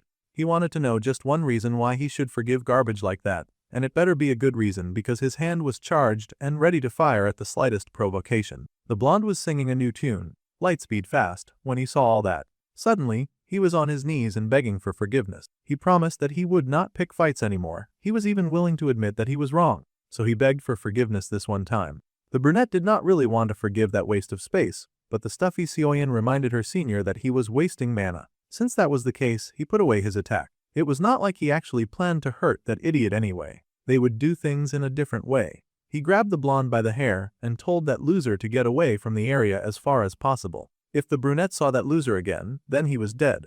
That was all the convincing argument that the bully needed to hear. He would not be bothering the class clown a second time. However, he hesitated to ask if Xianwu would keep what happened here a secret by any chance. He didn't even want to do the stupid blonde any favors, but it wasn't like he wanted the school population to know of his strength either. So, he just told that bully to scram. The blonde took off like the wind, and the boy sat on the floor in relief. A heated battle had appeared out of nowhere, which had been rather nerve-wracking. Still, the payoff was great, and he got to watch Park In-won suffer for once in his miserable life. The blonde raced away from the scene, and the redhead informed her senior immediately because the bully was within the range of another of her eyes. She hurried to tell the agent that Park In-han, who had just been fighting, was now rushing out of the training grounds. The agent understood that and slowed down his hurry to save the students. This was a relief to Xianwu since he had sent that bully out to get the attention of the task force at once. The blonde was just happy to escape, cursing that he had barely gotten away from that clown, Kim Xianwu.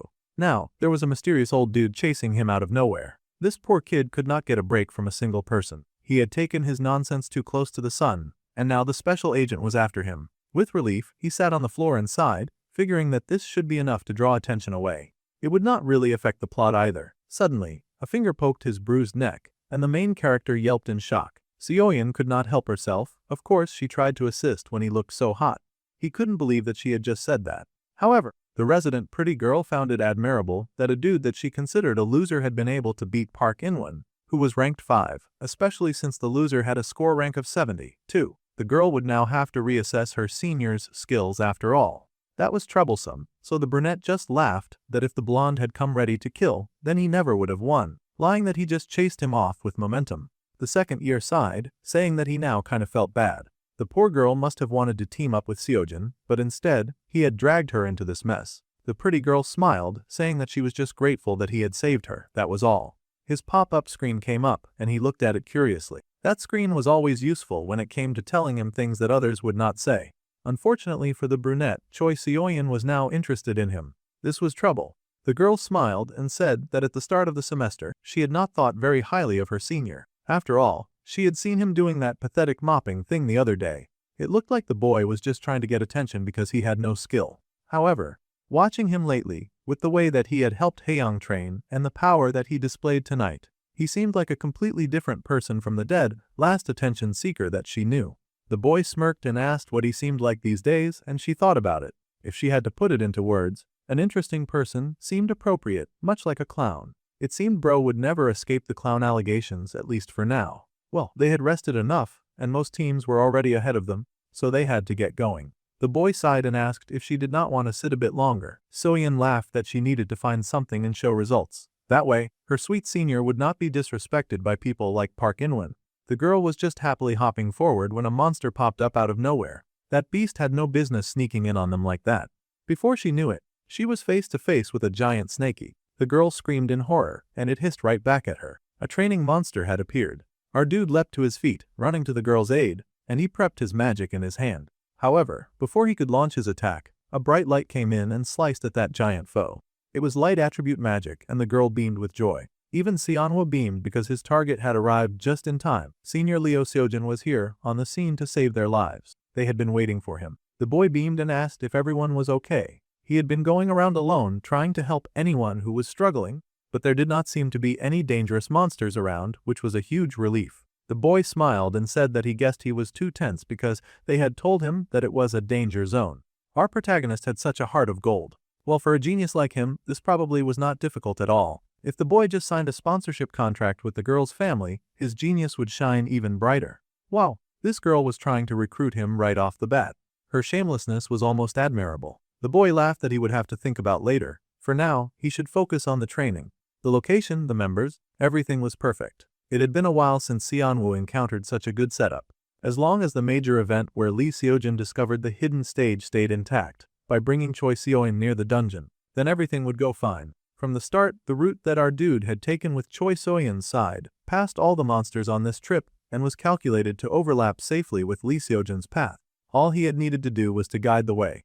This was his most successful mission yet when it came to staying true to canon for now anyway. Suddenly, the boy pointed with a dramatic gasp, asking everyone to look over there. There it was, the dungeon entrance, the very suspicious place that they should very clearly not go to. The hero was surprised to see the light and wondered what it could be. It was coming from inside the cave, too. Seonwoo laughed that he was very curious to see what it was, and he was even going to go ahead and check it out together. Those idiots really went ahead and entered the dungeon. It was the Special Task Force Training Ground dungeon that was mostly inactive these days. The hero looked around with the prettiest girl, and they realized that they had walked into a hidden stage. It was a very rare occurrence. A dungeon within a dungeon. Those kinds of dungeons were much harder to get past than with regular dungeons, but if they cleared them, they would get much more valuable rewards. This was exactly what our dude was aiming for. The room that he had encountered in the Tower of Proof was also a kind of hidden stage, and that was the kind of thing that appeared in a dungeon that had been deactivated and modified. In the original story, Leo Seojin and Choi Seoin joined forces to defeat the boss. This episode was not just when Lee Seojin would gain an S-rank weapon and get even more attention. They would call him the Korean genius and hold a press conference with him after he cleared the hidden stage. The really important part was different, too, as this was the point where Choi Seoin would grow mentally and join Lee Seojin as his ally. It was very important to the story that happened. Of course, since the other two could so easily clear this dungeon, he had made all the preparations necessary. The boy was really going the extra mile to step up to the stage, and he suggested that they try challenging the dungeon. Seojin immediately refused. Hidden stages had way too many variables, and they needed to report the situation to the task force first. This model student was already whipping out his phone to do just that. Sometimes the saint with a heart of gold was way too focused on doing things the right way. Seonwoo immediately started to struggle to snatch his phone away before he did something stupid and ruined the plot line. While those two clowns were messing around, the pretty girl stared at her reflection in the water. She stared for a moment, just bored, when she heard a voice calling to her, telling the human child to come. There was a monster reflected in the water, and the girl seemed unaware as she dipped her finger into the water, just messing around with the ripples. It was beckoning her to the deep and the dark. The water called for her to come inside. The tip of her finger touched the water, and a feeling rippled through the dungeon. The hero stiffened in shock, and the brunette stared in horror at Choi Seoin. That was not how the story was supposed to go. Well, things had gotten wicked, and whatever mad beast lived in that place was happy to take mad advantage of the situation. It erupted in laughter and grabbed the girl by her neck, activating the damsel in distress trope with made immediate efficiency. Oh, this beast was a girl, the ghost witch, and it was rank B. A monster had popped up behind them when they had not been looking, and the two students rushed to help the girl immediately. Seojin yelled at the girl to snap out of it, but clearly she was not going to do that. She had just been captured by a witch diva who wanted to claim her. They could be cute, vicious girls together and all that. Well, the boys were not crazy about that program. Worse, that witch was running away. For a monster to attack first, the plot had diverged from the original again. Our boy kept working so hard just for things to keep ending up like this. The man was tired. Suddenly, there was an explosion of force that seemed to come from the dungeon behind them. The boy stared in shock at the swirling gate, and the hero asked what on earth had just happened. Choi Seoyeon had just been kidnapped by a monster. The main character was silent. He did not know how much more of these plot twists that he could take. However, it was clear that to make things stay on track, he had to move forward. The brunette walked to the dungeon, telling the protagonist to follow him and rescue her. Seoyeon was surprised that they would not be waiting for the task force. Doing things by the book and waiting around for the task force was exactly why our dude had to take care of the stupid main problem solo the first time. Choi Seoyeon would die if they waited any longer. The monster that took her had the ability to absorb mana. After it absorbed all that it had to offer, there would be nothing that they could do to save the girl. If they wanted to help her, then they had to act now. The boy placed his hand on the hero's shoulder, making him understand how important it was for them to work now. Since they had no choice, the protagonist tightened his grip on his weapon. He was not about to sit back and let his classmate die. They would go to save their junior immediately. So, the two raced inside of the portal. Meanwhile, the task force agent had finally caught up to the blonde, who was whining that he had done nothing to deserve getting hassled like this. That was debatable, but the man asked who the blonde was conspiring with and what their objective was. Obviously, the kid was just a bully and not a main in disguise. Good grief. The man still really believed that the obnoxious kid was trying to hide information, and he asked why the boy had suddenly tried to run away. The poor kid remembered his humiliation, and he sobbed that it was the one thing that he could absolutely not tell the task force agent about. Now the man was really convinced that the poor boy was working with the mains. The man had been going easy on him since he was still a student, but now he had no choice. The man told the poor Magic Academy second year rank 5, Park Inwon, that he was getting arrested on suspicion of conspiring with mains. The boy was so confused they had the wrong guy. The man was just calling his partner Baek Yejin that he had apprehended the suspect, and he needed backup to restrain him, but his partner was freaking out. They had no other situation on hand, and this was the case of 3 students who had just entered the dungeon that they had modified for training. One of her eyes had seen it happen. At first, the senior was not bothered by that since they had deactivated the dungeon, and it was basically a cave now. However, just now, they had confirmed signs that a hidden stage had just appeared in that dungeon. Stuff was getting very real, very fast, and the man's eyes widened in horror. The 2 boys stepped into this unknown land, braving a whole new world of ice and snow. The inside of the dungeon looked very different from the outside. It was a wonderland of ice. The main character reasoned that the evil witch must have strengthened the environment with the ice attribute mana that she had stolen from Choi Seoyeon. It seemed they had 2 girls in this story with the power of ice. The hero was shivering in this new dungeon. They were both rather underdressed for the occasion, and the boy could not help but think of how he had a mountain of things to do. For this situation, it seemed we got a glance into Seojeon's point of view for once. It seemed even heroes could be miserable when doing heroic things, and the boy felt so cold that he thought for sure that, at this rate, he would collapse from the cold. The thought had barely entered his mind before the main character draped a big, fluffy woolly coat over him. He was not about to let the protagonist back out of this very important mission, but he also would not let him die from a cold.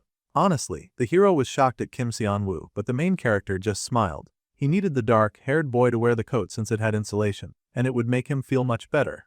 The inside of a hidden stage was freezing, so the boy had made sure to put on 2 giant coats into the subspace pocket that he had finally gotten. He had bought tons of cold weather gear, too. The warm fleece coat increased cold resistance by 20%, and the warm gloves increased cold resistance by 5%.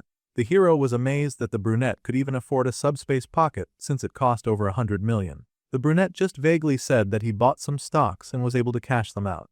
He had one more coat, of course, for Choi Seoyeon, but first they had to go get her. They saw a figure waving in the distance, and the protagonist sighed in relief, thanking God that she looked okay. He was kind of naive, because there was no way that the ice girl would just be walking freely in the dungeon after getting kidnapped. The voice yelled for them to hurry and save her. The aim was to get her out of there immediately, and the hero wanted to find the exit first. However, before the Narva goody Two-Shoes made his way to the clearly fake Seoyeon, Seon-woo had to blast that immediately. The hero was stunned. He could not believe that our dude had just attacked the pretty girl. That was all quickly cleared up when the witch began to cackle. So, it seemed our guy had some pretty sharp senses for a human. The ice witch was now possessing the body of the pretty girl, because that was the only way that she would get a face life. Now that she was looking banjing and possessed a body with lots of power, she was going to make it everyone's problem. Suddenly, someone sensed a surge of killing intent aimed at them. It was Seon-woo, and that was the skill that alerted him to the schemes of the evil witch in the first place. The monster was controlling their friend. The monster was called the Ghost Witch, and if they wanted to save Seoyeon at all, they first needed to catch the witch. The witch laughed, saying the child's frigid. Icy mana was a delicious delicacy. She was being such a creep about a minor, it was very unsettling. Then she declared that once she had absorbed all of this child, she was going to eat the boys too.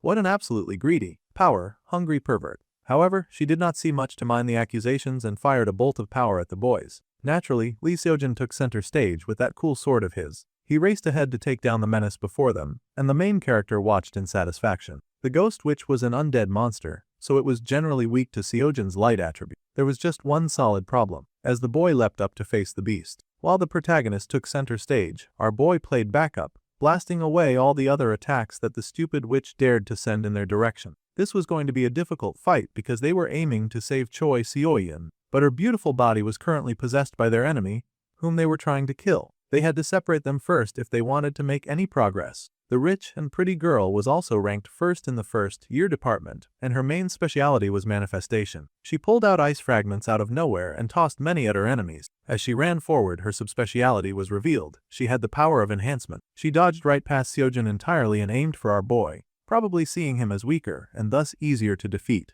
She was about to be sorely disappointed on that end. Unfortunately, in this fight they could only stay on the defensive because they did not want to harm her, but they also needed to take her down somehow. When the girl manifested a sword of ice, a sword of light hit her away immediately, making sure that she could not harm Xianwu. The hero was fighting to protect his friend and take down the witch at the same time. As expected of the hero, he was tenacious and refused to bend to her will. The ice witch was also not about to take a no for an answer. She was fighting to win after all. She pulled out yet another icy magic and then tossed it at the boys again. This witch was just having fun abusing the pretty girl's body and doing whatever she wanted with her magic. More and more shots were tossed at the hero, but he was the protagonist for a reason, and he blocked them one by one. The more ground that Seojin gained, the more the pretty girl was forced to back off, but this could not continue for long. They needed to find a way to properly dispatch the witch. The witch was also realizing that they were only playing for defense, and she laughed at them for not being barbarians who could so easily hit a girl. Every single one of their attacks was pathetic. That was rich coming from someone who had hijacked someone else's body just to make a stand against them. The fighting continued with our dude playing the supporting role, while he ensured that the protagonist took center stage. Xianwu refused to get pulled into any more difficult plotlines. Quick offense, defense transitions, the utility unique to ice attributes, were synergizing with the environment. More ice came raining down on the boy, and he gasped in horror. Despite the fact that they were fighting 2 against 1, the odds were terribly against their favor, since they could not hit her back. Quickly, he dodged that downpour, managing to escape the ace. When he looked back, he realized that their escape path had been demolished. So, this witch was planning to tire them out and then drain their mana too. What a calculated little diva. The witch laughed that now they had nowhere to go, and she fired more wicked, biting cold magic at them. It was just attack after attack, and the brunette had to flee to get out of range. This was becoming a difficult battle, and the hero had to retreat to Xianwu's side, asking him what to do. The brunette seemed to always have a solution for everything, so the boy figured that the same should apply right now. He wanted to know if Xianwu had a plan. It turned out that the main character did indeed have a plan. Step 1 was finding that stupid witch's main body so that they could finally wipe the smile off her face. If the body felt threatened, then she would leave Choi Seoyin, and they could get an advantage and get rid of her. The hero pointed out that this whole place was nothing but snow and ice, and searching such a terrain was going to be very difficult. He asked if the boy knew where the main body was. The main character did not know that far. The hero was surprised to hear this. The problem was that, in the original story, both Choi Seoyin and Lee Seojin had entered the dungeon together. The hero had then slain the big witch by slashing through this entire area. It was not easy, but the brunette was sure that finding the main body could be done. However, he was not the one who could find the body. First things first, the brunette drank one of his special mana elixirs and increased his mana recovery speed by 500% for 10 minutes. After the duration ends, this would cause mana exhaustion for 30 minutes. The main character explained that it was the protagonist's job to find the witch's body and slay her. Meanwhile, outside the dungeon, Agent Hyunsu finally got some information out of the bully that he had cornered. The poor boy sobbed and explained that he had picked a fight and then run away because he had been embarrassed that he had lost. It was humiliating, but admitting that was better than accepting the fault as an aide to mains when he was just a mean bully. The agent now realized that he should have investigated each student more thoroughly before acting.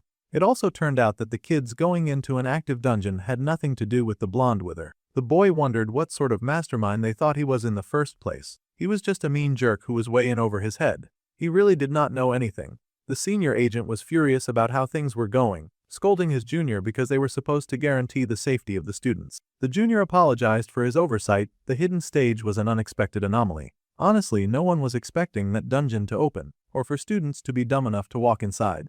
Then, the man asked if there was any chance of rescuing the students. First, they would try to see if they could open the entrance from the outside. If they could not do that, then there was going to be huge trouble, and all they could do was pray that the kids would clear the hidden stage and come out. It was a pretty risky wish, since hidden stages could be very difficult. It seemed a huge crowd of students had gotten word about what happened, and now they were hanging around outside the dungeon cave, even though their teacher insisted that they should wait outside. Teenagers were just too curious for their own good. They were shocked to hear that some of their classmates were trapped in a hidden stage, because once a person was trapped, it was really hard for them to get out. Yura also watched silently, a little nervous but saying nothing. Each of their partners and friends were stuck in there. The dark-haired girl was worried because she still had questions for our main character concerning a trauma that he did not really have, but she suspected that he did. If anything happened to her unanswered questions, she would not let it go. It seemed this was her way of saying that she cared. She cared deeply for Kim Sang-woo, so she kind of needed that idiot to hurry and come back. Meanwhile, the brunette had shared his plan with the protagonist, and that dude was horrified. He could not believe that he was being told to find and slay the main body of the witch solo. Well, he was the protagonist, and it was time for him to experience some character growth. In this world, the hero could unleash his power freely. Meanwhile, the witch was acting cautiously because she realized that one of their mana flow changed. She scoffed and asked what he was scheming. More mana bubbled up behind them, and the boys were alarmed. This witch would not even give them the chance to plan ahead. She was determined to use her ice magic to bring them down. The more magic they wasted fighting that horrid witch, the more her chances of winning increased. Seonwoo turned to Sojin, telling him that he did not have to hide his strength, not in front of him. The boy could reveal his power as it truly was. It was fine, the main character would not get scared. But if he kept holding it in like this, they would surely die at this rate. Now that the protagonist thought about it, the only time that he had swung his sword with full intent was during the last main attack. He had also held back during the midterms as well. The boy had worried that if he got too far ahead, then Yura would get hurt. After all, she was working so hard to become his equal and stand at his side. It seemed that the brunette had noticed that subtle difference, and it left Lee Seojin in awe. Then, the hero said that they should both go all out, fighting at full capacity, no more holding back. The ice witch laughed in glee, telling those tiny human brats that she was not afraid of them. She should be, because she was fighting against Cheat Code 1 and Plot Armor 2. Since the main character was putting so much faith in him, the hero could not bring himself to keep pretending. With a charge, his light magic lit up his eyes, his sword and his being. The ice witch had been cackling something awful until she saw the hero step up and summon a huge amount of light attribute mana. Now she was second, guessing her whole existence. Seonwoo yelled for the protagonist to blow away the entire dungeon, and the witch realized that her main body was in danger. In her distress, that idiot finally abandoned Seoyun's body, which made absolutely everything very easy for them. With a blast, that witch dove right for her body, leading them right to it. She should really be calming down if this was what she did when she panicked. It was a very bad habit to fall for your opponent's tricks. The evil ice witch dove into her body like it was the pool of life, and the brunette beamed now that Choi Seoyun was retrievable, which also meant that they no longer had a reason to hold back. The environment around them began to spasm and fracture, ice particles gathering and expanding as the lady showed off her increased power. Now that she was back in her real form, she screeched that she would not let the humans have their way in here. But Seonwoo just smirked that there was now no reason to keep that witch alive. It was time to let it rip. The monster gasped because she had fallen for their trap, but that was just about all the sound she could make before the light magic came tearing into her soul. Seojin was nasty with it too. He stepped in and informed the beast that he was the one in charge now. Meanwhile, outside the barrier, there was a team of desperate teachers trying their best to break into the dungeon. They kept checking their progress, but the portal entry analysis was only 2% complete.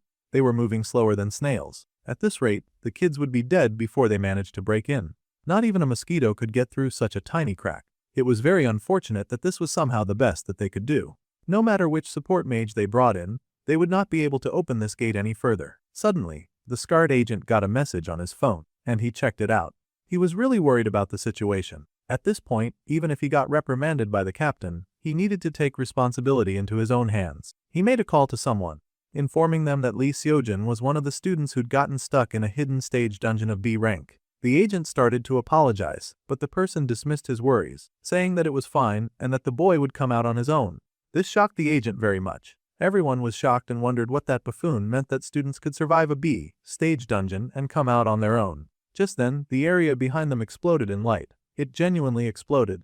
That thing hit the sky like a nuclear wave and cleared out all expectations and disbelief. The students watching wondered what on earth was happening now, and if a monster boss had popped out of the dungeon. However, Uara would recognize his rival's light attribute mana anywhere. It was definitely her man Lee Seojin. The boy sighed as he looked at his broken sword, a little sad that it had come to this after all. The sword that he'd been using so far just could not handle his mana. The two looked ahead and there was a nice, shiny giant sword up ahead.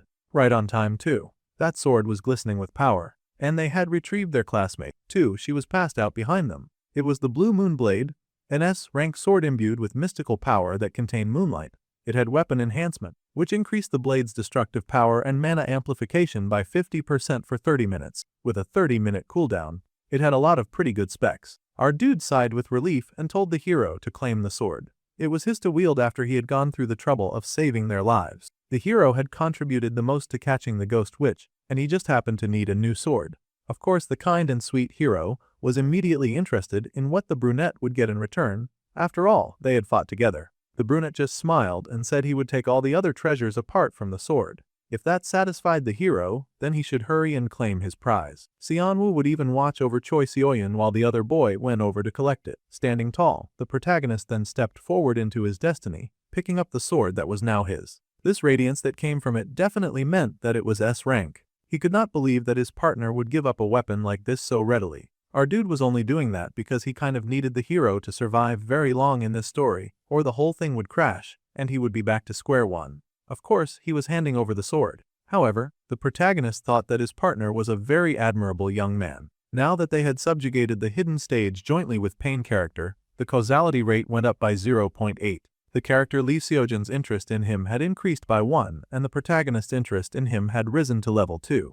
Our dude now has 2,000 points as a reward. The system was getting really stingy with the points these days. Meanwhile, the boy was checking on the girl they had rescued. She was currently suffering from severe mana exhaustion because she was not yet at the level to fight on such a large scale. The evil witch had pushed her body too far.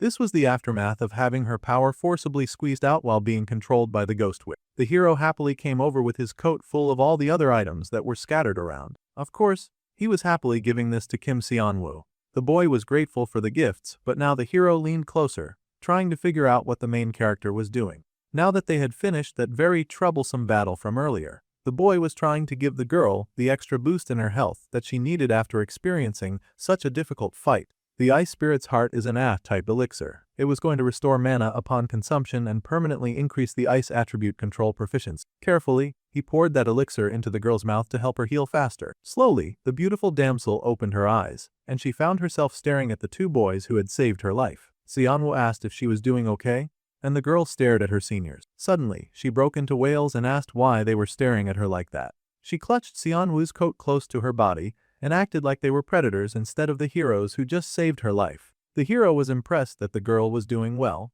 but he did not seem to care at all that she was wailing and abiding them. The main character also agreed with a grimace that she was definitely full of energy now. The girl stared at them in shock, wondering where she was and what had happened. It was a bit long to explain, but the brunette cut it short by just mentioning the hidden stage. Lee Seojin had worked very hard to defeat the boss after the pretty girl got kidnapped by an ice witch. Our dude was marketing the hero like a salesman marketing the best product he had. No matter what, he had to put the protagonist at the front of every successful mission. The hero was starting to recognize that pattern at this point. Someone their age had actually cleared a hidden stage. There had never been a record like this before.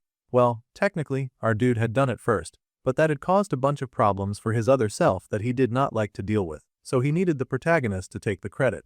The girl stared in awe at her two seniors, but they had to save the gawking for later because the exit had appeared, and they had to get out of there. The hero smiled, saying that he never knew that light could look this beautiful. That was funny for a dude with the attribute for light. However, after they went out, Seonwoo wanted to say something. The boy asked them to help him up because he was now suffering from mana exhaustion. He had done a lot of summoning and support, and then gassing the hero into beating the big bad guy. There was only so much a background character could get away with doing, and he was very exhausted now. The hero smiled, and they both helped that silly clown to his feet. The moment he woke Choi Seoyeon, he had ended up collapsing. It was kind of embarrassing really. However, this time, he had calculated the elixir duration perfectly from the extra boost that he had taken during the battle. When this incident ended, the one who should get attention would not be him. The main character was smiling with such confidence that at this point, he was going to jinx himself. Still, he wanted Lee Seojin and Choi Seoyeon to get all of the attention from this stage. With a smile, he left the dungeon with the two main characters, and they faced the outside world while dragging him like he was a big sack of rice. Lee Seojin, who had cleared a hidden stage at the youngest age in history, swept public attention again following the main subjugation incident. The sword Lee Seojin obtained, the Blue Moon Blade,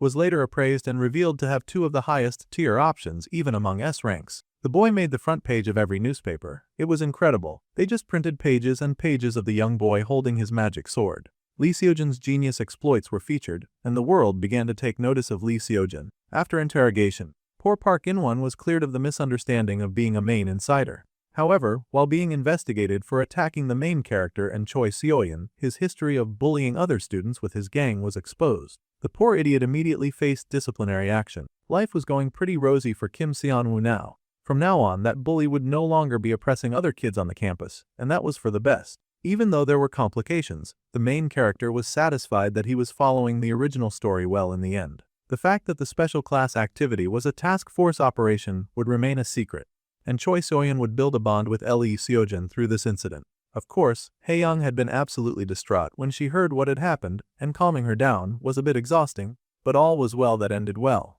He had a few things on his schedule, but someone interrupted his train of thought. It was the junior pretty girl, and she smirked about how she had heard some very interesting things from the senior Sujin. That was why she had come to thank him in person. The boy was surprised, and the pretty girl blushed because she had heard that the senior Seonwoo was the one who had insisted on going to save her. He had also fought quite fiercely for her sake.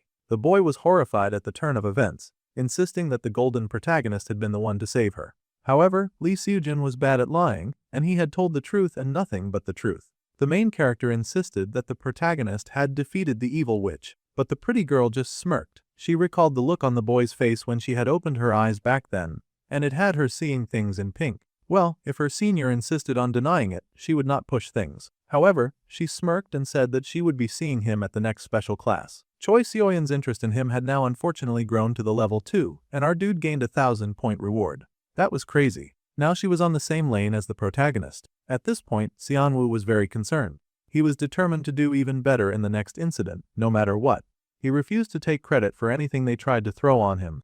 Meanwhile, in the school gym, a lot of training was underway. Seonwoo smiled at all the students hard at work. It looked like everyone was doing their best and working hard enough to grow stronger. The brunette happily walked through the halls. Thanks to being next to Lee Seojin when they came out of the hidden stage, our dude had been able to earn a ton of points. So, he had bought a new trait this time. Specifically, it was the secret method of evolution and adaptation. This was the type that enabled the user to achieve evolution and adaptation by meeting specific conditions. It had been a really expensive buy, but now our dude could stay in cold places for a long time to gain cold resistance, and his night vision had improved too from hanging around in dark places. It was not the kind of skill that came with explosive changes, but it was highly versatile since it raised various basic stats. In the original, this was a trait that the first year rank 2 Jaeon Minky would acquire, but since what was in the point shop was separate, it did not really matter to the plot.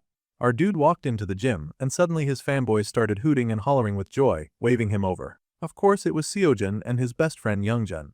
They asked what had brought the class clown over to the training room, and the boy laughed, saying that he was just trying to take care of his body, and he was not up to anything weird or unusual. Just typical training like a typical high school boy. The protagonist laughed that the main character sounded like an old man, but that hadn't changed since they'd met him, so this was fairly normal for Seonwoo. However, Youngjun pointed out something else that was going on in the gym. There were a bunch of other students whispering and gaping at them. It seemed they were tracking Sojin's usual morning bench press and how he was lifting that weight with pure muscle strength without any mana enhancement. They could not believe how strong the hero was. The best friend pointed out that his friend was also not like other kids at all, and the other two boys laughed. Speaking of people who were not like normal kids, they were thinking of one other fiery youth that they knew who screamed Lee Seojin's name with a burning passion. Yuara was always heated whenever it came to her rival. The girl was truly insane, and apparently, she was doing hellish training and saying that she would show all of them real firepower meant. The hero was not so sure how to feel about hearing that news, considering how passionate the girl could get.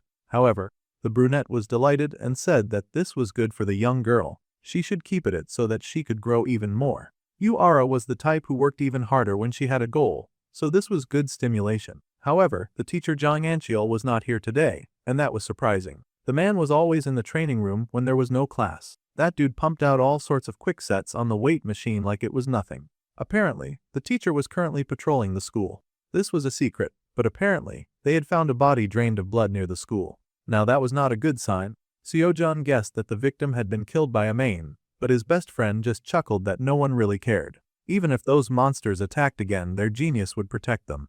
The best friend was happily counting on Lee Seojun to save them if anything went wrong. The hero groaned that his best friend should go away. However, Seonwoo was thinking seriously about the situation. It was true that Main could attack the school again at any moment, because there was an insider who had infiltrated the school. To be precise, what had infiltrated into the school was not a human collaborator but a Main itself. It seemed we were finally going to get an introduction to that spy in the school. A beautiful lady walked into the gym with perfect flowing locks of dark hair and a beautiful, toned body with nice muscles. The lady smiled, noting that the junior Sojin was sweating a lot.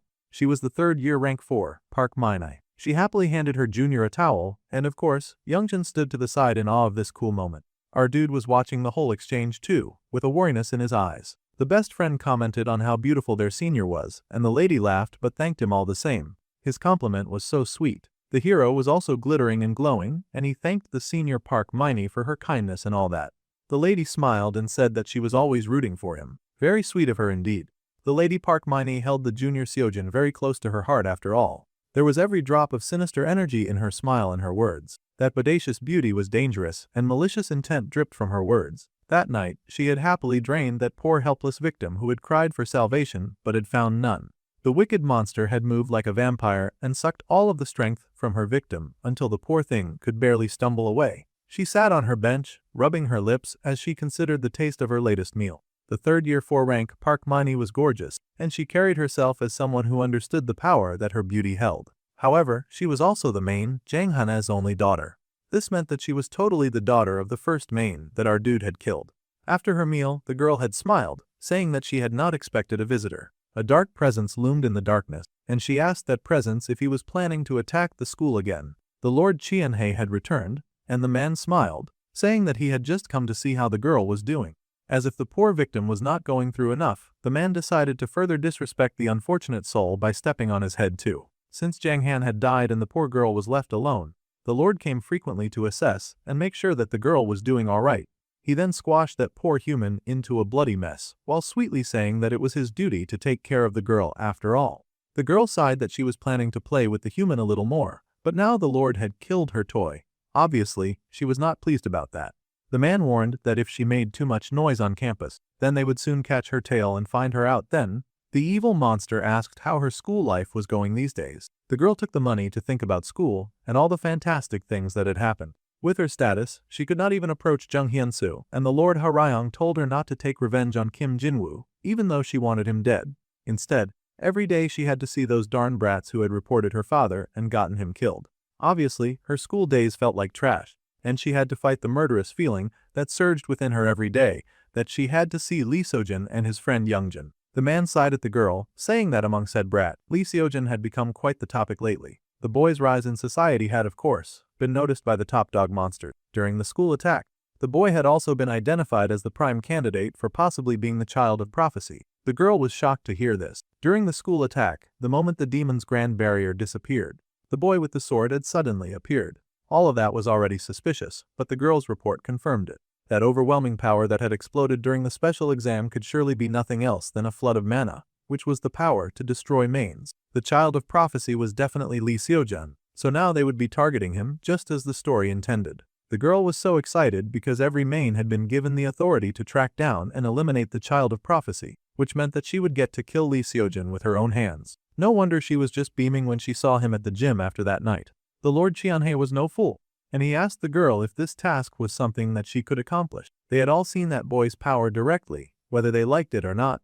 That boy was a powerful problem. The girl said that Lord Qianhei would just never understand what it was like to walk up to that scene and see her father's decimated body lying dead on the ground. The pain and thirst of having the fruit of revenge right beside her, but she was unable to pluck it. It filled her with rage. This was not just for her revenge but also for the sake of their clan. If this overpowered boy was the child of prophecy, then she would definitely kill him. It was her honor to end the troublesome hero once and for all. That was the right mindset for Jang Yi to have. The girl gasped when she saw the person who had appeared without any warning. The man in a tailored suit smiled, saying that it had indeed just been as Qianhai recommended. The girl had made a good resolution at such a young age. The lord immediately fell to his knees before Lord Songjin, saying that he had not expected him to come here personally. If someone was going to be his subordinate, then the man must see their face directly. Though right now the girl's power was weak, her resolve was pretty good. Thanks to that, the man would happily accept the girl. The lady was, of course, stunned but also very hesitant. The man in charge told the girl to join the king's order to attack the child of prophecy again. He would not accept refusal, so it was basically a threat wrapped in a pretty pink bow as he exuded his dark energy, waiting for the girl's response. He was, of course, one of the 10 Demon Council members, an S-rank main who was known as the king's right-hand Songjin. Now, something was going down at the Bukansan Demon Sealing Hall Dungeon, 5th entrance. There was a battle as a mage wielded their power against their foe, a horde of deadly bat goblins. Summoning a big enough circle of mana in her hands, she prepared to shoot it at her deadly foe and blasted ice right through a few of the flying creatures. It seemed to be Haeyang, and she worked really hard as she trained with our dude, who stood behind her and directed her magic and attacks. The goblins were kind of intimidated by this very determined and relentless attack. That young girl who had once thought of herself as mediocre was now so overpowered that she was scaring beasts right back into their cave. Now this was what a true level up looked like. They fled immediately. The ice girl was thrilled and happily turned to her teacher, asking if she had done well because she had worked very hard to impress him and all. The boy admitted that the girl had indeed improved a lot, but for now, they could focus on handling this form skillfully. She had been surprised when her teacher had suddenly said that they should go somewhere for the weekend. However, it turned out that they were going to the dungeon just for her training. The boy just laughed because he got lucky. It was indeed really lucky. He had discovered this dungeon purely by chance back when he was a C-rank mage before the regression happened. He had remembered it in his new life and had thought that it would make the perfect training spot for his little ice student. It was a place that did not really appear in the original, and it was known only to him, so it should not affect the plot if he just borrowed it for a bit. This dungeon was crawling with demon-type monsters, and it was the optimal environment to develop Yun Haeyang's willpower. He was still monitoring her growth, and he asked what she had been thinking when she had manifested that power. The girl had been thinking about the time when she had fought beside Era. She had thought that she wanted to save the person beside her. The most important thing when handling the power to destroy mains was, of course, the willpower that was manifested through special purpose and a single-minded determination. The focal point of Yun Haeyang's willpower seemed to be our dude, unfortunate. It was very unfortunate that he had just been trying to help out the ice girl, but now she was very invested in her trainer. Just now, she had tried really hard and thought about how much she wanted to join the special class just like her senior. Well, if they kept training together on weekends like this, he was sure that she might eventually qualify for the special class too. Just the two of them in a dungeon every weekend, it was like a date. It seemed the ice girl was still happily satisfying her desires with delusional fantasies like this. The girl happily said that she was fine with it. After midterms ranked 82. Now she would aim for rank 52 and then the special class. At this growth rate, Yun Haeyang would actually join around the first semester of the third year, just like in the original. Also, training in the dark cave enough times had upped our dude's evolution and adaptation powers. His eyes could not adapt to the darkness as well. Then all that was left was the problem of Zhang Hai's daughter, Zhang Yi. In the original, Zhang Yi was a villain who approached Li Xiujin and continuously schemed for her father's revenge. However, now the ones who had killed her dad were him and Zhang Hyunsu. Yet for some reason, she was approaching the protagonist even though he had not gotten the credit for slaying her dad. It made the main character wonder why that was. Sure, Xiujin had delivered the final blow, but only people on the scene knew that. Something was strange about the new plot, and he had to figure it out before the protagonist got hurt. He needed to make the first move before that villainess could cause any damage. It did not take long for the main character to bump into the senior who sort of remembered his name. Of course, she remembered his name after all. She had heard that the boy had been rescued by Li Xiujin from a hidden stage recently. The girl had also heard that the young junior had something to tell her. The girl prepared to summon her magic, wondering if she had been caught using her main powers somehow. The brunette said that what he had to tell her was really important, as this was the only way to deal with the problem of Zhang Yi. He reached into his clothes, and the girl gasped at what he pulled out. This was sudden, but the boy would say it anyway, and he raised a magical book at her, saying that he wanted to keep in touch with his senior privately. He was hitting her with a confession attack. This was surely going to backfire on him somehow. However, Xianwu believed that he first needed to create a situation where the two of them would be alone. There was no better way to achieve that than with a confession. He suddenly got an intense notification of disgust. Dang, she did not have to be so mean about it, but she was genuinely infuriated. Our dude had achieved the medal of his first rejection, and he got 1,000 points for it. A win was a win. The girl truly looked disgusted, too. It had to be the first time that anyone had seen her make that face. The boy was hesitant at the instantaneous rejection. The girl really was hot stuff when she was not pretending to be human. How merciless and cruel she was. She had not even said anything, but just her eyes were threatening to strip him of his flesh. Then the girl spoke to her junior, Seonwoo, and let him know that he was not really her type. So, a personal relationship was just not going to work. For now, it would be much better for them if they just stayed as good seniors and juniors. The girl then walked away immediately, fuming at his audacity. She would never date a human. After all, they were beneath her and basically just prey for her kind. It was even insulting for him to suggest that. Even if he was a human, the boy sulked because he knew that he was kind of cute. It kind of sucked to get his first rejection from a girl who had looked at him like he was disgusting. Monster sure had odd taste. At any rate, Shin Youngjun sympathized with him, and he got 500 points as a reward. Our dude smirked because what he was really after was that guy. This was perfect as the hero's best friend seemed to be stalking close to the pretty senior too, and he looked so sorrowful at having witnessed our dude's rejection. The boy patted the main character's shoulder and told him to hang in there. The boy had not been trying to eavesdrop, but the training grounds were on the way. The senior Park Mai was at least worth confessing to. Even if he got rejected, she was reluctant to receive any attention though. Well, that was because she was a main, but most people did not know that. At any rate, the brunette focused on how Shin Youngjun had not even started his classical magic theory notes assignment. This caught the other boy off guard, and he asked how the main character had known. Then Youngjun sighed and admitted that he was an ace when it came to physical activities. Unfortunately, theory just did not stick in his head, no matter how hard he worked. It was a huge pain. Then, Seonwoo asked if the other boy wanted to reference his assignment. He was a rank 1 in theory after all. The musclehead was amazed, asking if that was really okay. He would appreciate all the help that he could get on theory. However, there was no condition. The class clown smirked and asked the hero's best friend about how he used the school message board. Later, most of the students were in the cafeteria just dishing out their food and eating with their friends. Soon they spotted the guy that they were looking for from the other day's school board. The boy could not get attention for being dead last, but now he was pulling wild stunts. It seemed the main character had done something crazy to get attention focused on him once again. Now, 247 people were interested in him, and he gained 1,500 points as a reward. The boy sighed at the results of his hard work. On the school board, he had written a rather audacious message, saying that absolutely no one should touch the third-year senior Park Manai. She was the Magic Academy's greatest beauty, and she had been claimed by the second-year class of Kim Seonwoo. No one was allowed to touch her. If this did not get the main heated, nothing else would. Already, word about the ridiculous message on the notice board was going wild among the students. The teachers were laughing, wondering if this was a way that kids confess their feelings nowadays. The teachers thought that it was such a cute expression of youth, and even the first-year students thought that this was hilarious. The ice girl was so upset to find out that her crush apparently liked older women, and the fire girl just told her to eat her food so that she would not hurt her heart.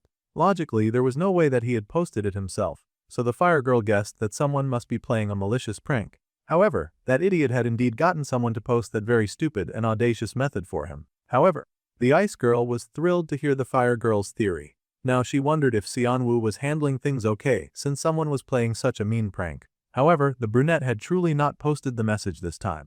He had just gotten someone else to do it. Both boys involved in the ridiculous event were sweating bullets at getting found out.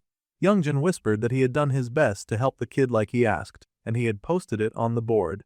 But the musclehead was worried that the whole plan had backfired since the brunette was now the laughing stock of the school. Of course, Seojun had heard about this, and he was laughing about it too. The brunette admitted that he was not the result he wanted, but thanks to the help of his friends, he had been able to convey his feelings quite clearly. So even this result was fine. In truth, the boy had known that if he got Shin Youngjun interested in gossip, then it would spread across the whole school instantly. He thanked the musclehead for helping, and the boy promised to support the brunette until the end. Well, the third-year student finally appeared in the cafeteria, and the main character spotted her instantly. Then again, no one with brain cells would actually confess true and honest feelings of love in such a way. He had just created this kind of situation for the desired effect that he knew it would have on the main girl. Now the whole school was talking about her admirer. The boy had escaped from dead last, but as Choi Seoyeon had said, a lot of people just saw the boy as an attention seeker. While the girl was associated with someone like him, she would find it difficult to hunt people freely or even harm Lee Seojun because now there would be many eyes on her. The boy had no image to lose, so there was no damage to him and he was fine with making this sacrifice. Happily, he winked at the main girl like a silly clown, and her friends screamed in horror at how disgusted the action was. That poor monster girl found herself shaking in anger at the pure audacity of his existence. Honestly, their disgust was really too much. Sure, he was a poser, but he was not ugly. The main's friends sighed that pretty and kind people only ever attracted absolutely weirdos. They encouraged their friend to ignore the stupid human. There was no need to deal with a loser like that. However, the main girl was seething. She had been left with the very important task of killing the hero, Lee Seojin. Now all her plans were in ruin because of the attention of Kim Seonwo. She could not make any moves because all eyes were on her. That stupid junior had quickly become the bane of her existence. The brunette would love to ambush and eliminate her, but for now, he could only patch things up like this. That was because there was something much more important that was going to happen to Lee Seojin. At the American Artifact Museum, it was closing time. Visitors were told not to forget their belongings as they exited. All the students had done very well, and they were told to check for anything unusual and begin night patrol. The students agreed and got busy. The soul container was a holy relic with the power to seal souls. 13 years ago, the world had been threatened by history's worst multinational terrorist organization called JN. It seemed those jerks were going to show up at this point in the story. Back in the past, the Magic Association chairman, Kim Jinchul, after a fierce battle, had repelled the evil villain group, and he had succeeded in killing their leader, who was called Jin Qianwu, and the spoils of that battle included the gifted soul container that was given to the American Artifacts Museum. The soul container was all clear, and they continued to shut down. It was a holy relic, and one of the most important exhibits in the American Artifacts Museum. However, someone wicked-looking had shown up in that museum, and it looked like carnage was about to go down. The man tried to play it cool, telling the evil-looking lady that the exit was the other way. However, she smiled and said that to see a holy relic imbued with this much mystery up close was such a sight. The object was just too beautiful to be locked up in a place like this. However, the artifact was as dangerous as it was beautiful. This was why qualified people must safeguard it. The lady laughed that 13 years ago, that person was qualified to possess all the mysteries until he lost to Kim Jinchul. The association had stepped in to prevent abuse by those washed-up terrorists, but the man refused to take any slander about their hero. The power of mystery should be used only for the public good. Well, that was a debatable opinion because the lady vastly disagreed. Greater power should be used for a greater purpose, and their magic association was only desperate to monopolize such great power. That was when the man finally realized that he was not talking to any random lady who showed up in a sexy gown to debate him just for fun. His eyes widened, and he yelled for security to get the potential criminal out of there. Yeah, bro was pretty slow because there was no way that she had come this far without taking out at least half of the security. In fact, the last half of security got tossed inside the room and dumped at the man's feet. A big, muscular man came in, dragging the beaten and bloody bodies of the so-called museum security. It had been quite boring playing with them as they were all too weak, and he complained that he wanted to fight someone stronger. The man was in shock because all of the security were A-rank mages. The security system had not even activated until things got this bad. Bro was still processing that when a bored emo girl in a red jacket hopped in and sliced the contents of the special soul item. They had agreed to just threaten the guy and steal the item, but now the plan had changed, and it was very inconvenient. The man shook because he had barely noticed when that other lady had shown up. The poor man fell to the floor in horror, asking who on earth these terrifying people were. The association may have taken their god from them, but they could not break their will. The villains loomed over him with disgust. Calling them washed-up terrorists was something that they just could not stand for. They would make the man pay the price for insulting their almighty king. With a boast, the man realized the villains he was facing were Jayun, which was all he managed to say before the museum lit up and then exploded. The resulting echo rumbled through the whole city like a roar and a declaration. The schoolbook shook, and the hero paused in his reading at the rumble that he felt in his very soul. The recent terrorist attack at the American Artifacts Museum had been revealed to be the work of the cult group known as Jayun, which had previously vanished in the past. Though site records were damaged, the terrorist attack was presumed to have been led by Executive Burt. Voices calling for the Magic Association to make a statement could be heard all over the news, but what was louder to Yuara was the terrified pounding of her own heart. After so many years of searching, her face went pale because the monsters that had taken everything from her had come back to the light. The first girl lied that she was just feeling queasy and stepped away from the dining room. It was going to start soon. The first battle with the main villain group, Jayun resumed activities, and the nightmare group from 13 years ago had returned. This was broadcast on Sigma News along with the recent terrorist attack at the American Artifacts Museum that had been revealed to be the work of the cult group Jayun, which vanished in the past. Though site records were damaged, the attack was presumed to have been led by Executive Burt. A man asked a lady if she was satisfied with the news, and her very satisfied smirk was all the answer that she needed. The photo had come out very well. They did not have time, so the man had barely covered their faces. If they were going to do it like this, then he wondered why he had gone through all that trouble disabling the security system. This man was the JN member Jin. It turns out that the plan had changed because a clueless curator insulted the blonde. The woman smirked and said that she had made the man atone for his life. She could not stand for that loser calling them washed up. This was the JN member called Natasha. The bigger blonde guy insisted that the whole carnage had been ended way too quietly, and he did not like that. In the old days, they would have razed the entire surrounding block to the ground before leaving the site. J&Ske seemed to have a lot of conqueror and arsonist tendencies, but that would not work right now. Times had changed, and such an action was way too hasty. Even the dark-haired terrorist member agreed with Jin. The task force and the Blade of Dawn were still hunting them after all, so they did not have the luxury to take a lot of unnecessary risks. The big guy did not care. He was ready to fight those goody two-shoes any time, and he yelled at the woman not to call him an idiot. The blonde lady then stood and said that the team should go somewhere quiet for a while. Like Jin said, she had been a bit hasty this time, so they might as well go to Korea and take a bit of a break. Now, this got the entire terrorist group feeling pumped. Korea was a place with plenty of strong opponents for the big guy to fight, and the smaller looking lady wanted to hit up the Sil Magic Arena this time. The man Jin said that going to Asia was all well and good, but he wanted them to avoid running into Kim Jinchul. The blonde woman chuckled that the darkest place was under a lamp. No one would expect them to visit first after all. Plus, there was one thing that she needed to confirm, and she looked with seriousness at the picture of what seemed to be a high school boy. The man could already guess exactly what the blonde intended to go see, and the woman smiled, saying that the man knew what that child meant to them. They had been caught up in a lot of incidents, too. It made them wonder what on earth Baek Unsong was doing with surveillance. The crisis made the man in the big guy's opinion. Still, it was best for the villain group to be on the move. It was decided, and the lead lady told Jin to prepare for their fake IDs because it was time to get this show on the road. They needed fake IDs and passports, and then they needed to contact Baek Unsong. They would tell him that they were coming soon. The lead lady was the JN member called Bert. Meanwhile, at the restaurant Kantia, our dude was out living his life. It had been quite a while since he had come out as Kim Jinwoo, and he should be fine to be active now. Since he had been this cautious, Ha Ryong's interest level should have dropped. He was not really looking to get the attention of such a dangerous man after all. More than anything, before they encountered one of the main villain groups of the story, he needed to raise his specs first. So, Seonwoo stepped inside the specially reserved room and found his favorite client waiting for him. The lady perked up as soon as she saw him walk inside, beaming at the fact that he had come. The guy mentioned that she could have just sent someone with the item that she came to deliver. However, it had been a while, and she had wanted to see his charming face. Happily, she pulled up what he had requested and showed him the holy herb potion and high durability combat boots. The boy stared in awe at the very nice items that he had been given. The combat boots were 6B functional multi-purpose combat boots, and they were custom fit to match the user's body. They reduced stamina loss from walking and running by 20%. It was a pretty good buy. They also had dual options that had our dude gasp in awe. He was sure that this cost several times more than items of the same grade.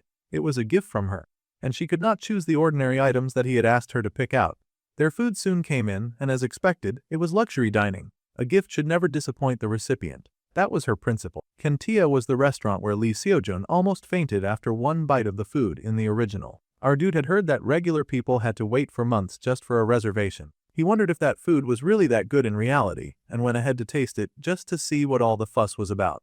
Our dude took one small bite, and as the golden pastry shell broke, what filled his mouth was the subtle mushroom aroma of the Dexel's sauce that flowed in with the meat juices. Finally, the 1++ Korean beef roast that had been made to perfection was hidden inside. It reacted with the red wine and became a sauce flavor explosion. The boy chewed with delight, his eyes lighting up with joy as he took a bite of the food in his mouth. He could not believe what he was eating. It tasted so darn good. It was crispy on the outside and then juicy on the inside. The food was just too delicious, and he cried tears of joy just eating the food.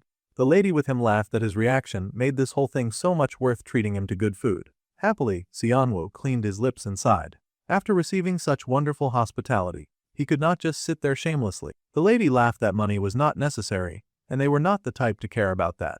The man then smiled and said that he could produce something even better than money. He had noticed earlier that the lady looked troubled. This was likely because of the terrorist threat going around the world. The deposit of 2 billion won into a stated account had been demanded with the threat of bombing the Hansong pharmaceutical building in 3 days if they missed the deadline. The lady was shocked that the boy knew such top secret information that had not even been leaked to the press. The main character just smirked that he had his ways, and she should know that better than anyone. Back to the matter at hand, after the Jayan news broke, a lot of copycat crimes increased worldwide. The poor lady was already busy with the power struggle against her brother. Fortunately, the one threatening Han Sion had nothing to do with Jayan. The brunette happened to know that the real Joker who was messing around with the pharmacy hair was not Jaeon, but an alchemist active in the underground by the name of Jo Seong-hun. That dude was just a small-time criminal who would eventually get caught trying to extort the rising Hansong pharmaceutical. The boy told the lady to check the financial situation of her security staff. She would eventually find someone involved with a low-quality alchemist. In the original, that phony was introduced just briefly to trigger an event, so this level of interference should be allowed. That was how he felt about most interferences until they eventually ballooned into something beyond his imagination. However, he was always able to handle the problem, so Seonwoo was not really worried about it. After dinner, the dude and the lady went out walking, with her looking like a tiny and thin in comparison, despite being a manager involved in a business. The pharmaceutical hair was pondering how the boy knew high-level information that even she did not have access to. However, the source was a complete secret. Finally, she voiced her concerns to Mr. Kim Jinwoo, saying that she did not know who he worked for, but if he would consider coming to work for her, she would reward him greatly. Little did she know that she was totally talking to a miner who used a cheat code to solve his problems. Still, the pharmacy hair forged on, saying that with someone like him, she did not think that she would lose to her brother in their competition. She would even offer at least an 8-figure salary and treatment beyond what he could expect. The man laughed and said that this work was not the kind that he did for compensation. However, his desire to help Han Sion was genuine. The lady sighed and then said that it would not be fun if he accepted her offer right away anyway. Refusing to give up, she suggested that they could have dinner again sometime. She would make an even better offer then. With a smile, the boy admitted that he looked forward to it. Han Sion's offer had been really attractive. However, if our dude accepted it, he would unfortunately end up distracted from Lee Seojin, and he could not let that happen when that golden-hearted hero was the axis around which this world spun. He needed to watch that man every day. However, the main character did very much like his new combat boots. The pharmaceutical hair was ever so generous, and that was very kind of her. He was wearing the boots now, and he immediately activated the ability to airwalk to give him a bit of aura. All he had to do was imbue the shoes with mana. That made it a triple option shoe too. Fortunately, there was something useful among the hidden stage drops, and the boy raced ahead with a happy smile. With a leap, he took off from a ledge, jumping into the air and landing on it. That's right, our dude had pulled out one of the coolest miracles of just running straight ahead in the air. It was cool to be able to walk in the sky, and as long as he kept those shoes full of mana, he could pull off audacious airwalking stunts like this. Soon, our dude landed on another roof and smiled with satisfaction after testing out the strength of his fancy new equipment. It was not bad, but he would need to practice a bit if he was going to get used to it. Back in the magic law class, our dude had to focus on his studies. There was a lecture that most students were taking seriously, and despite his late-night activities, our dude was somehow still able to pay even more attention than poor musclehead Youngjin. The students were then told that they had a 2-person theory research assignment due next week. Some of the students were thrilled, but a good load of them were horrified to hear about that, and Youngjun only woke up because of the noise. The boy complained that the teacher should at least extend the deadline, but the hero was totally judging him because he had seen that dude sleeping in class. Of course, the teacher had no interest in extending the deadline and the students would just have to deal with it. With the inside benefit, our dude was sure that he should be able to finish the assignment in a day and get some rest. He needed to find someone suitable to pair with, but it seemed that someone was already headed in his direction. Before our boy could blink, Yuara actually approached him and told the boy to be in her group.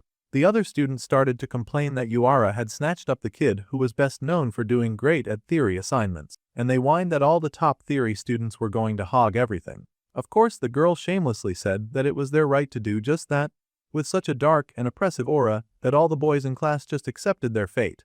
They were not about to fight against her or anything like that. It was first come first served after all, so she could go ahead and take what she liked. Then the girl asked if Kim Seonwoo had a problem pairing with her. Honestly, the boy did not mind, he was just surprised that she wanted to work with him at all. With that, the girl told him to find her after school because she would be at the training grounds. He had no idea that she had this super delusional idea that he was also hunting the Jaein group. However, this setup kind of worked out well. He needed to check up on this character at some point after Al. At least, that was the idea that he had in mind, until he suddenly found himself pinned against a wall. The brunette realized that he was in over his head and asked what on earth the girl was talking about. The dark-haired growled that denial would not work with her. She knew his identity, and the boy was panicking about it.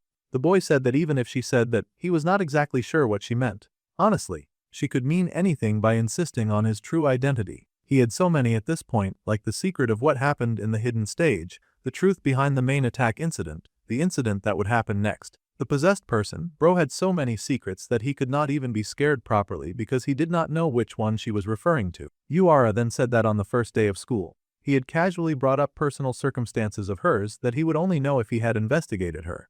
That was when she had suspected that something was off. Now, she was sure that Kim Seonwoo, as well, had also been dragged into a Jaein terrorist attack. Finally, all of the assumptions clicked into Palace, and the brunette stared at the girl with wide eyes. So, this was what this was all about. She thought that he was a victim. Well, technically he was, but he was a victim of getting dragged into this troublesome story with its multiple twisting plots. 13 years ago, Jaein, an evil and despicable group, had hunted the prestigious mage families and also small clans in order to seize the power of mystery. The family of Yuara had been one of the unfortunate families of the 5 great magic houses to suffer this fate as well. They had fallen to Jaein, who had then stolen the clan's treasured artifact. The young fiery girl had then vowed to become stronger to take revenge on the villain group herself, and strong enough to kill them without any hesitation. That girl had driven herself mercilessly for 13 years in her drive to achieve that goal. However, for her to think that the boy was a victim of Jaeyoon as well was kind of incredible to him. He had no idea where she got that crazy idea from. He even asked, and the girl admitted that she had vaguely suspected it during midterms, and she had confirmed it yesterday.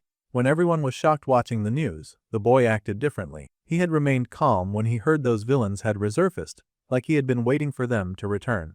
Well, that much was true, but he had been waiting for different reasons. Still, Yuara was related to that painful feeling. At first, a person would feel shocked, but at the same time, there would be the sickening feeling of relief after endless years of silence. At least, she shook at the possibility of a chance to take her revenge on those despicable villains. However, the boy immediately told her to slow down. She was running headfirst into the dream of finally conquering the terrorist group, but they were made up entirely of S-rank mages. At this current level, they could not possibly oppose such terrifying monsters. Of course, this was not what the girl wanted to hear. She seethed and yelled at him, telling him not to lump them together. There were tens of thousands of Jaeyoon's victims in the world. The boy must have lost something precious to them, too.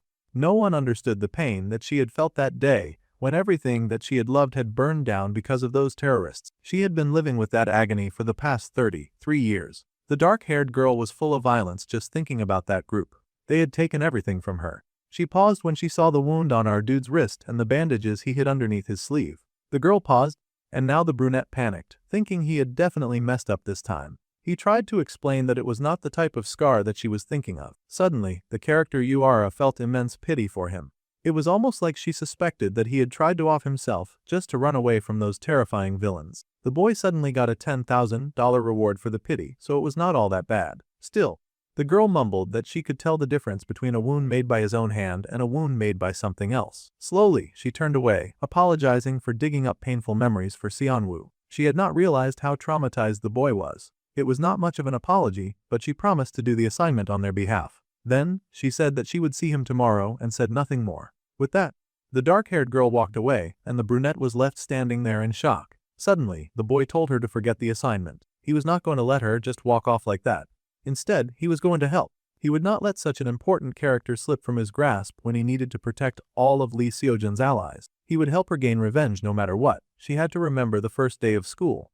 Honestly, the boy thought that the girl was better than both first-grade students of both years. He had not been lying when he had said that. Seonwoo truly respected Yuara that much. If it were him, he was sure that he could help her get even stronger than she was now. After all, she had seen how much he had helped Yoon Haeyoung. She could become strong enough to get revenge for both of them. The fairy girl shook, and the boy had no idea what that was about. But suddenly she tossed something at him. It was something to help him treat his scar, so that it would not leave a mark. If she did not knead this with her own hands, then it would mean nothing. The prideful jerk was willing to risk her life just to prove a point against S-rank criminals. This was not going to be an easy mission. Deep down inside, the girl knew that emotional wounds often left marks on the body. Even though he had talent, the way he had acted on the first day of school was probably not unrelated to the scars that he carried.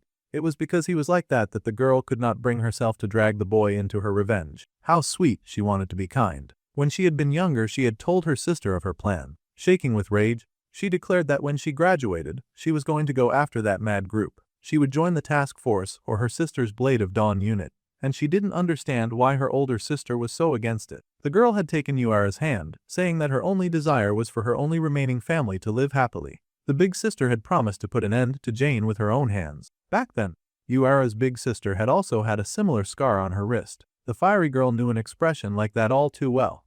That was why she was fighting to ensure that no more victims like them would ever appear. She would personally finish off those evil monsters in Jaeun. Meanwhile, the brunette was doing some necessary research. For someone like Yuara, who avoided opening up to others to share something so personal, that was definitely real progress, even if it had been over a slight misunderstanding. The character Yuara felt she had a sort of kinship with him, and he gained 150,000 points as a reward.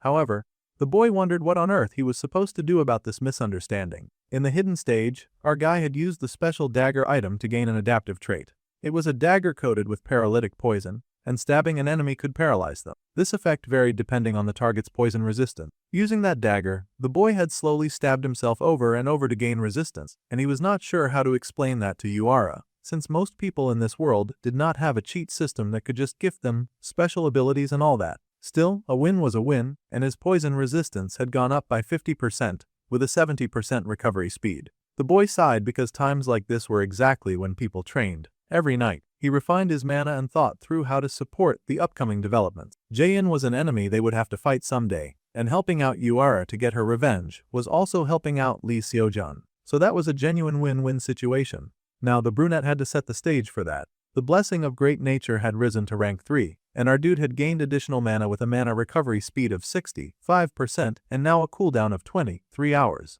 It was not a bad deal, and he definitely had something to show in this next incident. Yongwol, Gangwon-do, the mercenary experience activity, one of the elective field activities that all students had to participate in. They had to form groups and receive missions from the mercenary corps nationwide, and spend about 3 days assisting them. According to the original story, the mission our group took on was as escort support for the large Gangwon-do mercenary corps, the Black Flame, a VP who specifically requested Lee Seojun to come all the way out there.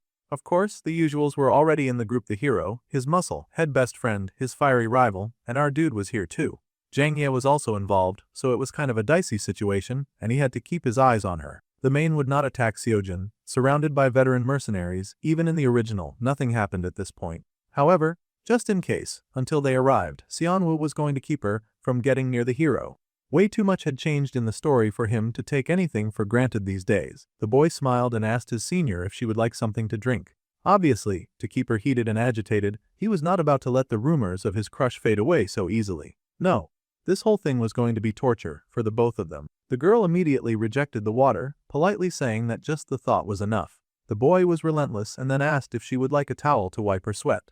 The girl shook her head again, telling the boy to just give that to the juniors following behind. Truly, the main girl hated the boy's guts, and she swore that one day she would totally end his life. The hero chuckled that he had never seen Seonwoo this fired up, but the fiery girl did not want to have to deal with the loser and his pathetic crush. It was crazy that a manifestation type like the brunette would have so much stamina from hiking up this difficult path.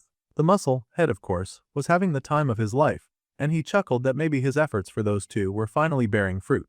After all, the senior was no longer looking at her junior with outright disgust. The other two main heroes really doubted that though. Suddenly, the teacher called everyone to attention. This was Jung Ha-jun, the A-rank mage and captain of Team 6, the Black Flame Mercenary Corps. They had now arrived at the mission site, and the men at the gate confirmed that they were friendly visitors. They were then granted permission to enter the premises. A mansion like this in the mountains was amazing. This was where they would be working. The students were expected to be in awe since this was likely the first time that they were seeing a place like this, even for a famous genius. The difficulty was D rank, and the client was a famous artist. Lately, several pieces in the mansion's collection had been stolen. So, for the next 3 days, the kids would be helping them out.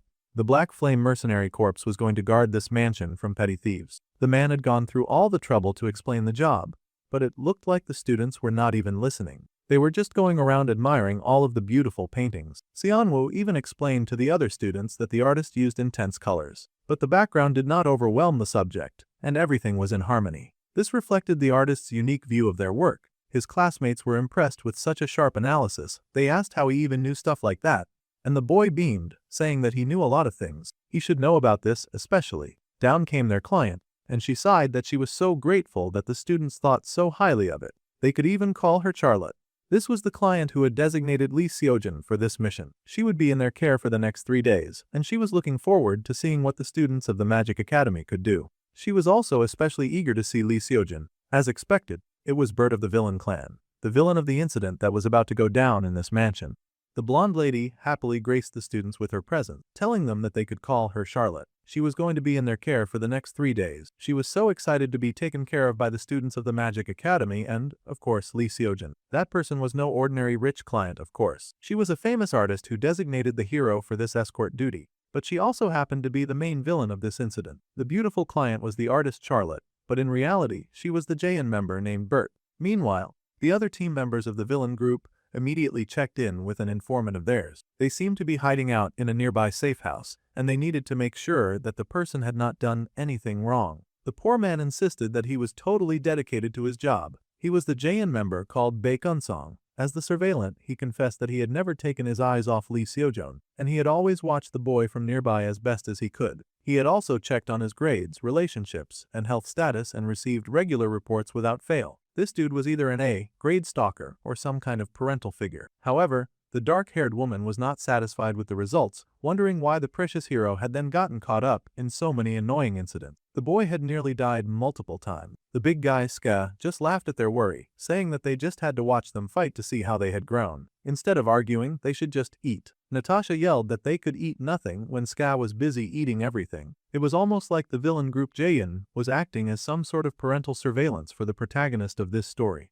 The man making the report insisted that if the young boy had been in any real danger, then he would definitely have stepped in. Well, they had to agree that Bae Kun-song was not clueless after all. Natasha and Skye were still bickering back and forth about table and food etiquette, as well as whether or not Skye had washed his hands. This conversation stressed Jin out so much that he told those two idiots to just shut up and eat. He was trying to solve a problem, and all they added to the situation was just arguing about food. Well, that deflated them pretty fast, so that he could finally turn back to the matters at hand. Tonight, at 10 in the evening, something was about to go down. Still, the man wondered if they really had to go this far just to see Lee Seojin. If they were curious about his skills, they could just go and test him directly. It seemed extra to have to go through the embarrassing route of disguising themselves as petty thieves. Natasha just simply said that they had to do it because Bert told them to do it. It seemed she did not really need any other reason. Well, Bae Kun-song was more than happy to join in on the fun, and he put on his mask with joy, asking how he looked. Jin sighed, but also put on his mask. If they wanted to avoid drawing Kim Jin-chul's attention, they needed to hide their identities first, of course. Bert's orders were to hold back and not kill anyone else. They needed to move quietly for now. Despite knowing these orders, as the villain group prepared to kick their nightly activities into gear, a few of them were worried as they were not very confident about holding back properly at all. After all, they were each very formidable foes. Now that they were dressed together, they all looked even more intimidating than before. Meanwhile, the students were being treated to some high levels of hospitality as their host encouraged them not to feel pressured and that they should all eat rather comfortably. They might have a rough night ahead after all, so she wanted to make sure that they were all well fed and ready to battle. Even providing them with a meal was more than they expected, and the students happily thanked her for the good meal. It seemed coming on a mercenary activity was a great way to get some healing time. Our dude tried out the food, critiquing it because it was not as good as the food that was served in Cantia after all. Now that he had tasted some miracle food, he was a bit salty about any other food. This was enemy territory, but it was also rather safe in a way. The goal of Jaeyoon, who would eventually infiltrate the mansion disguised as thieves in a few hours, was not abduction but to test the special being known as Lee Seojin. For some reason, the villain group was very interested in the protagonist. If someone like Jang Hee revealed her true colors during such an exercise, of course she would be executed immediately, so he did not have to worry about her. The senior was very clearly still very bothered by his attention on her, though she really wished that he would give it a rest. Their host was meanwhile making some happy and flashy small talk with the main hero, commenting about how she had seen the news about him being the youngest A-rank mage clearing a hidden stage. He had saved the student sitting over there, who looked very sincere. The hero shakily admitted that it was true, but honestly, Seonwoo had contributed a lot to saving himself, and he just might be the furthest thing from sincere. Even the brunette was offended to find out that he apparently looked rather sincere. It felt like an insult more than anything. Then the lady noticed that the female student who was active with the hero had not come along. The hero explained that Choi Seoyeon had some family matters she had to attend to. Some of the students were now wondering if this request to have students guard her was just so that she could get up close and personal with the celebrity that Seojin was becoming. The blonde smiled. She had her own reason for asking all of these questions after all. With the hero's talent, the lady smiled that his family must be very proud. Now this made the hero hesitate a bit. He did hope that his family was proud, but with a small, sad smile, he admitted that he did not really have a family. The boy explained that he did not lose them to anyone, he did not even know who they were. He was sharing this really touching story, but the main girl was just over there hating because she blamed the hero for the death of her father, so as far as she was concerned, he had no right to murder his family when he had taken hers away. However, the boy said that if his family was somewhere out there, well, he would hope that they were proud of him. The lady gasped inside that she had asked a rather inappropriate question out of excitement. However, she did understand that feeling. The main girl was just shaking with anger at this conversation. It was definitely a sight to see. Seon-woo watched as her anger continued to build because he had to keep his eyes on her to make sure that she did not mess up the mission. The hero wondered what their host meant when she said that she could relate, but she sighed oh so pitifully, saying that it was quite lonely and sad indeed. However, she placed a gentle hand on the hero's hand, smiling softly as she told him that family was not something that a person was born with,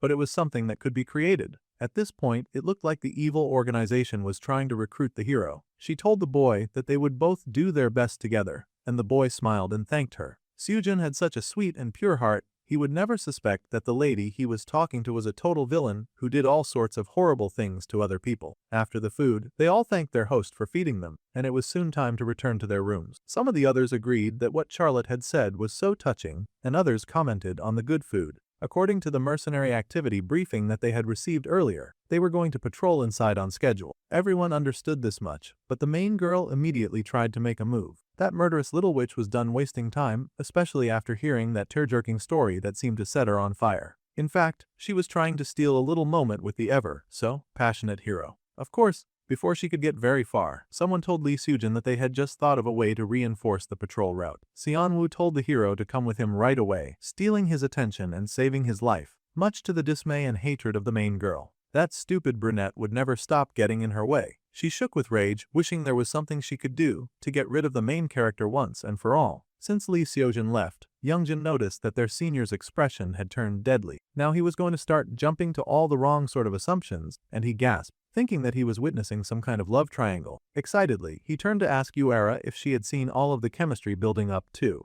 It was definitely a love triangle, and she asked the girl what she planned to do about this. However, the girl was thinking of the words that the hero had said at dinner that day, about his family, and how he hoped that they were all proud of him. She scoffed. Of course, never one to dwell on such soft emotions, and the muscle head wailed when he was just ignored. The fairy girl marched away to start her patrol, focused on things that she found important in life, like hard work and revenge and all that. Meanwhile, Seon-woo finally found a little place where he could be alone with Seojin. First, he explained that if they started from the corners of the mansion, then they could plan a more efficient route. The brunette's goal here was to guide Lee Seojin in a direction where people would not get caught up in the resulting fight once Jaein attacked. The boy wanted to create as little causalities as possible. He then asked the hero if there was anything that they did not understand. The hero said that there was, in fact, something that he was curious about. He wanted to know something about Kim Seon-woo. So, the main character had not expected the focus to shift to him so suddenly, and the hero explained that his friend was kind of odd. See, for someone who supposedly lacked mana,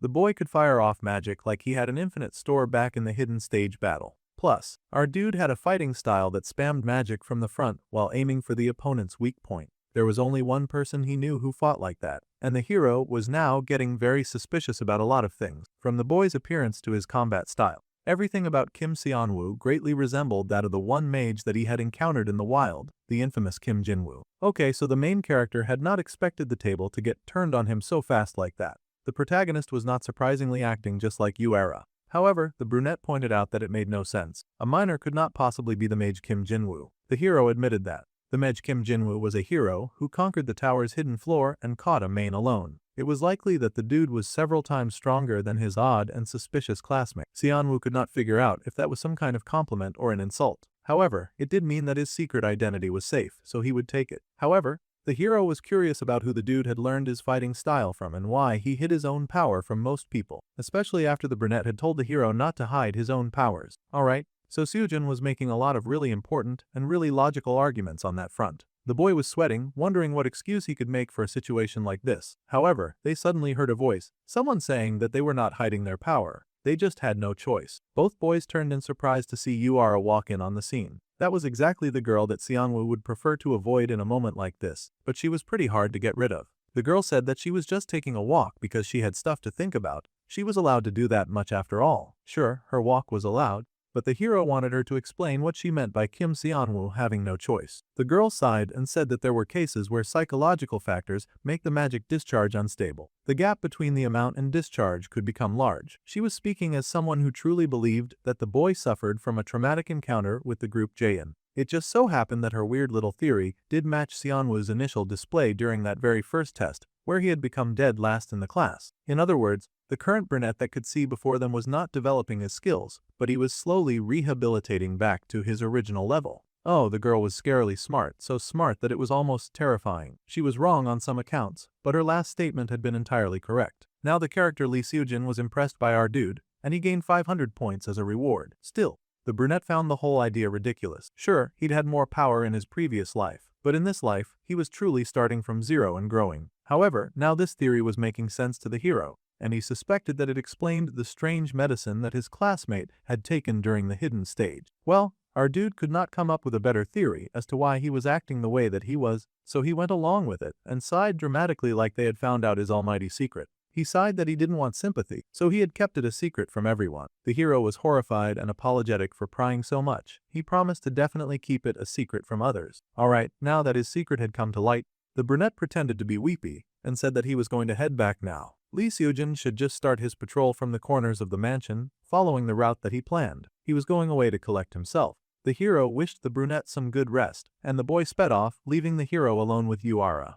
He managed to put some good distance between the two of them, and the boy sighed in relief because he had been able to survive thanks to Yuara's misunderstanding. Looking around the mansion now, he could not help but notice that Bert had collected a lot of precious stuff. This mansion was one of the hideouts of the villain organization, Jaein, scattered around the world. While some were painted by Bert herself under the disguise of Charlotte, most were plundered to raise Jaein's operating funds. However, the mansion's real treasures were not these artworks, but the items that Jaein had separately stored in a secret room. Using his special ability, the main character was able to detect concealment, illusion, confinement, disruption, seal and alarm. There were so many wards on their stuff, they really wanted no one touching it. Using the search function, our dude figured out the inferior mana concealment elixir. Everyone was so focused on their own tasks to notice that a real thief had entered the mansion, and our dude was so shameless that he planned to steal from a villain organization. He just needed to work until the third party that would intrude soon caused some trouble. Soon, the effect of the concealment elixir began to take effect, and it would conceal the boy's mana for about 10 minutes. With a wicked smile, our dude activated the unique trait of the outsider's privilege, grinning that he'd soon see how the villagers liked getting completely robbed by that sincere-looking guy.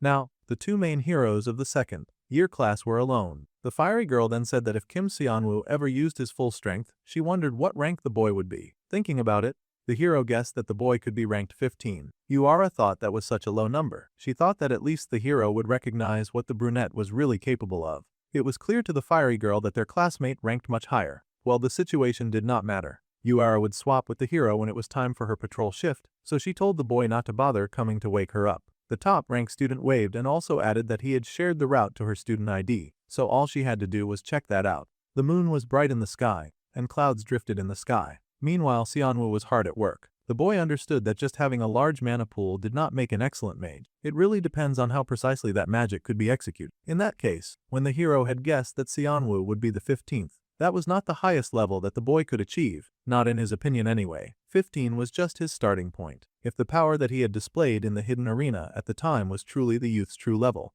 then the hero could not help but smile at the other boy's talent. Suddenly, he heard a noise that alerted him that someone was nearby. Immediately, Seojin turned and he found someone walking around at night. That was the main senior who was supposed to be patrolling far away from him. Our dude left his kids to themselves, and they were doing anything but sticking to the plan. Now the hero boy had spotted their senior Manai. Meanwhile, our dude was hard at work stealing gains from thieves. He needed to hurry and finish up that work before the third party barged in and caused a ton of trouble. Carefully, the boy decoded the magic formula of the security system in his path. Thanks to his outsider's privilege, he was able to decipher any magic spell structure. However, if the enemy was a Jaein on Bert's level, then she would probably sense the mana being released right now. This was not going to be an easy break in mission, and he had to be very careful with how he did things. Thankfully, our dude had chugged down the mana concealment elixir, and that was really going to come in handy as he did this work. He was going to bypass this whole system using a method that only he could use. He had 10 minutes of perfect hiding, so it was time to show the villains how much it sucked to get robbed.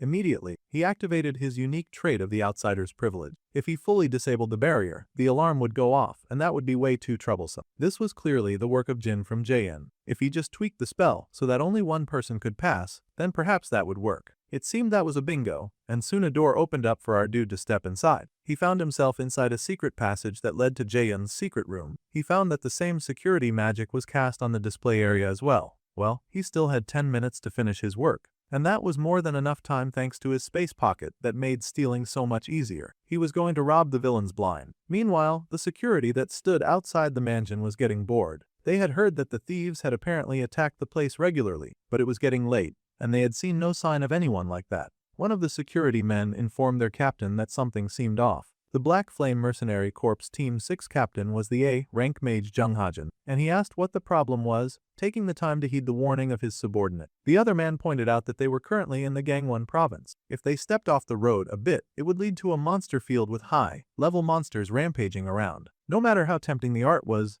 it seemed crazy that thieves would risk their lives by targeting an area like this. The captain dismissed the concern. After all, they were just here to guard and to get paid. At worst, it was probably some staged incident to collect insurance money. They were well aware that sometimes rich people did that. Instead of poking around the client's motives, it was their best bet to think of the best way to recruit Lee Seojin. The subordinate sighed and agreed. They had no idea that someone had suddenly shown up behind them. The man masked in a heavy dark aura touched the shoulder of one of the soldiers, acknowledging their hard work and good job. Within seconds, both the captain and his poor subordinate were dead. It was quite unfortunate that neither of them would be getting paid. It seemed like a main had infiltrated the area, and he walked past the dead bodies, eyes shining dark. The man paused when he encountered the person that he was looking for. Thanks to his subordinate, he was able to follow along nicely. He was truly grateful to Jang Ye, who had led him here. The girl asked her senior for the chance to cut off Lee Seojin's breath. It was the only thing that she asked for. The man just smiled, and first, they had to confirm if that boy was the child of prophecy or not.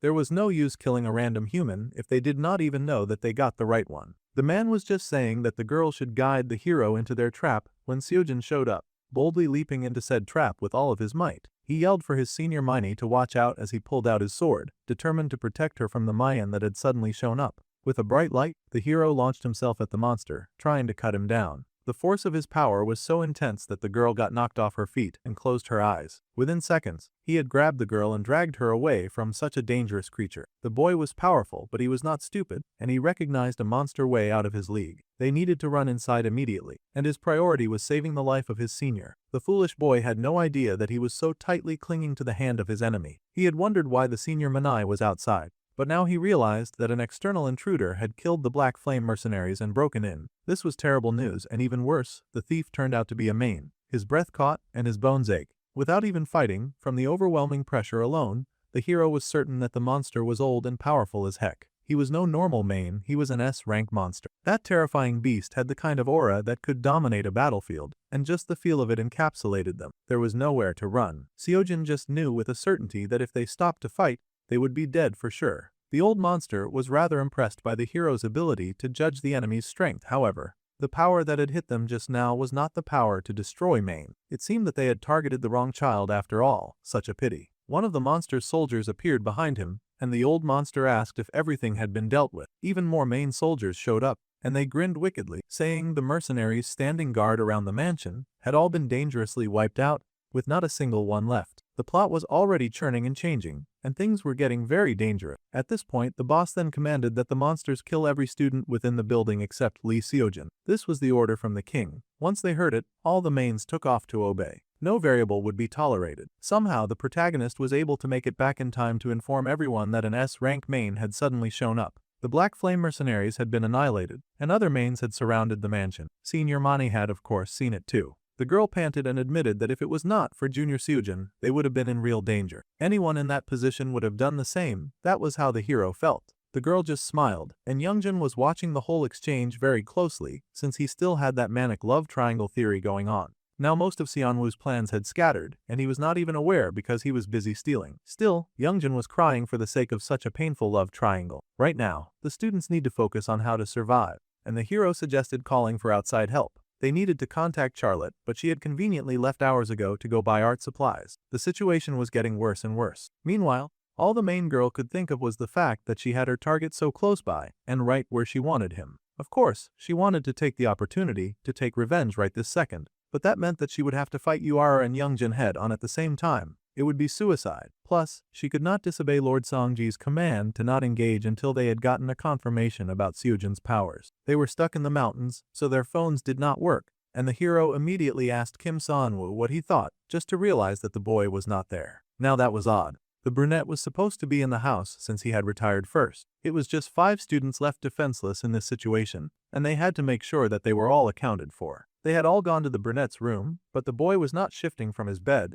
and when the fiery girl tried to make him stand, they found that he was not even in the bed in the first place. Now the girl was confused. Everyone was confused, but the hero, especially, was worried about the boy's safety. For now, everyone should stay inside. He was going to go out and find their missing classmate. The boy left the other students in silence, and they all stared at the door. It was a really tense moment, a situation that could determine life or death for a lot of the main characters. During a situation like this, our dude was busy looting. He had finally snatched the last special item, which was the beast summoning scroll that could pull out as epical hell serpent that would be loyal to him. Then he shoved all of that inside his subspace pocket. Bro had stolen so much stuff that his subspace pocket could not take it anymore. Bro had done a clean sweep of the entire safe house. What a greedy pig. There was nothing on the level of a holy relic, but he had secured some relic-grade items, and he was feeling very satisfied with all of that. Now, he just needed to get back in time for what he believed should be the Jaein event. Unfortunately, a lot of plans had changed. In the incident that was supposed to happen, instead of Lee Seojin or Jaein, a third party would intervene and wrap things up. In all of that chaos, Jaein would not have the leisure to worry about the stolen items. Their third party that was going to clash with Jaein was, of course, someone that our dude expected. What he did not expect was for a main to show up just as he was walking out of the secret storage room. The boy could not believe what bad luck he had.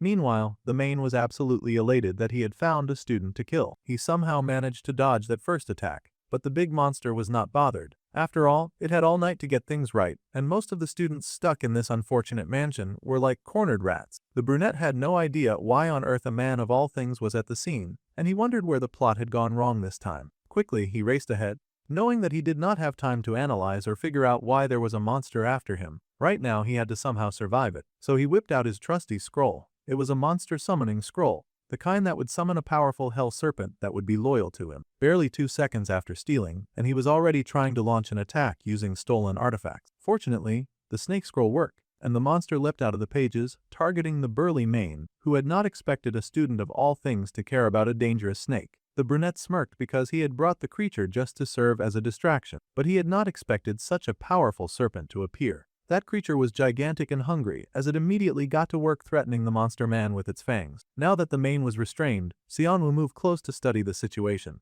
The creature was a B rank. Acknowledging this, he moved to questioning the man immediately, asking why on earth he was attacking this place. The main was a bit intimidated now that he knew this kid could summon mana balls out of nowhere and giant snakes. He was not really crazy about finding out just what else this kid could do. However, the big bad monster suddenly started to laugh. Even if the kid was weird and dangerous, he had no desire to betray his master, especially not because of a puny kid. The monster laughed that they were all going to get killed by the Lord Songjin anyway. The creature did not realize it, but that gave the main character all the information that he needed to know. Now that he knew what he needed, he dispatched the main immediately. That low-level goon sure had taken a lot for someone who would not tell him anything. However, the fact that the enemies had made it this far meant that the mercenaries guarding the perimeter had definitely already been killed. This was the worst. If veteran mercenaries were taken out instantly without a sound, then it was likely that more mains had come besides this one guy that he had subdued. Plus, it didn't help that Songjin had come with them. The boy could not imagine what the main king's right hand was even doing in a place like this. That villain was supposed to appear much later, yet he was here now and leading a group of mains. It did not make sense, and more importantly, the brunette could not let these jokers clash with Leo Sojin. Unfortunately, it did not take the mains long to figure out which room most of the students were hiding in. The muscle head, of course, immediately put those muscles to work, and he fought off the monsters trying to break in. It was tough luck that the mains had come in a large group and were not ashamed to call in backup to assist themselves. Their goal was to kill all the students except Lee Seojin, of course. The entrance was too narrow, so fortunately, it was holding back the monsters a bit from fully entering the room. They had to push Youngjin away from the door. But the boy stood his ground as much as he could against those wicked monsters. Suddenly a cheater main showed up with some firepower, telling his subordinates to just clear the area because he would take care of the children himself. That big ball of intense magic was actually hurled at the poor combat student. Even the main at the door was shocked that they would endanger him like that. However, before that dangerous-looking mana ball could make contact with anyone, an even larger flame shot out of the room above Youngjun's head. It seemed those losers had forgotten about Yuara, but she tossed a fiery greeting at them to announce her presence. The fire quickly combined with the purple mana ball, and the resulting explosion shook the house. It sent those monsters flying, but it was a temporary win because those jerks had way too much backup. They needed to re-strategize and figure something out immediately. Youngjun yelled that the fire girl should at least give a warning before she shot, but the girl just scoffed that with the boy's skills, he should have been able to dodge that quite easily. Meanwhile, Manai was very conflicted. She was stuck inside the room with a bunch of students that she totally should be killing while they were busy joyfully taking down her kinsman. Yuara was feeling very satisfied with her attack level right now. Unlike back in the past, her diligent training was finally paying off, though the mains around the door seemed to be standing up. No matter how many of those monsters they knocked down, they just kept getting up. The girl cursed her lack of firepower. Once again, those monsters charged, and the fire girl yelled for the muscle boy to focus on what was in front of him. They could assist as best as they could, but even they had limits on that one. The boy still yelled and promised to protect the senior Minai. The girl smirked and thanked her sweet juniors for all of their help. This was a conflict of interest situation, and she was not sure how to handle it, considering that attacking the kids would mean blowing her cover, but since she had multiple of her brethren outside the door, she figured that eliminating 2 kids would not be so hard. She was prepared to wipe them out and then go kill Seojun. She had finally made up her mind on what to do. However, before the main girl could strike, a huge blast of power outside the door alerted them to a very familiar presence. That power was so vast that it wiped the entire hallway of monsters. Those guys had not even seen it coming as they were swept away, much to their hatred and dismay. The other students stared in shock and awe, wondering who had appeared now. Suddenly, the entire hallway was indeed left empty, with nothing but a gaping hole in the ground and all the monsters gone. The 3 had no idea what was happening. Meanwhile, Seojin was running as fast as he could to find Kim Seonwoo. He had no idea where the boy could have possibly gone in a situation like this, but this was definitely the worst time to be playing a sick game of hide and seek, considering the circumstances. He worried that the boy had gotten taken out by a main, but the resident optimist had to believe in more than that. He had to believe that the boy was alive and safe somehow, because that was just a better option and alternative. It just so happened that, while the hero was desperately searching, the leader of the main attack found him. He still wanted to assess the boy's power after all, and he teased him for struggling to find a way to save his comrades. It was the S-rank demon from the front gate, and the boy braced himself for the attack. The S-rank main smirked, because he had known that he would find the boy in a place like this. Pointing his sword, he asked the golden boy to draw his sword. He would give the protagonist a chance to face him before he died. As amazing an opportunity as it sounded like, the man was still an opponent that the protagonist could not defeat. However, running away would just mean that the man would give chase. Knowing this, Seojin rushed forward, drawing his sword. The boy activated weapon enhancement, and he braced himself for impact as the monster also raised his weapon. He had to make sure that this S-rank monster would not reach the others. That was the hero's most important priority. This was the reason he battled with the other monster with such tenacity, their swords clashing against each other like a dance between 2 blades, each trying to dominate the other. It was a clash of will as well as duty, because both warriors had their own reasons for fighting that day. The S-rank main was impressed that the youth could launch a counterattack in such a short amount of time. This was very interesting, but the boy was still a boy. The monster kicked his opponent back, but he was not done fighting yet. Naturally, he expected the boy to pick up his sword and continue the battle. The boy went flying back, groaning in pain from the hit. Give it a few more years, and the main was sure that no other monster would be able to stop the protagonist. That was exactly why the boy was dangerous. With a roll, the protagonist managed to barely avoid getting stabbed to death by the old man. He slid back and leapt back on his feet. This was a fight for his life and for the lives of his friends he could not give up yet.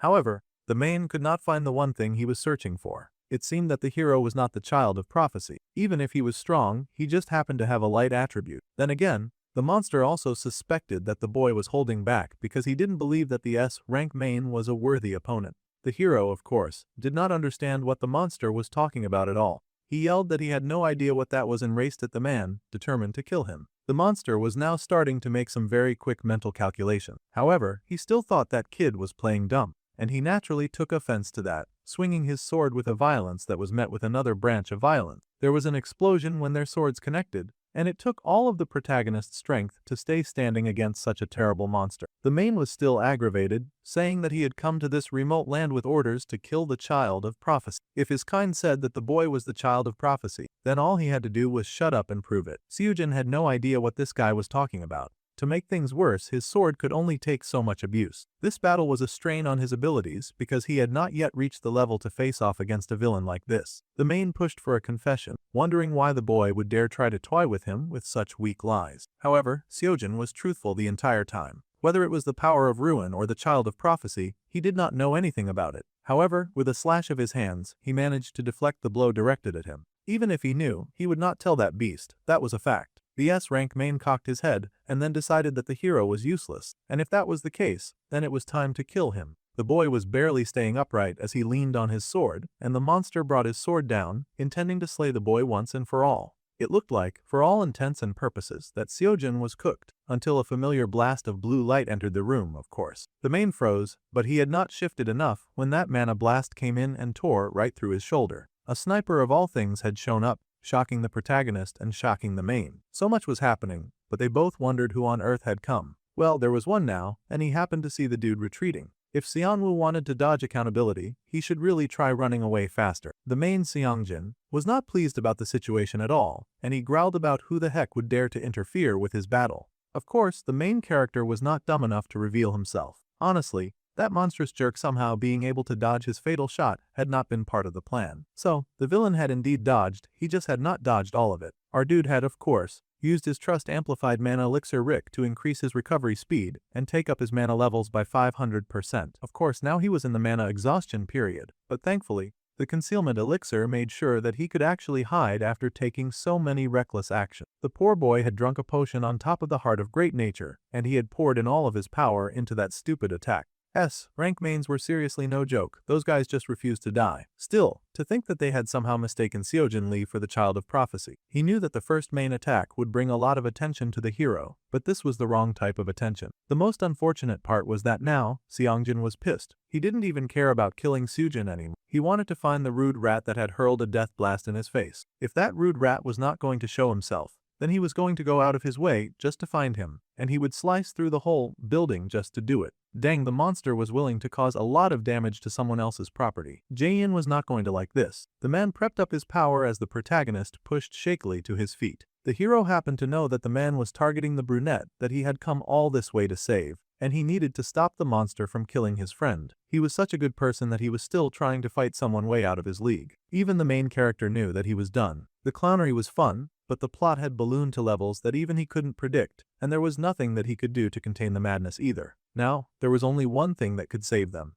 A sudden, very violent blast of power informed the brunette that this saving grace had finally arrived. It was golden and brilliant, a bright light of such immense power that even the S-rank main was dwarfed by its intensity. The man growled as he struggled against such intense power. The explosion from it rocked so hard that even the brunette noticed. The attack was so brutal that it stole the clothes right off the villain's body. The man accused the fighter of attacking from behind like a coward, but she was clearly standing right at the front door. He asked the person to reveal their identity and purpose, but the lady had the exact same words for the jerk who was destroying her house. Finally, it seemed their host had returned, and she was not in a silly, goofy mood. Meanwhile, the other mains in the compound were getting taken out immediately by other members of the team, who could not believe that some other group had stormed their base. It was so rude of them. The poor mains got beaten up so bad. And yet Jin just fixed his glasses like they were such an annoying minor inconvenience. The power of villain groups where all the members are powerful, which can never be overrated. Now the lead lady was confronting Seongjin, asking why on earth this monster had broken into her house to target Lee Seojin. The brunette sighed in relief, now that they could pit one enemy against the other. Now, they could kill each other to their heart's content, and the students would not have to do any of the heavy lifting. And my goodness, did they try. There was no holding back when it came to two overpowered monsters, and high-level magic was soon flying around the scene like a nightmare. The lady was not even bothered. It would be no surprise if Seojin wondered why she had even hired them in the first place. Since the stupid main was not going to talk easily, she had no intentions of holding back either. A blast of magic power had her flying back,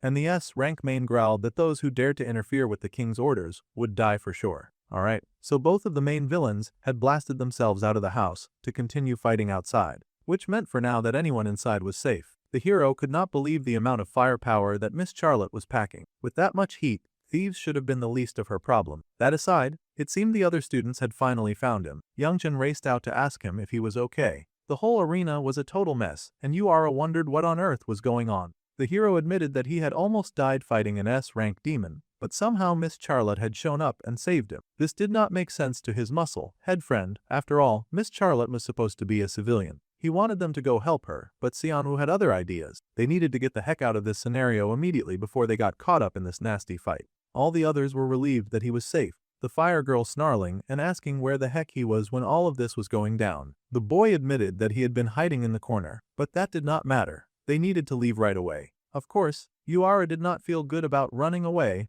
when Miss Charlotte was fighting for her life. Yeah, that was the other way around. That monster in heels was going to be fine. The same could not be said about them if she found out that one of them had stolen their stuff. It was not like the boy could tell them that the blonde lady was actually a worse villain than the first guy. However, Miney already had a clear understanding of what was going on. If even her boss, Songjin, was having a hard time, then there was no way they needed to help that woman. After what happened earlier, the sweet senior faked that she was so terrified. She was an enemy, but the brunette could use that to his advantage. Still, he wondered why the girl was suddenly acting all scared and frightened. The truth was, the girl hated all of them, but she hated dying more. Intervening now would only lead to a worse outcome, so she was more than eager to bolt. She just needed to convince her other classmates to do it too. She was going to survive, and then get her revenge with her own hands. Such was the selfish nature of a monster, no matter how cute she was. Since most of them were in agreement, the boy had found a way for them to sneak out, so all they had to do was follow him. With a serious frown on his face, he led the team, knowing that even if Jangya was up to her usual filthy tricks, neither he nor she could do anything about this situation. They needed to run, and it was time to make their exit. Meanwhile, carnage, death and destruction were being wreaked on the front lawn. Those two villains were tearing at each other like a pair of wild dogs fighting over bushmeat, and their battle came with special effects. Both villains thrummed with different elements of high-power magic, and neither of them looked interested in backing down. The man launched his black flames, and she launched her golden lightning, each of them trying to beat the brakes out of each other. Bert easily recognized the dark transformation attack and responded with her own high-level attacks. Those were not even enough to distract her, and she met Songjin head on and face to face. As the man leapt forward, swinging his mighty sword, one of her henchmen showed up and blocked the attack. It seemed they had quickly wrapped up killing the insignificant monsters, and they were now bored enough to join hands in beating the old guy. Of course, old Big Bad Mane was not crazy about interferes when there was someone he was trying to kill. However, he clearly had no idea who he was dealing with. They accused him of interfering first. This was their battleground and their trap, and now this idiot had shown up out of nowhere and tried to call dibs on their hero. Obviously, they were not having it. The slice from the first guy took out the Mane's leg, and then another subordinate showed up. One by one, they had quickly rounded up the first order of business that they had needed to attend to, and now they were turning their attention to the more noteworthy fight happening against their main madam. The main was now starting to realize that something was off. Suddenly, there was a whole group of S-rank mages around. He was now fighting a 3 against 1, and with the way things were looking, those numbers were going to just keep getting worse. He was sure that one of these people attacking him had to be the guy who had sniped him earlier, and he really wanted to kill that guy. Of course, this S-rank monster was not like the usual weaklings, and within seconds, he had regenerated his leg, asking those jerks to get off him. Obviously, they didn't listen because he was over here destroying and razing their property. There was no way that they could overlook that kind of lousy interference with their own plans. So, the fifth continued, and the battle waged harsher than before. With all of her underlings now doing the fighting for her, Bert took a moment to reassess the situation as she watched them fight. Jin reported that they had cleared out all of the mains on the first floor and the ones in the garden. Scar should just be rounding up and taking care of the monsters on the second floor as well. As for Lee Sojin, the hero that they were oddly focused on was safe, and the man had confirmed that the boy had escaped along with the other student. The lady sighed because there were just so many things that she had wanted to ask the boy. This interference had ruined everything. Baek, Insong and Natasha were told to wrap this nonsense up immediately. No more playing around. The main smirked, wondering who they thought they were to make such a harsh command. However, when he raised his sword to strike down the fighter in front of him, he found, to his dismay, that he could not bring that sword down. Natasha was working against him to keep his hands in the air, and that left him wide open. The black-haired villain scoffed, asking the old man if he had really thought that he would win just because he could regenerate. He growled that he was going to kill her, but he really should try to focus on the enemies that were right in front of him. Of course, Seongjin immediately got stabbed by Baek Unsong, who had been waiting for an opportunity. He did not even just stab that dude once, he poked through him almost 100 times. The main screamed in agony at such persistent torture, tearing through his body, mind and soul. They roared in hatred of humans who would dare to oppose him like this. A huge explosion could be heard even far from the house, and all the students flinched. They were trying their best to sneak out so that they would not be involved in such a difficult situation. Seojin stared back at the house, so many questions on his mind concerning the woman who had come to save him, the main that had tried to kill him, and the mission they'd been hired for. However, it did not seem like he would get any of those answers right now. He needed to focus on what he could do, which was escape. Main got all fired up. Clearly, they were having a whole lot of fun in this ultimate battle between the big boys and the big girls. It was a matter of pride on the line. When a main that fed on human blood was pushed to its absolute limit, it would trigger a last resort for survival. In this case, it was clearly the body quaking, roaring and life-bending transformation that the man was going through. His eyes blacked out completely as he activated the ultimate form of rampage. The man who had come close enough to stab the rising monster widened his eyes in horror when he realized that the man was slowly becoming something else. This was dangerous, and he yelled out a warning to his peers that this monster was clearly about to go berserk. There was a huge explosion as the students, shamelessly working very hard, tried to sneak out of this chaotic situation. No matter how they looked at it, it was way more than they could handle, so their best bet was really to get out of the premises as fast as they could. Still, the hero was such a nice guy that he worried when he saw the explosion. Meanwhile, the League of Villains stood around each other, falling back when the monster transformed. During a rampage, a main would lose all reason, but in exchange, they would recover a great amount of physical ability. Mana and all other states would rise dramatically. Mains that were A rank or stronger may even change their appearance to suit combat, which was exactly what the old main had done, because now he was decked out in some high-class fancy battle, like armor. It was rather impressive. Actually, bro was decked out from head to toe in full body covering armor, and his rampage, berserk style, looked very stylish. He even had horns on top and a nice magic sword to boot. Just at a glance they could tell that the mage they were fighting was no ordinary monster, and they had to wonder what such a high-level monster was even doing on their property in the first place. The stronger the main, the several times more dangerous it could get during a rampage. They all turned to Bert, their leader, of course,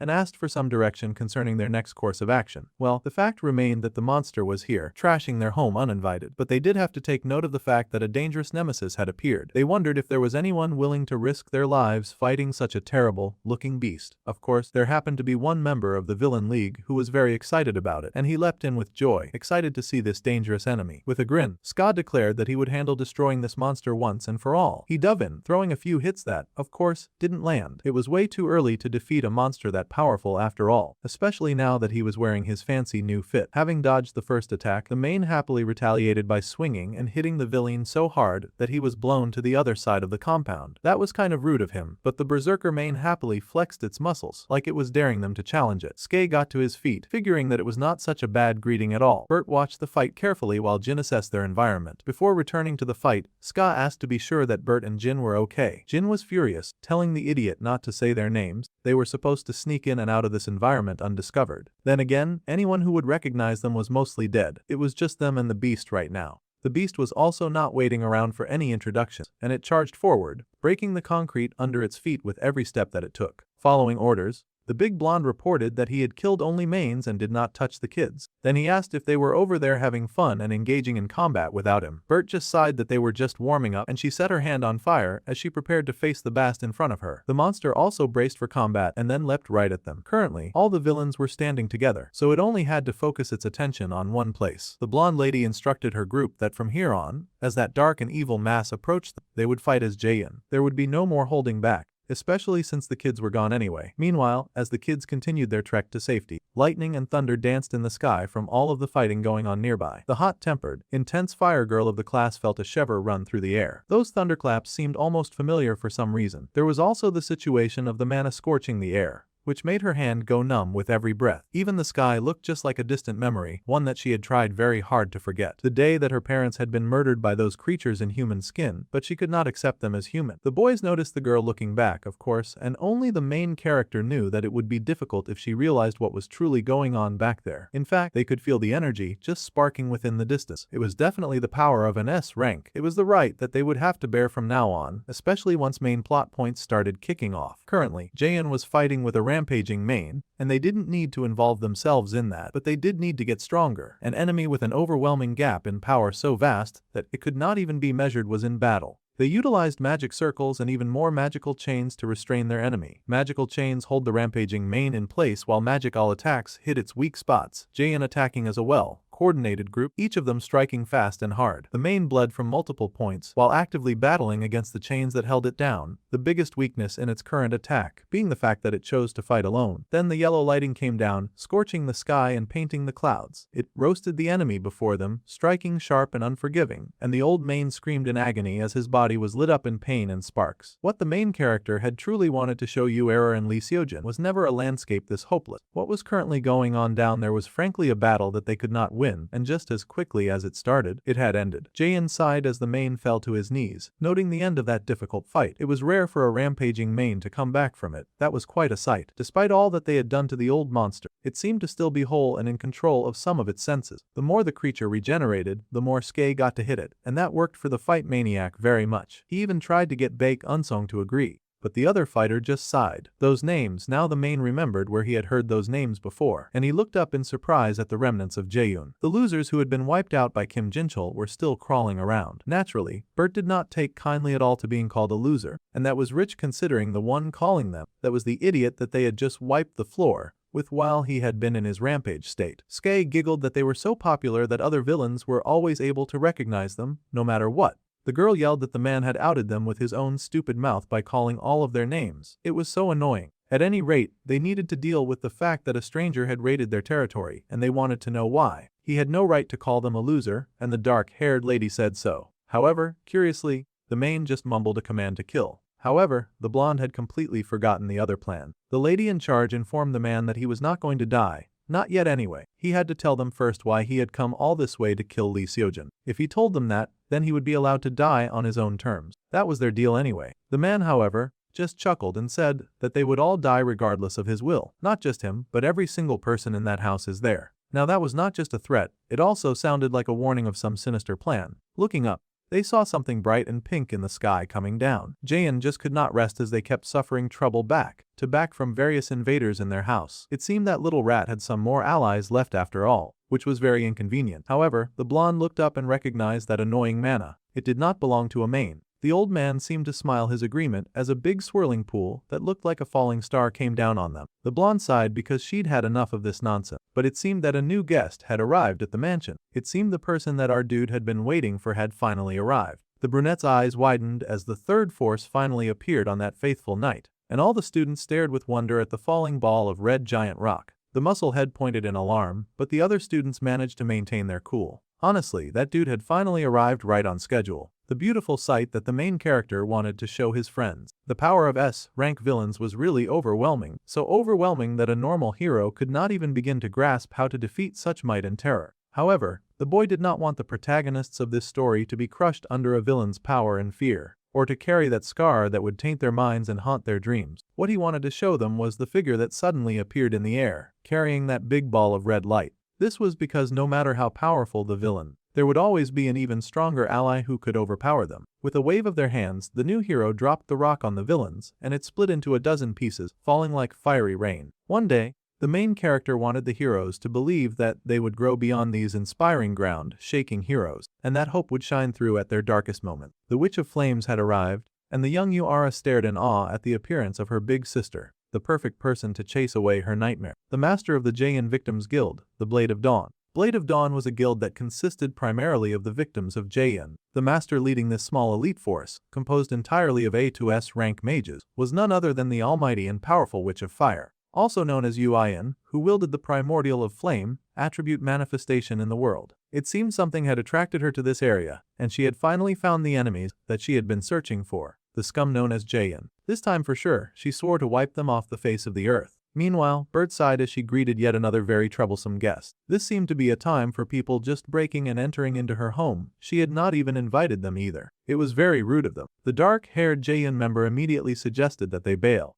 This did not seem a fight worth risking their neck about. However, the main laughed that escaping the magic of this scale was damn near delusional, and there was no way for them to run away from such an almighty force. That fireball was coming down fast, and the man laughed that at least the road to the afterlife would not be lonely. That sucker who had ruined their night was really rejoicing over the thought of them dying with him. He laughed that he would get to watch all of them burn to death as his entertainment. Skye growled that he should crush that disrespectful main insect before they left the premises, but his teammates reminded him that focusing on nonsense like that was a stupid thing to do. They had to focus on running away first. The blonde lady smiled and told the blonde bespectacled magic man that she was counting on. He always found a way to fix their messes after all. The man could only use this charm once, but he activated it, and the magic bubbled around him like a rising wave. Slowly, magic circles appeared underneath their feet, and the members of Jaein prepared to be magicked away. The main was, of course, disgusted and horrified to see that his enemies were clearly escaping, as they had seen a way to avoid such a tasteless death.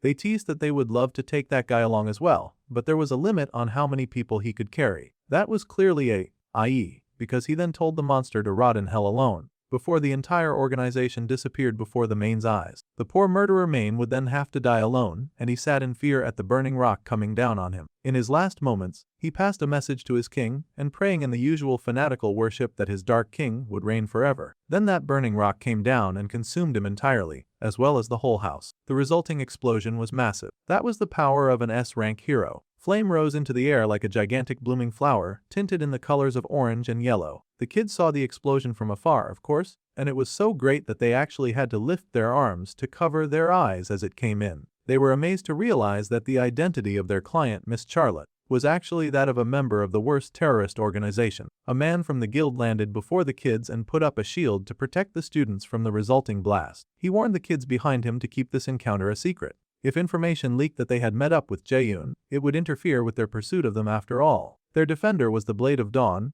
an A-rank mage called Jong Jake 1. The man yelled to his guild master that he had found the kids that they had rescued from that terrible house. As soon as Ion heard that, she sprinted over at once because her little sister was a part of that group. The amazing fiery lady descended, her hair flying behind her as she made her landing. As soon as she landed, her teammate asked for updates on Jaeyoon. Unfortunately, those cowards had escaped, and they had a degraded copy of a teleportation sacred relic. How annoying of them to be so resourceful. Ju-won groaned because he knew that was definitely Jin's handiwork. He hated that magical engineer with everything within him. Then the older fire lady paused when she saw her younger sister. She stared at Ara, calling out to her, and the girl acknowledged her older sister. Immediately, without saying too much, the big sister pulled her younger one into a big hug. She was so glad that her sister was safe. The last time that her family had encountered those monsters, they had not been so lucky, so of course, she was loath to lose anyone to Jaeyoon ever again. The younger Ara sighed that their enemies had been so strong. She hated that she did not even dare to lift a finger against them. However, her sister also knew this. She had been chasing after them so long, but still she urged her sister not to chase revenge. She wanted her younger sister to live a blissful and happy life while she got revenge on their behalf. No older sibling would want to see their younger one suffer and struggle after all. The girl yelled back that her sister knew that she could not do that. She was such an ambitious young lady that she wanted to join in on the hunt after Jaeyoon. She also wanted to make them pay with her own hands for what they had done to her. The big sister could not believe that even after everything, her little sister had refused to change. Thus was the way that life sometimes went. The girl smiled that her sister could not beat her stubbornness. She had not succeeded back then, and she would not succeed now. However, Ion sighed that it was not stubbornness, but something so much fiercer. It was a promise. She looked down at a cloth wrap around her hand, recalling the promise that was made 4 years ago. A promise between sisters that the younger girl had asked her older sister not to hurt herself with a knife ever again. It seemed Ara carried scars from when her sister used to cut herself, which was why she had reacted that way when she saw the main character's scars. In the darkest period of Ion's life, she had lost even the will to live due to the overwhelming helplessness in her life. Back then, her sister had held her and cried, saying that she was all that she had left. The big sister also found herself brought to the point of tears to hear her sister say that, and to see her little sister clinging to her like she was a raft in the stormy sea. In the end, all they had was each other, and they held on to each other as tight as they could. That promise was what had saved Ion back then, and she had sworn that her little sister would grow to be a better mage than her someday. Well, Ara seemed hell-bent on keeping that promise, and her big sister laughed. She decided that they would talk more about her sister's career path at another time. As they did a little talk and reunion, Seojin watched that little family. The hero himself felt a little jealous, and he wondered if he could ever become that strong. His muscle-head best friend smiled brightly and asked what his friend was thinking so hard about. The hero smiled, saying that he was just thinking of a little this and a little that. Whatever the case, his best friend told him not to overthink things. Just like the hanging incident, the hidden stage, and this one too. Everything had worked out in the end. No matter how much of a genius the young hero was, he could not solve everything by himself. In that case, it was best for the hero to help others as much as he had been helped as well. The hero smiled, thanking his friend Yeongjin for the encouraging words. The musclehead grinned that if the hero was so thankful, then he should hurry and help him with his note-taking assignment when they got back. The hero immediately told his friend to do that part on his own. Still, the main character was very glad that he had intervened in all of the happening. If he had not leaked the information to the Blade of Dawn anonymously, the plot would have gotten even more twisted. After Jaehyun finished beating that main, they could have come after them, and then things would get ugly too fast. Yuera's career concerns and Lee Seojin's motivation. The progression had changed, but it would still be a good foundation in the end for their growth. For now, the main character had achieved a successful hit on the S-rank demon unlocked,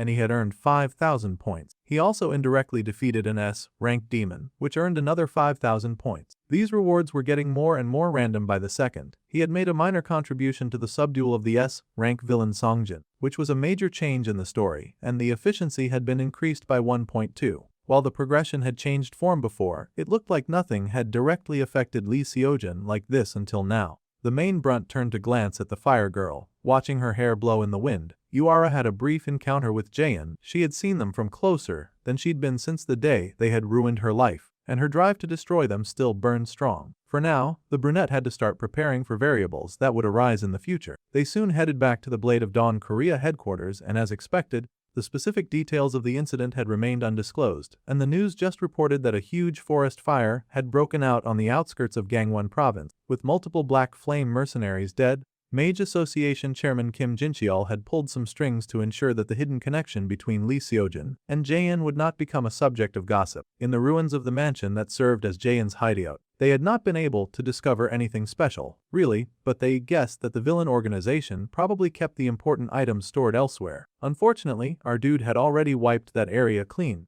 and a huge fireball had contributed greatly to erasing his tracks. This time, it seemed the villain organization had the goal of approaching Lee Seojin. The older Yu sister commanded that they withdraw everyone in the field immediately. They had to go in pursuit of their enemies and eliminate them once and for all. Before they headed out, her colleague asked if she was going to go see her sister one more time. The lady had always acted like she did not care, but Jiwon knew that Ayeon missed her baby sister. However, the lady said that she would not waste the time of someone who was busy. Things were going to get very busy from now on. Specifically, she should not take her eyes off Lee Seojin or those around him, which means that she now has a fancy excuse to see her little sister a bit more often. Her precious little sister, she swore that she would never let her sweet angel fall into danger again. This time for sure, she would definitely burn those Jaehyun cockroaches to ashes in a pile that they could never heal from. Meanwhile, in a wrecked-looking fancy place, footsteps echoed as a man walked through. The Blade of Dawn was a guild recognized by Jaehyun, as they tended to serve as the biggest thorn in their side. Those jerks had definitely swept through the place in search of their magical items, but Jin was sure that they had not found their extra secret hideout. How curious that the house was still standing enough that the man could still sneak in and walk through a mostly stable hallway. As expected of Jaehyun, they made their hideout out of some strong stuff. Even the paintings that Bert had drawn had all been burned up, and the blonde man was not so thrilled about that. However, his focus was on their secret safe stash. He opened the magical wardrobe and reached inside, sure that those stupid heroes had not been able to find this special spot. The real treasures that were hidden away as mere art pieces were worth way more than anything those guys had been able to find in the house. Jin was feeling very confident about the one who had designed the security for his precious treasures. Too, however, he found that the perfect storehouse completely swept clean. Xianwu had robbed them blind. The blonde could not believe that the hero organization could be so efficient, and he growled, asking which of their enemies that had suddenly shown up that day had been able to steal his stuff. Well, it was the enemy that he least expected, and the brown-haired youth was happily chuckling to himself about it. He sat in his room with his inheritance of the formless spirit relic and many other stolen artifacts. The main character smirked and said that he would be sure to make good use of them. Mystery was a power that even science and magic could not explain. It was a power that reached the very root of the world, and items that harbored such mysteries were called relics. The legacy of the formless spirit, the relic, was an item that imbued magic with an element. This ring was the only relic among the items that Jaehyun had stashed away. Light, along with non-attribute, was the only element that could not be adapted through training. So, if he was going to acquire one first, then the boy focused seriously as he grew the power before him. Naturally, the talent he wanted to acquire now had to be the light element. A relic would also allow him to learn every element if he added his newly grown power to this light formula that he was working on. There was one thing that the brunette had learned after the battle in Gangwon province. It was a discovery that was limited to when he used elixir or skills, but the mana he focused to its absolute limit momentarily could reach A rank. The reason Seongjin the main had noticed the boy's sniping that he'd used to assist the hero of the story was because it had exceeded the C rank mana concealment limit. From A rank onwards, manifested magic could generate a silver aura. Now, the boy had unlocked an achievement of silver mana manifestation, and his mana control proficiency had increased by 30%. He also got a reward of 5,000 extra points. Now, if he could just get the hang of controlling this power freely somehow, then he would be able to excel a bit more. The main character focused and drew in a breath, sighing because all of his training had just led to mana exhaustion. He was getting rather tired of feeling numb, while he worked very hard to succeed. Even using the heart of Mother Nature and an elixir had not been enough to buy time to compress it to the power level that he wanted. After all of this training, the boy just had a few of these extras left, and he wanted to save them until he really needed them again. As he considered his options, the boy recalled what it had been like to fight that powerful main. He could not let a situation like that happen again. The hero had come really close to dying. He did not dare lose Sujin now, especially after all the hard work he had already put in to protect the boy. Exhausted, the brunette flopped into bed, raising his hand to examine the ring that he had stolen. If he did not get stronger than he was now, the way he was right now was not someone who could be of any help to Lee Seojin. The brunette had stayed up all night agonizing over what he could do right now. He had looked through the demonic beast summoning scroll and even the sun and moon pharmacopoeia. Besides the relic ring, those were the only useful tools that he had looted from the villain organization. He had already tested the demon beast summoning scroll in battle, and Han Seong would love it if he gave her the sun and moon pharmacopoeia. Perhaps he could use that to get some extra points from the pharmacy company. The boy walked ahead and paused when he got a notification for character insight.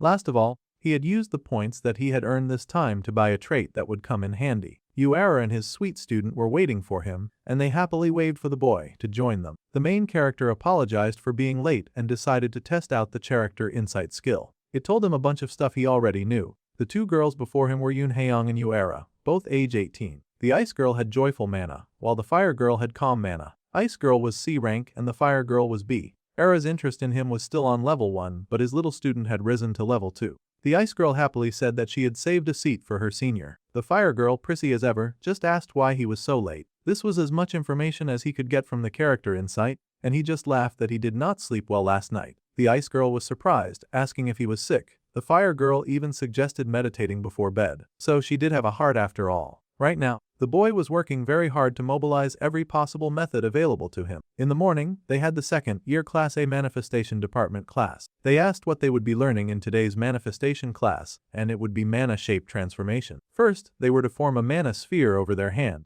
Then the students should try to change that sphere into a different shape. Demonstrating in front of the class, the teacher calmly changed her mana ball into slivers of lightning. The students were impressed with this transformation of the course and were eager to get started and try it out as well. The teacher encouraged them all to begin their individual practice because it helped them use their imaginations flexibly after all. It was not as easy as it sounded, of course. Maiming a shape straight away was one thing, but changing something that had already manifested into something else was a tad difficult. Uara looked down at the flame ball that she had created and then easily changed the shape so that it looked more like a burning bush. Those flames grew around her and then expanded in size. The Fire Girl was clearly just showing off at this point, and everyone gasped at how amazing she was as usual. They could not believe that she was so good at doing high-tech magic when she was the same age as they were. The girl just huffed like it was easy. Meanwhile, Haeyoung was also working on manifesting an ice cup, and they praised her for nailing it on her first try too. Her skills had skyrocketed since the midterm exams. Shape transformation was a particularly useful skill for manifestation mages. By switching between offense and defense using shape transformation, even a manifestation mage who was typically awake in close combat could lead battles fluidly. Kim Seonwoo, however, was struggling a bit too much. The boy had unfortunately become rather popular in class, so lots of people were waiting to see something cool.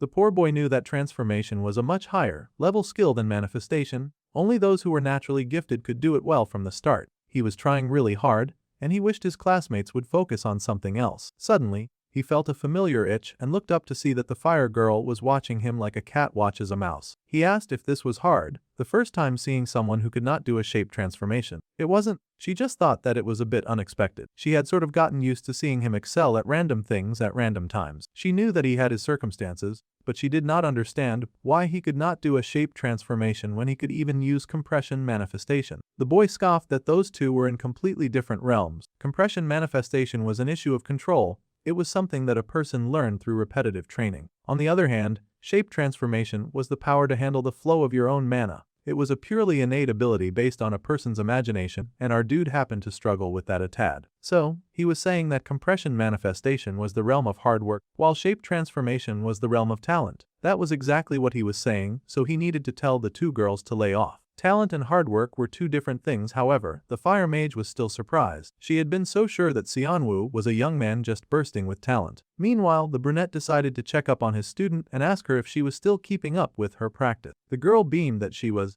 and she even invited him to train with her this weekend as well. The fire girl had never seen it herself, but she was sure that the brunette had talent, and he had even surpassed his limits with even more hard work than her. Yura was shocked by this realization, but then the boy suddenly spoke to her, telling her that he should probably focus on manifestation or emission rather than shape transformation. The girl paused, so the boy went on to say that from what he could see, she was already complete in that area, and if she felt like her firepower was lacking, then she should focus on emission. Even scarier to the fire girl was how right the boy was. Even when they had fought the demonic humans in Gangwon province, and she had watched her sister fight, she kept thinking that her power was not enough yet. Now, she knew why. Listening to his advice, she felt like she could see the direction that her training should take. It was just like Haeyong said. The ice girl had told her that if she hit a wall, Xianwu had the power to break through it for her. The boy just laughed because he happened to be pretty observant. Most mages were incapable of objectively analyzing their own abilities. Since he had pointed this out, he was sure that the fire girl's growth would start speeding up too.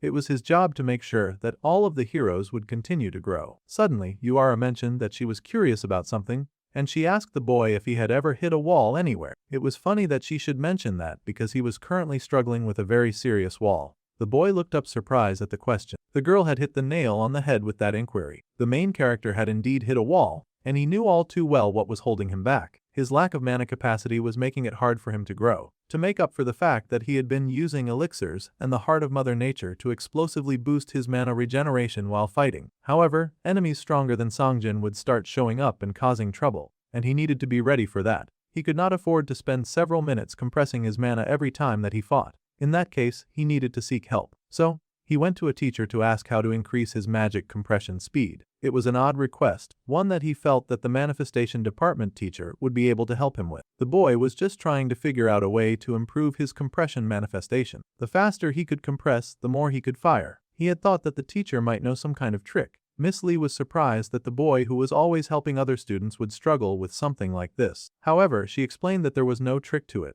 When it came to magic, the answer was always talent, time and hard work. That was great, but he was kinda lacking in talent as well as time. He needed faster options here. However, the teacher then mentioned that there were other ways to grow besides just speed. Under the light of the full moon, the boy knew that increasing his manifestation speed would require an immense amount of time and effort. However, he did not have that kind of time. The villains targeting Lee Sojin would not sit around and wait for him to get stronger. The conclusion that the boy had reached after hearing the teacher's advice was a manifestation detail. The boy drank an elixir and began to grow the magic in his hand. Yura's flames could unleash a powerful, destructive force even without compression, and the same went for Haeyong's ice. Even with the exact same shape, how delicately it was refined to match its element would determine the magic's destructive power. However, with his abilities, the boy whined that his limit was the basic spherical shape. However, that was simple too. The details mattered more. Perfection was difficult for anyone to achieve, but if the boy could not create perfection, then he would spend the night crafting something else. Xianwu focused and made his magic into something sharper. He would keep the compression time the same but increase the clarity of the sphere to the absolute limit, as close to perfection as he could possibly get. That was his aim. Then he would shoot with all of his might at the target in front of him. It was not moving, but it made for great practice, and he obliterated the thing. The brunette paused to catch his breath for a second, and he unlocked yet another achievement. It looked like he was going to be really busy from now on. That's it for this episode. Until next time.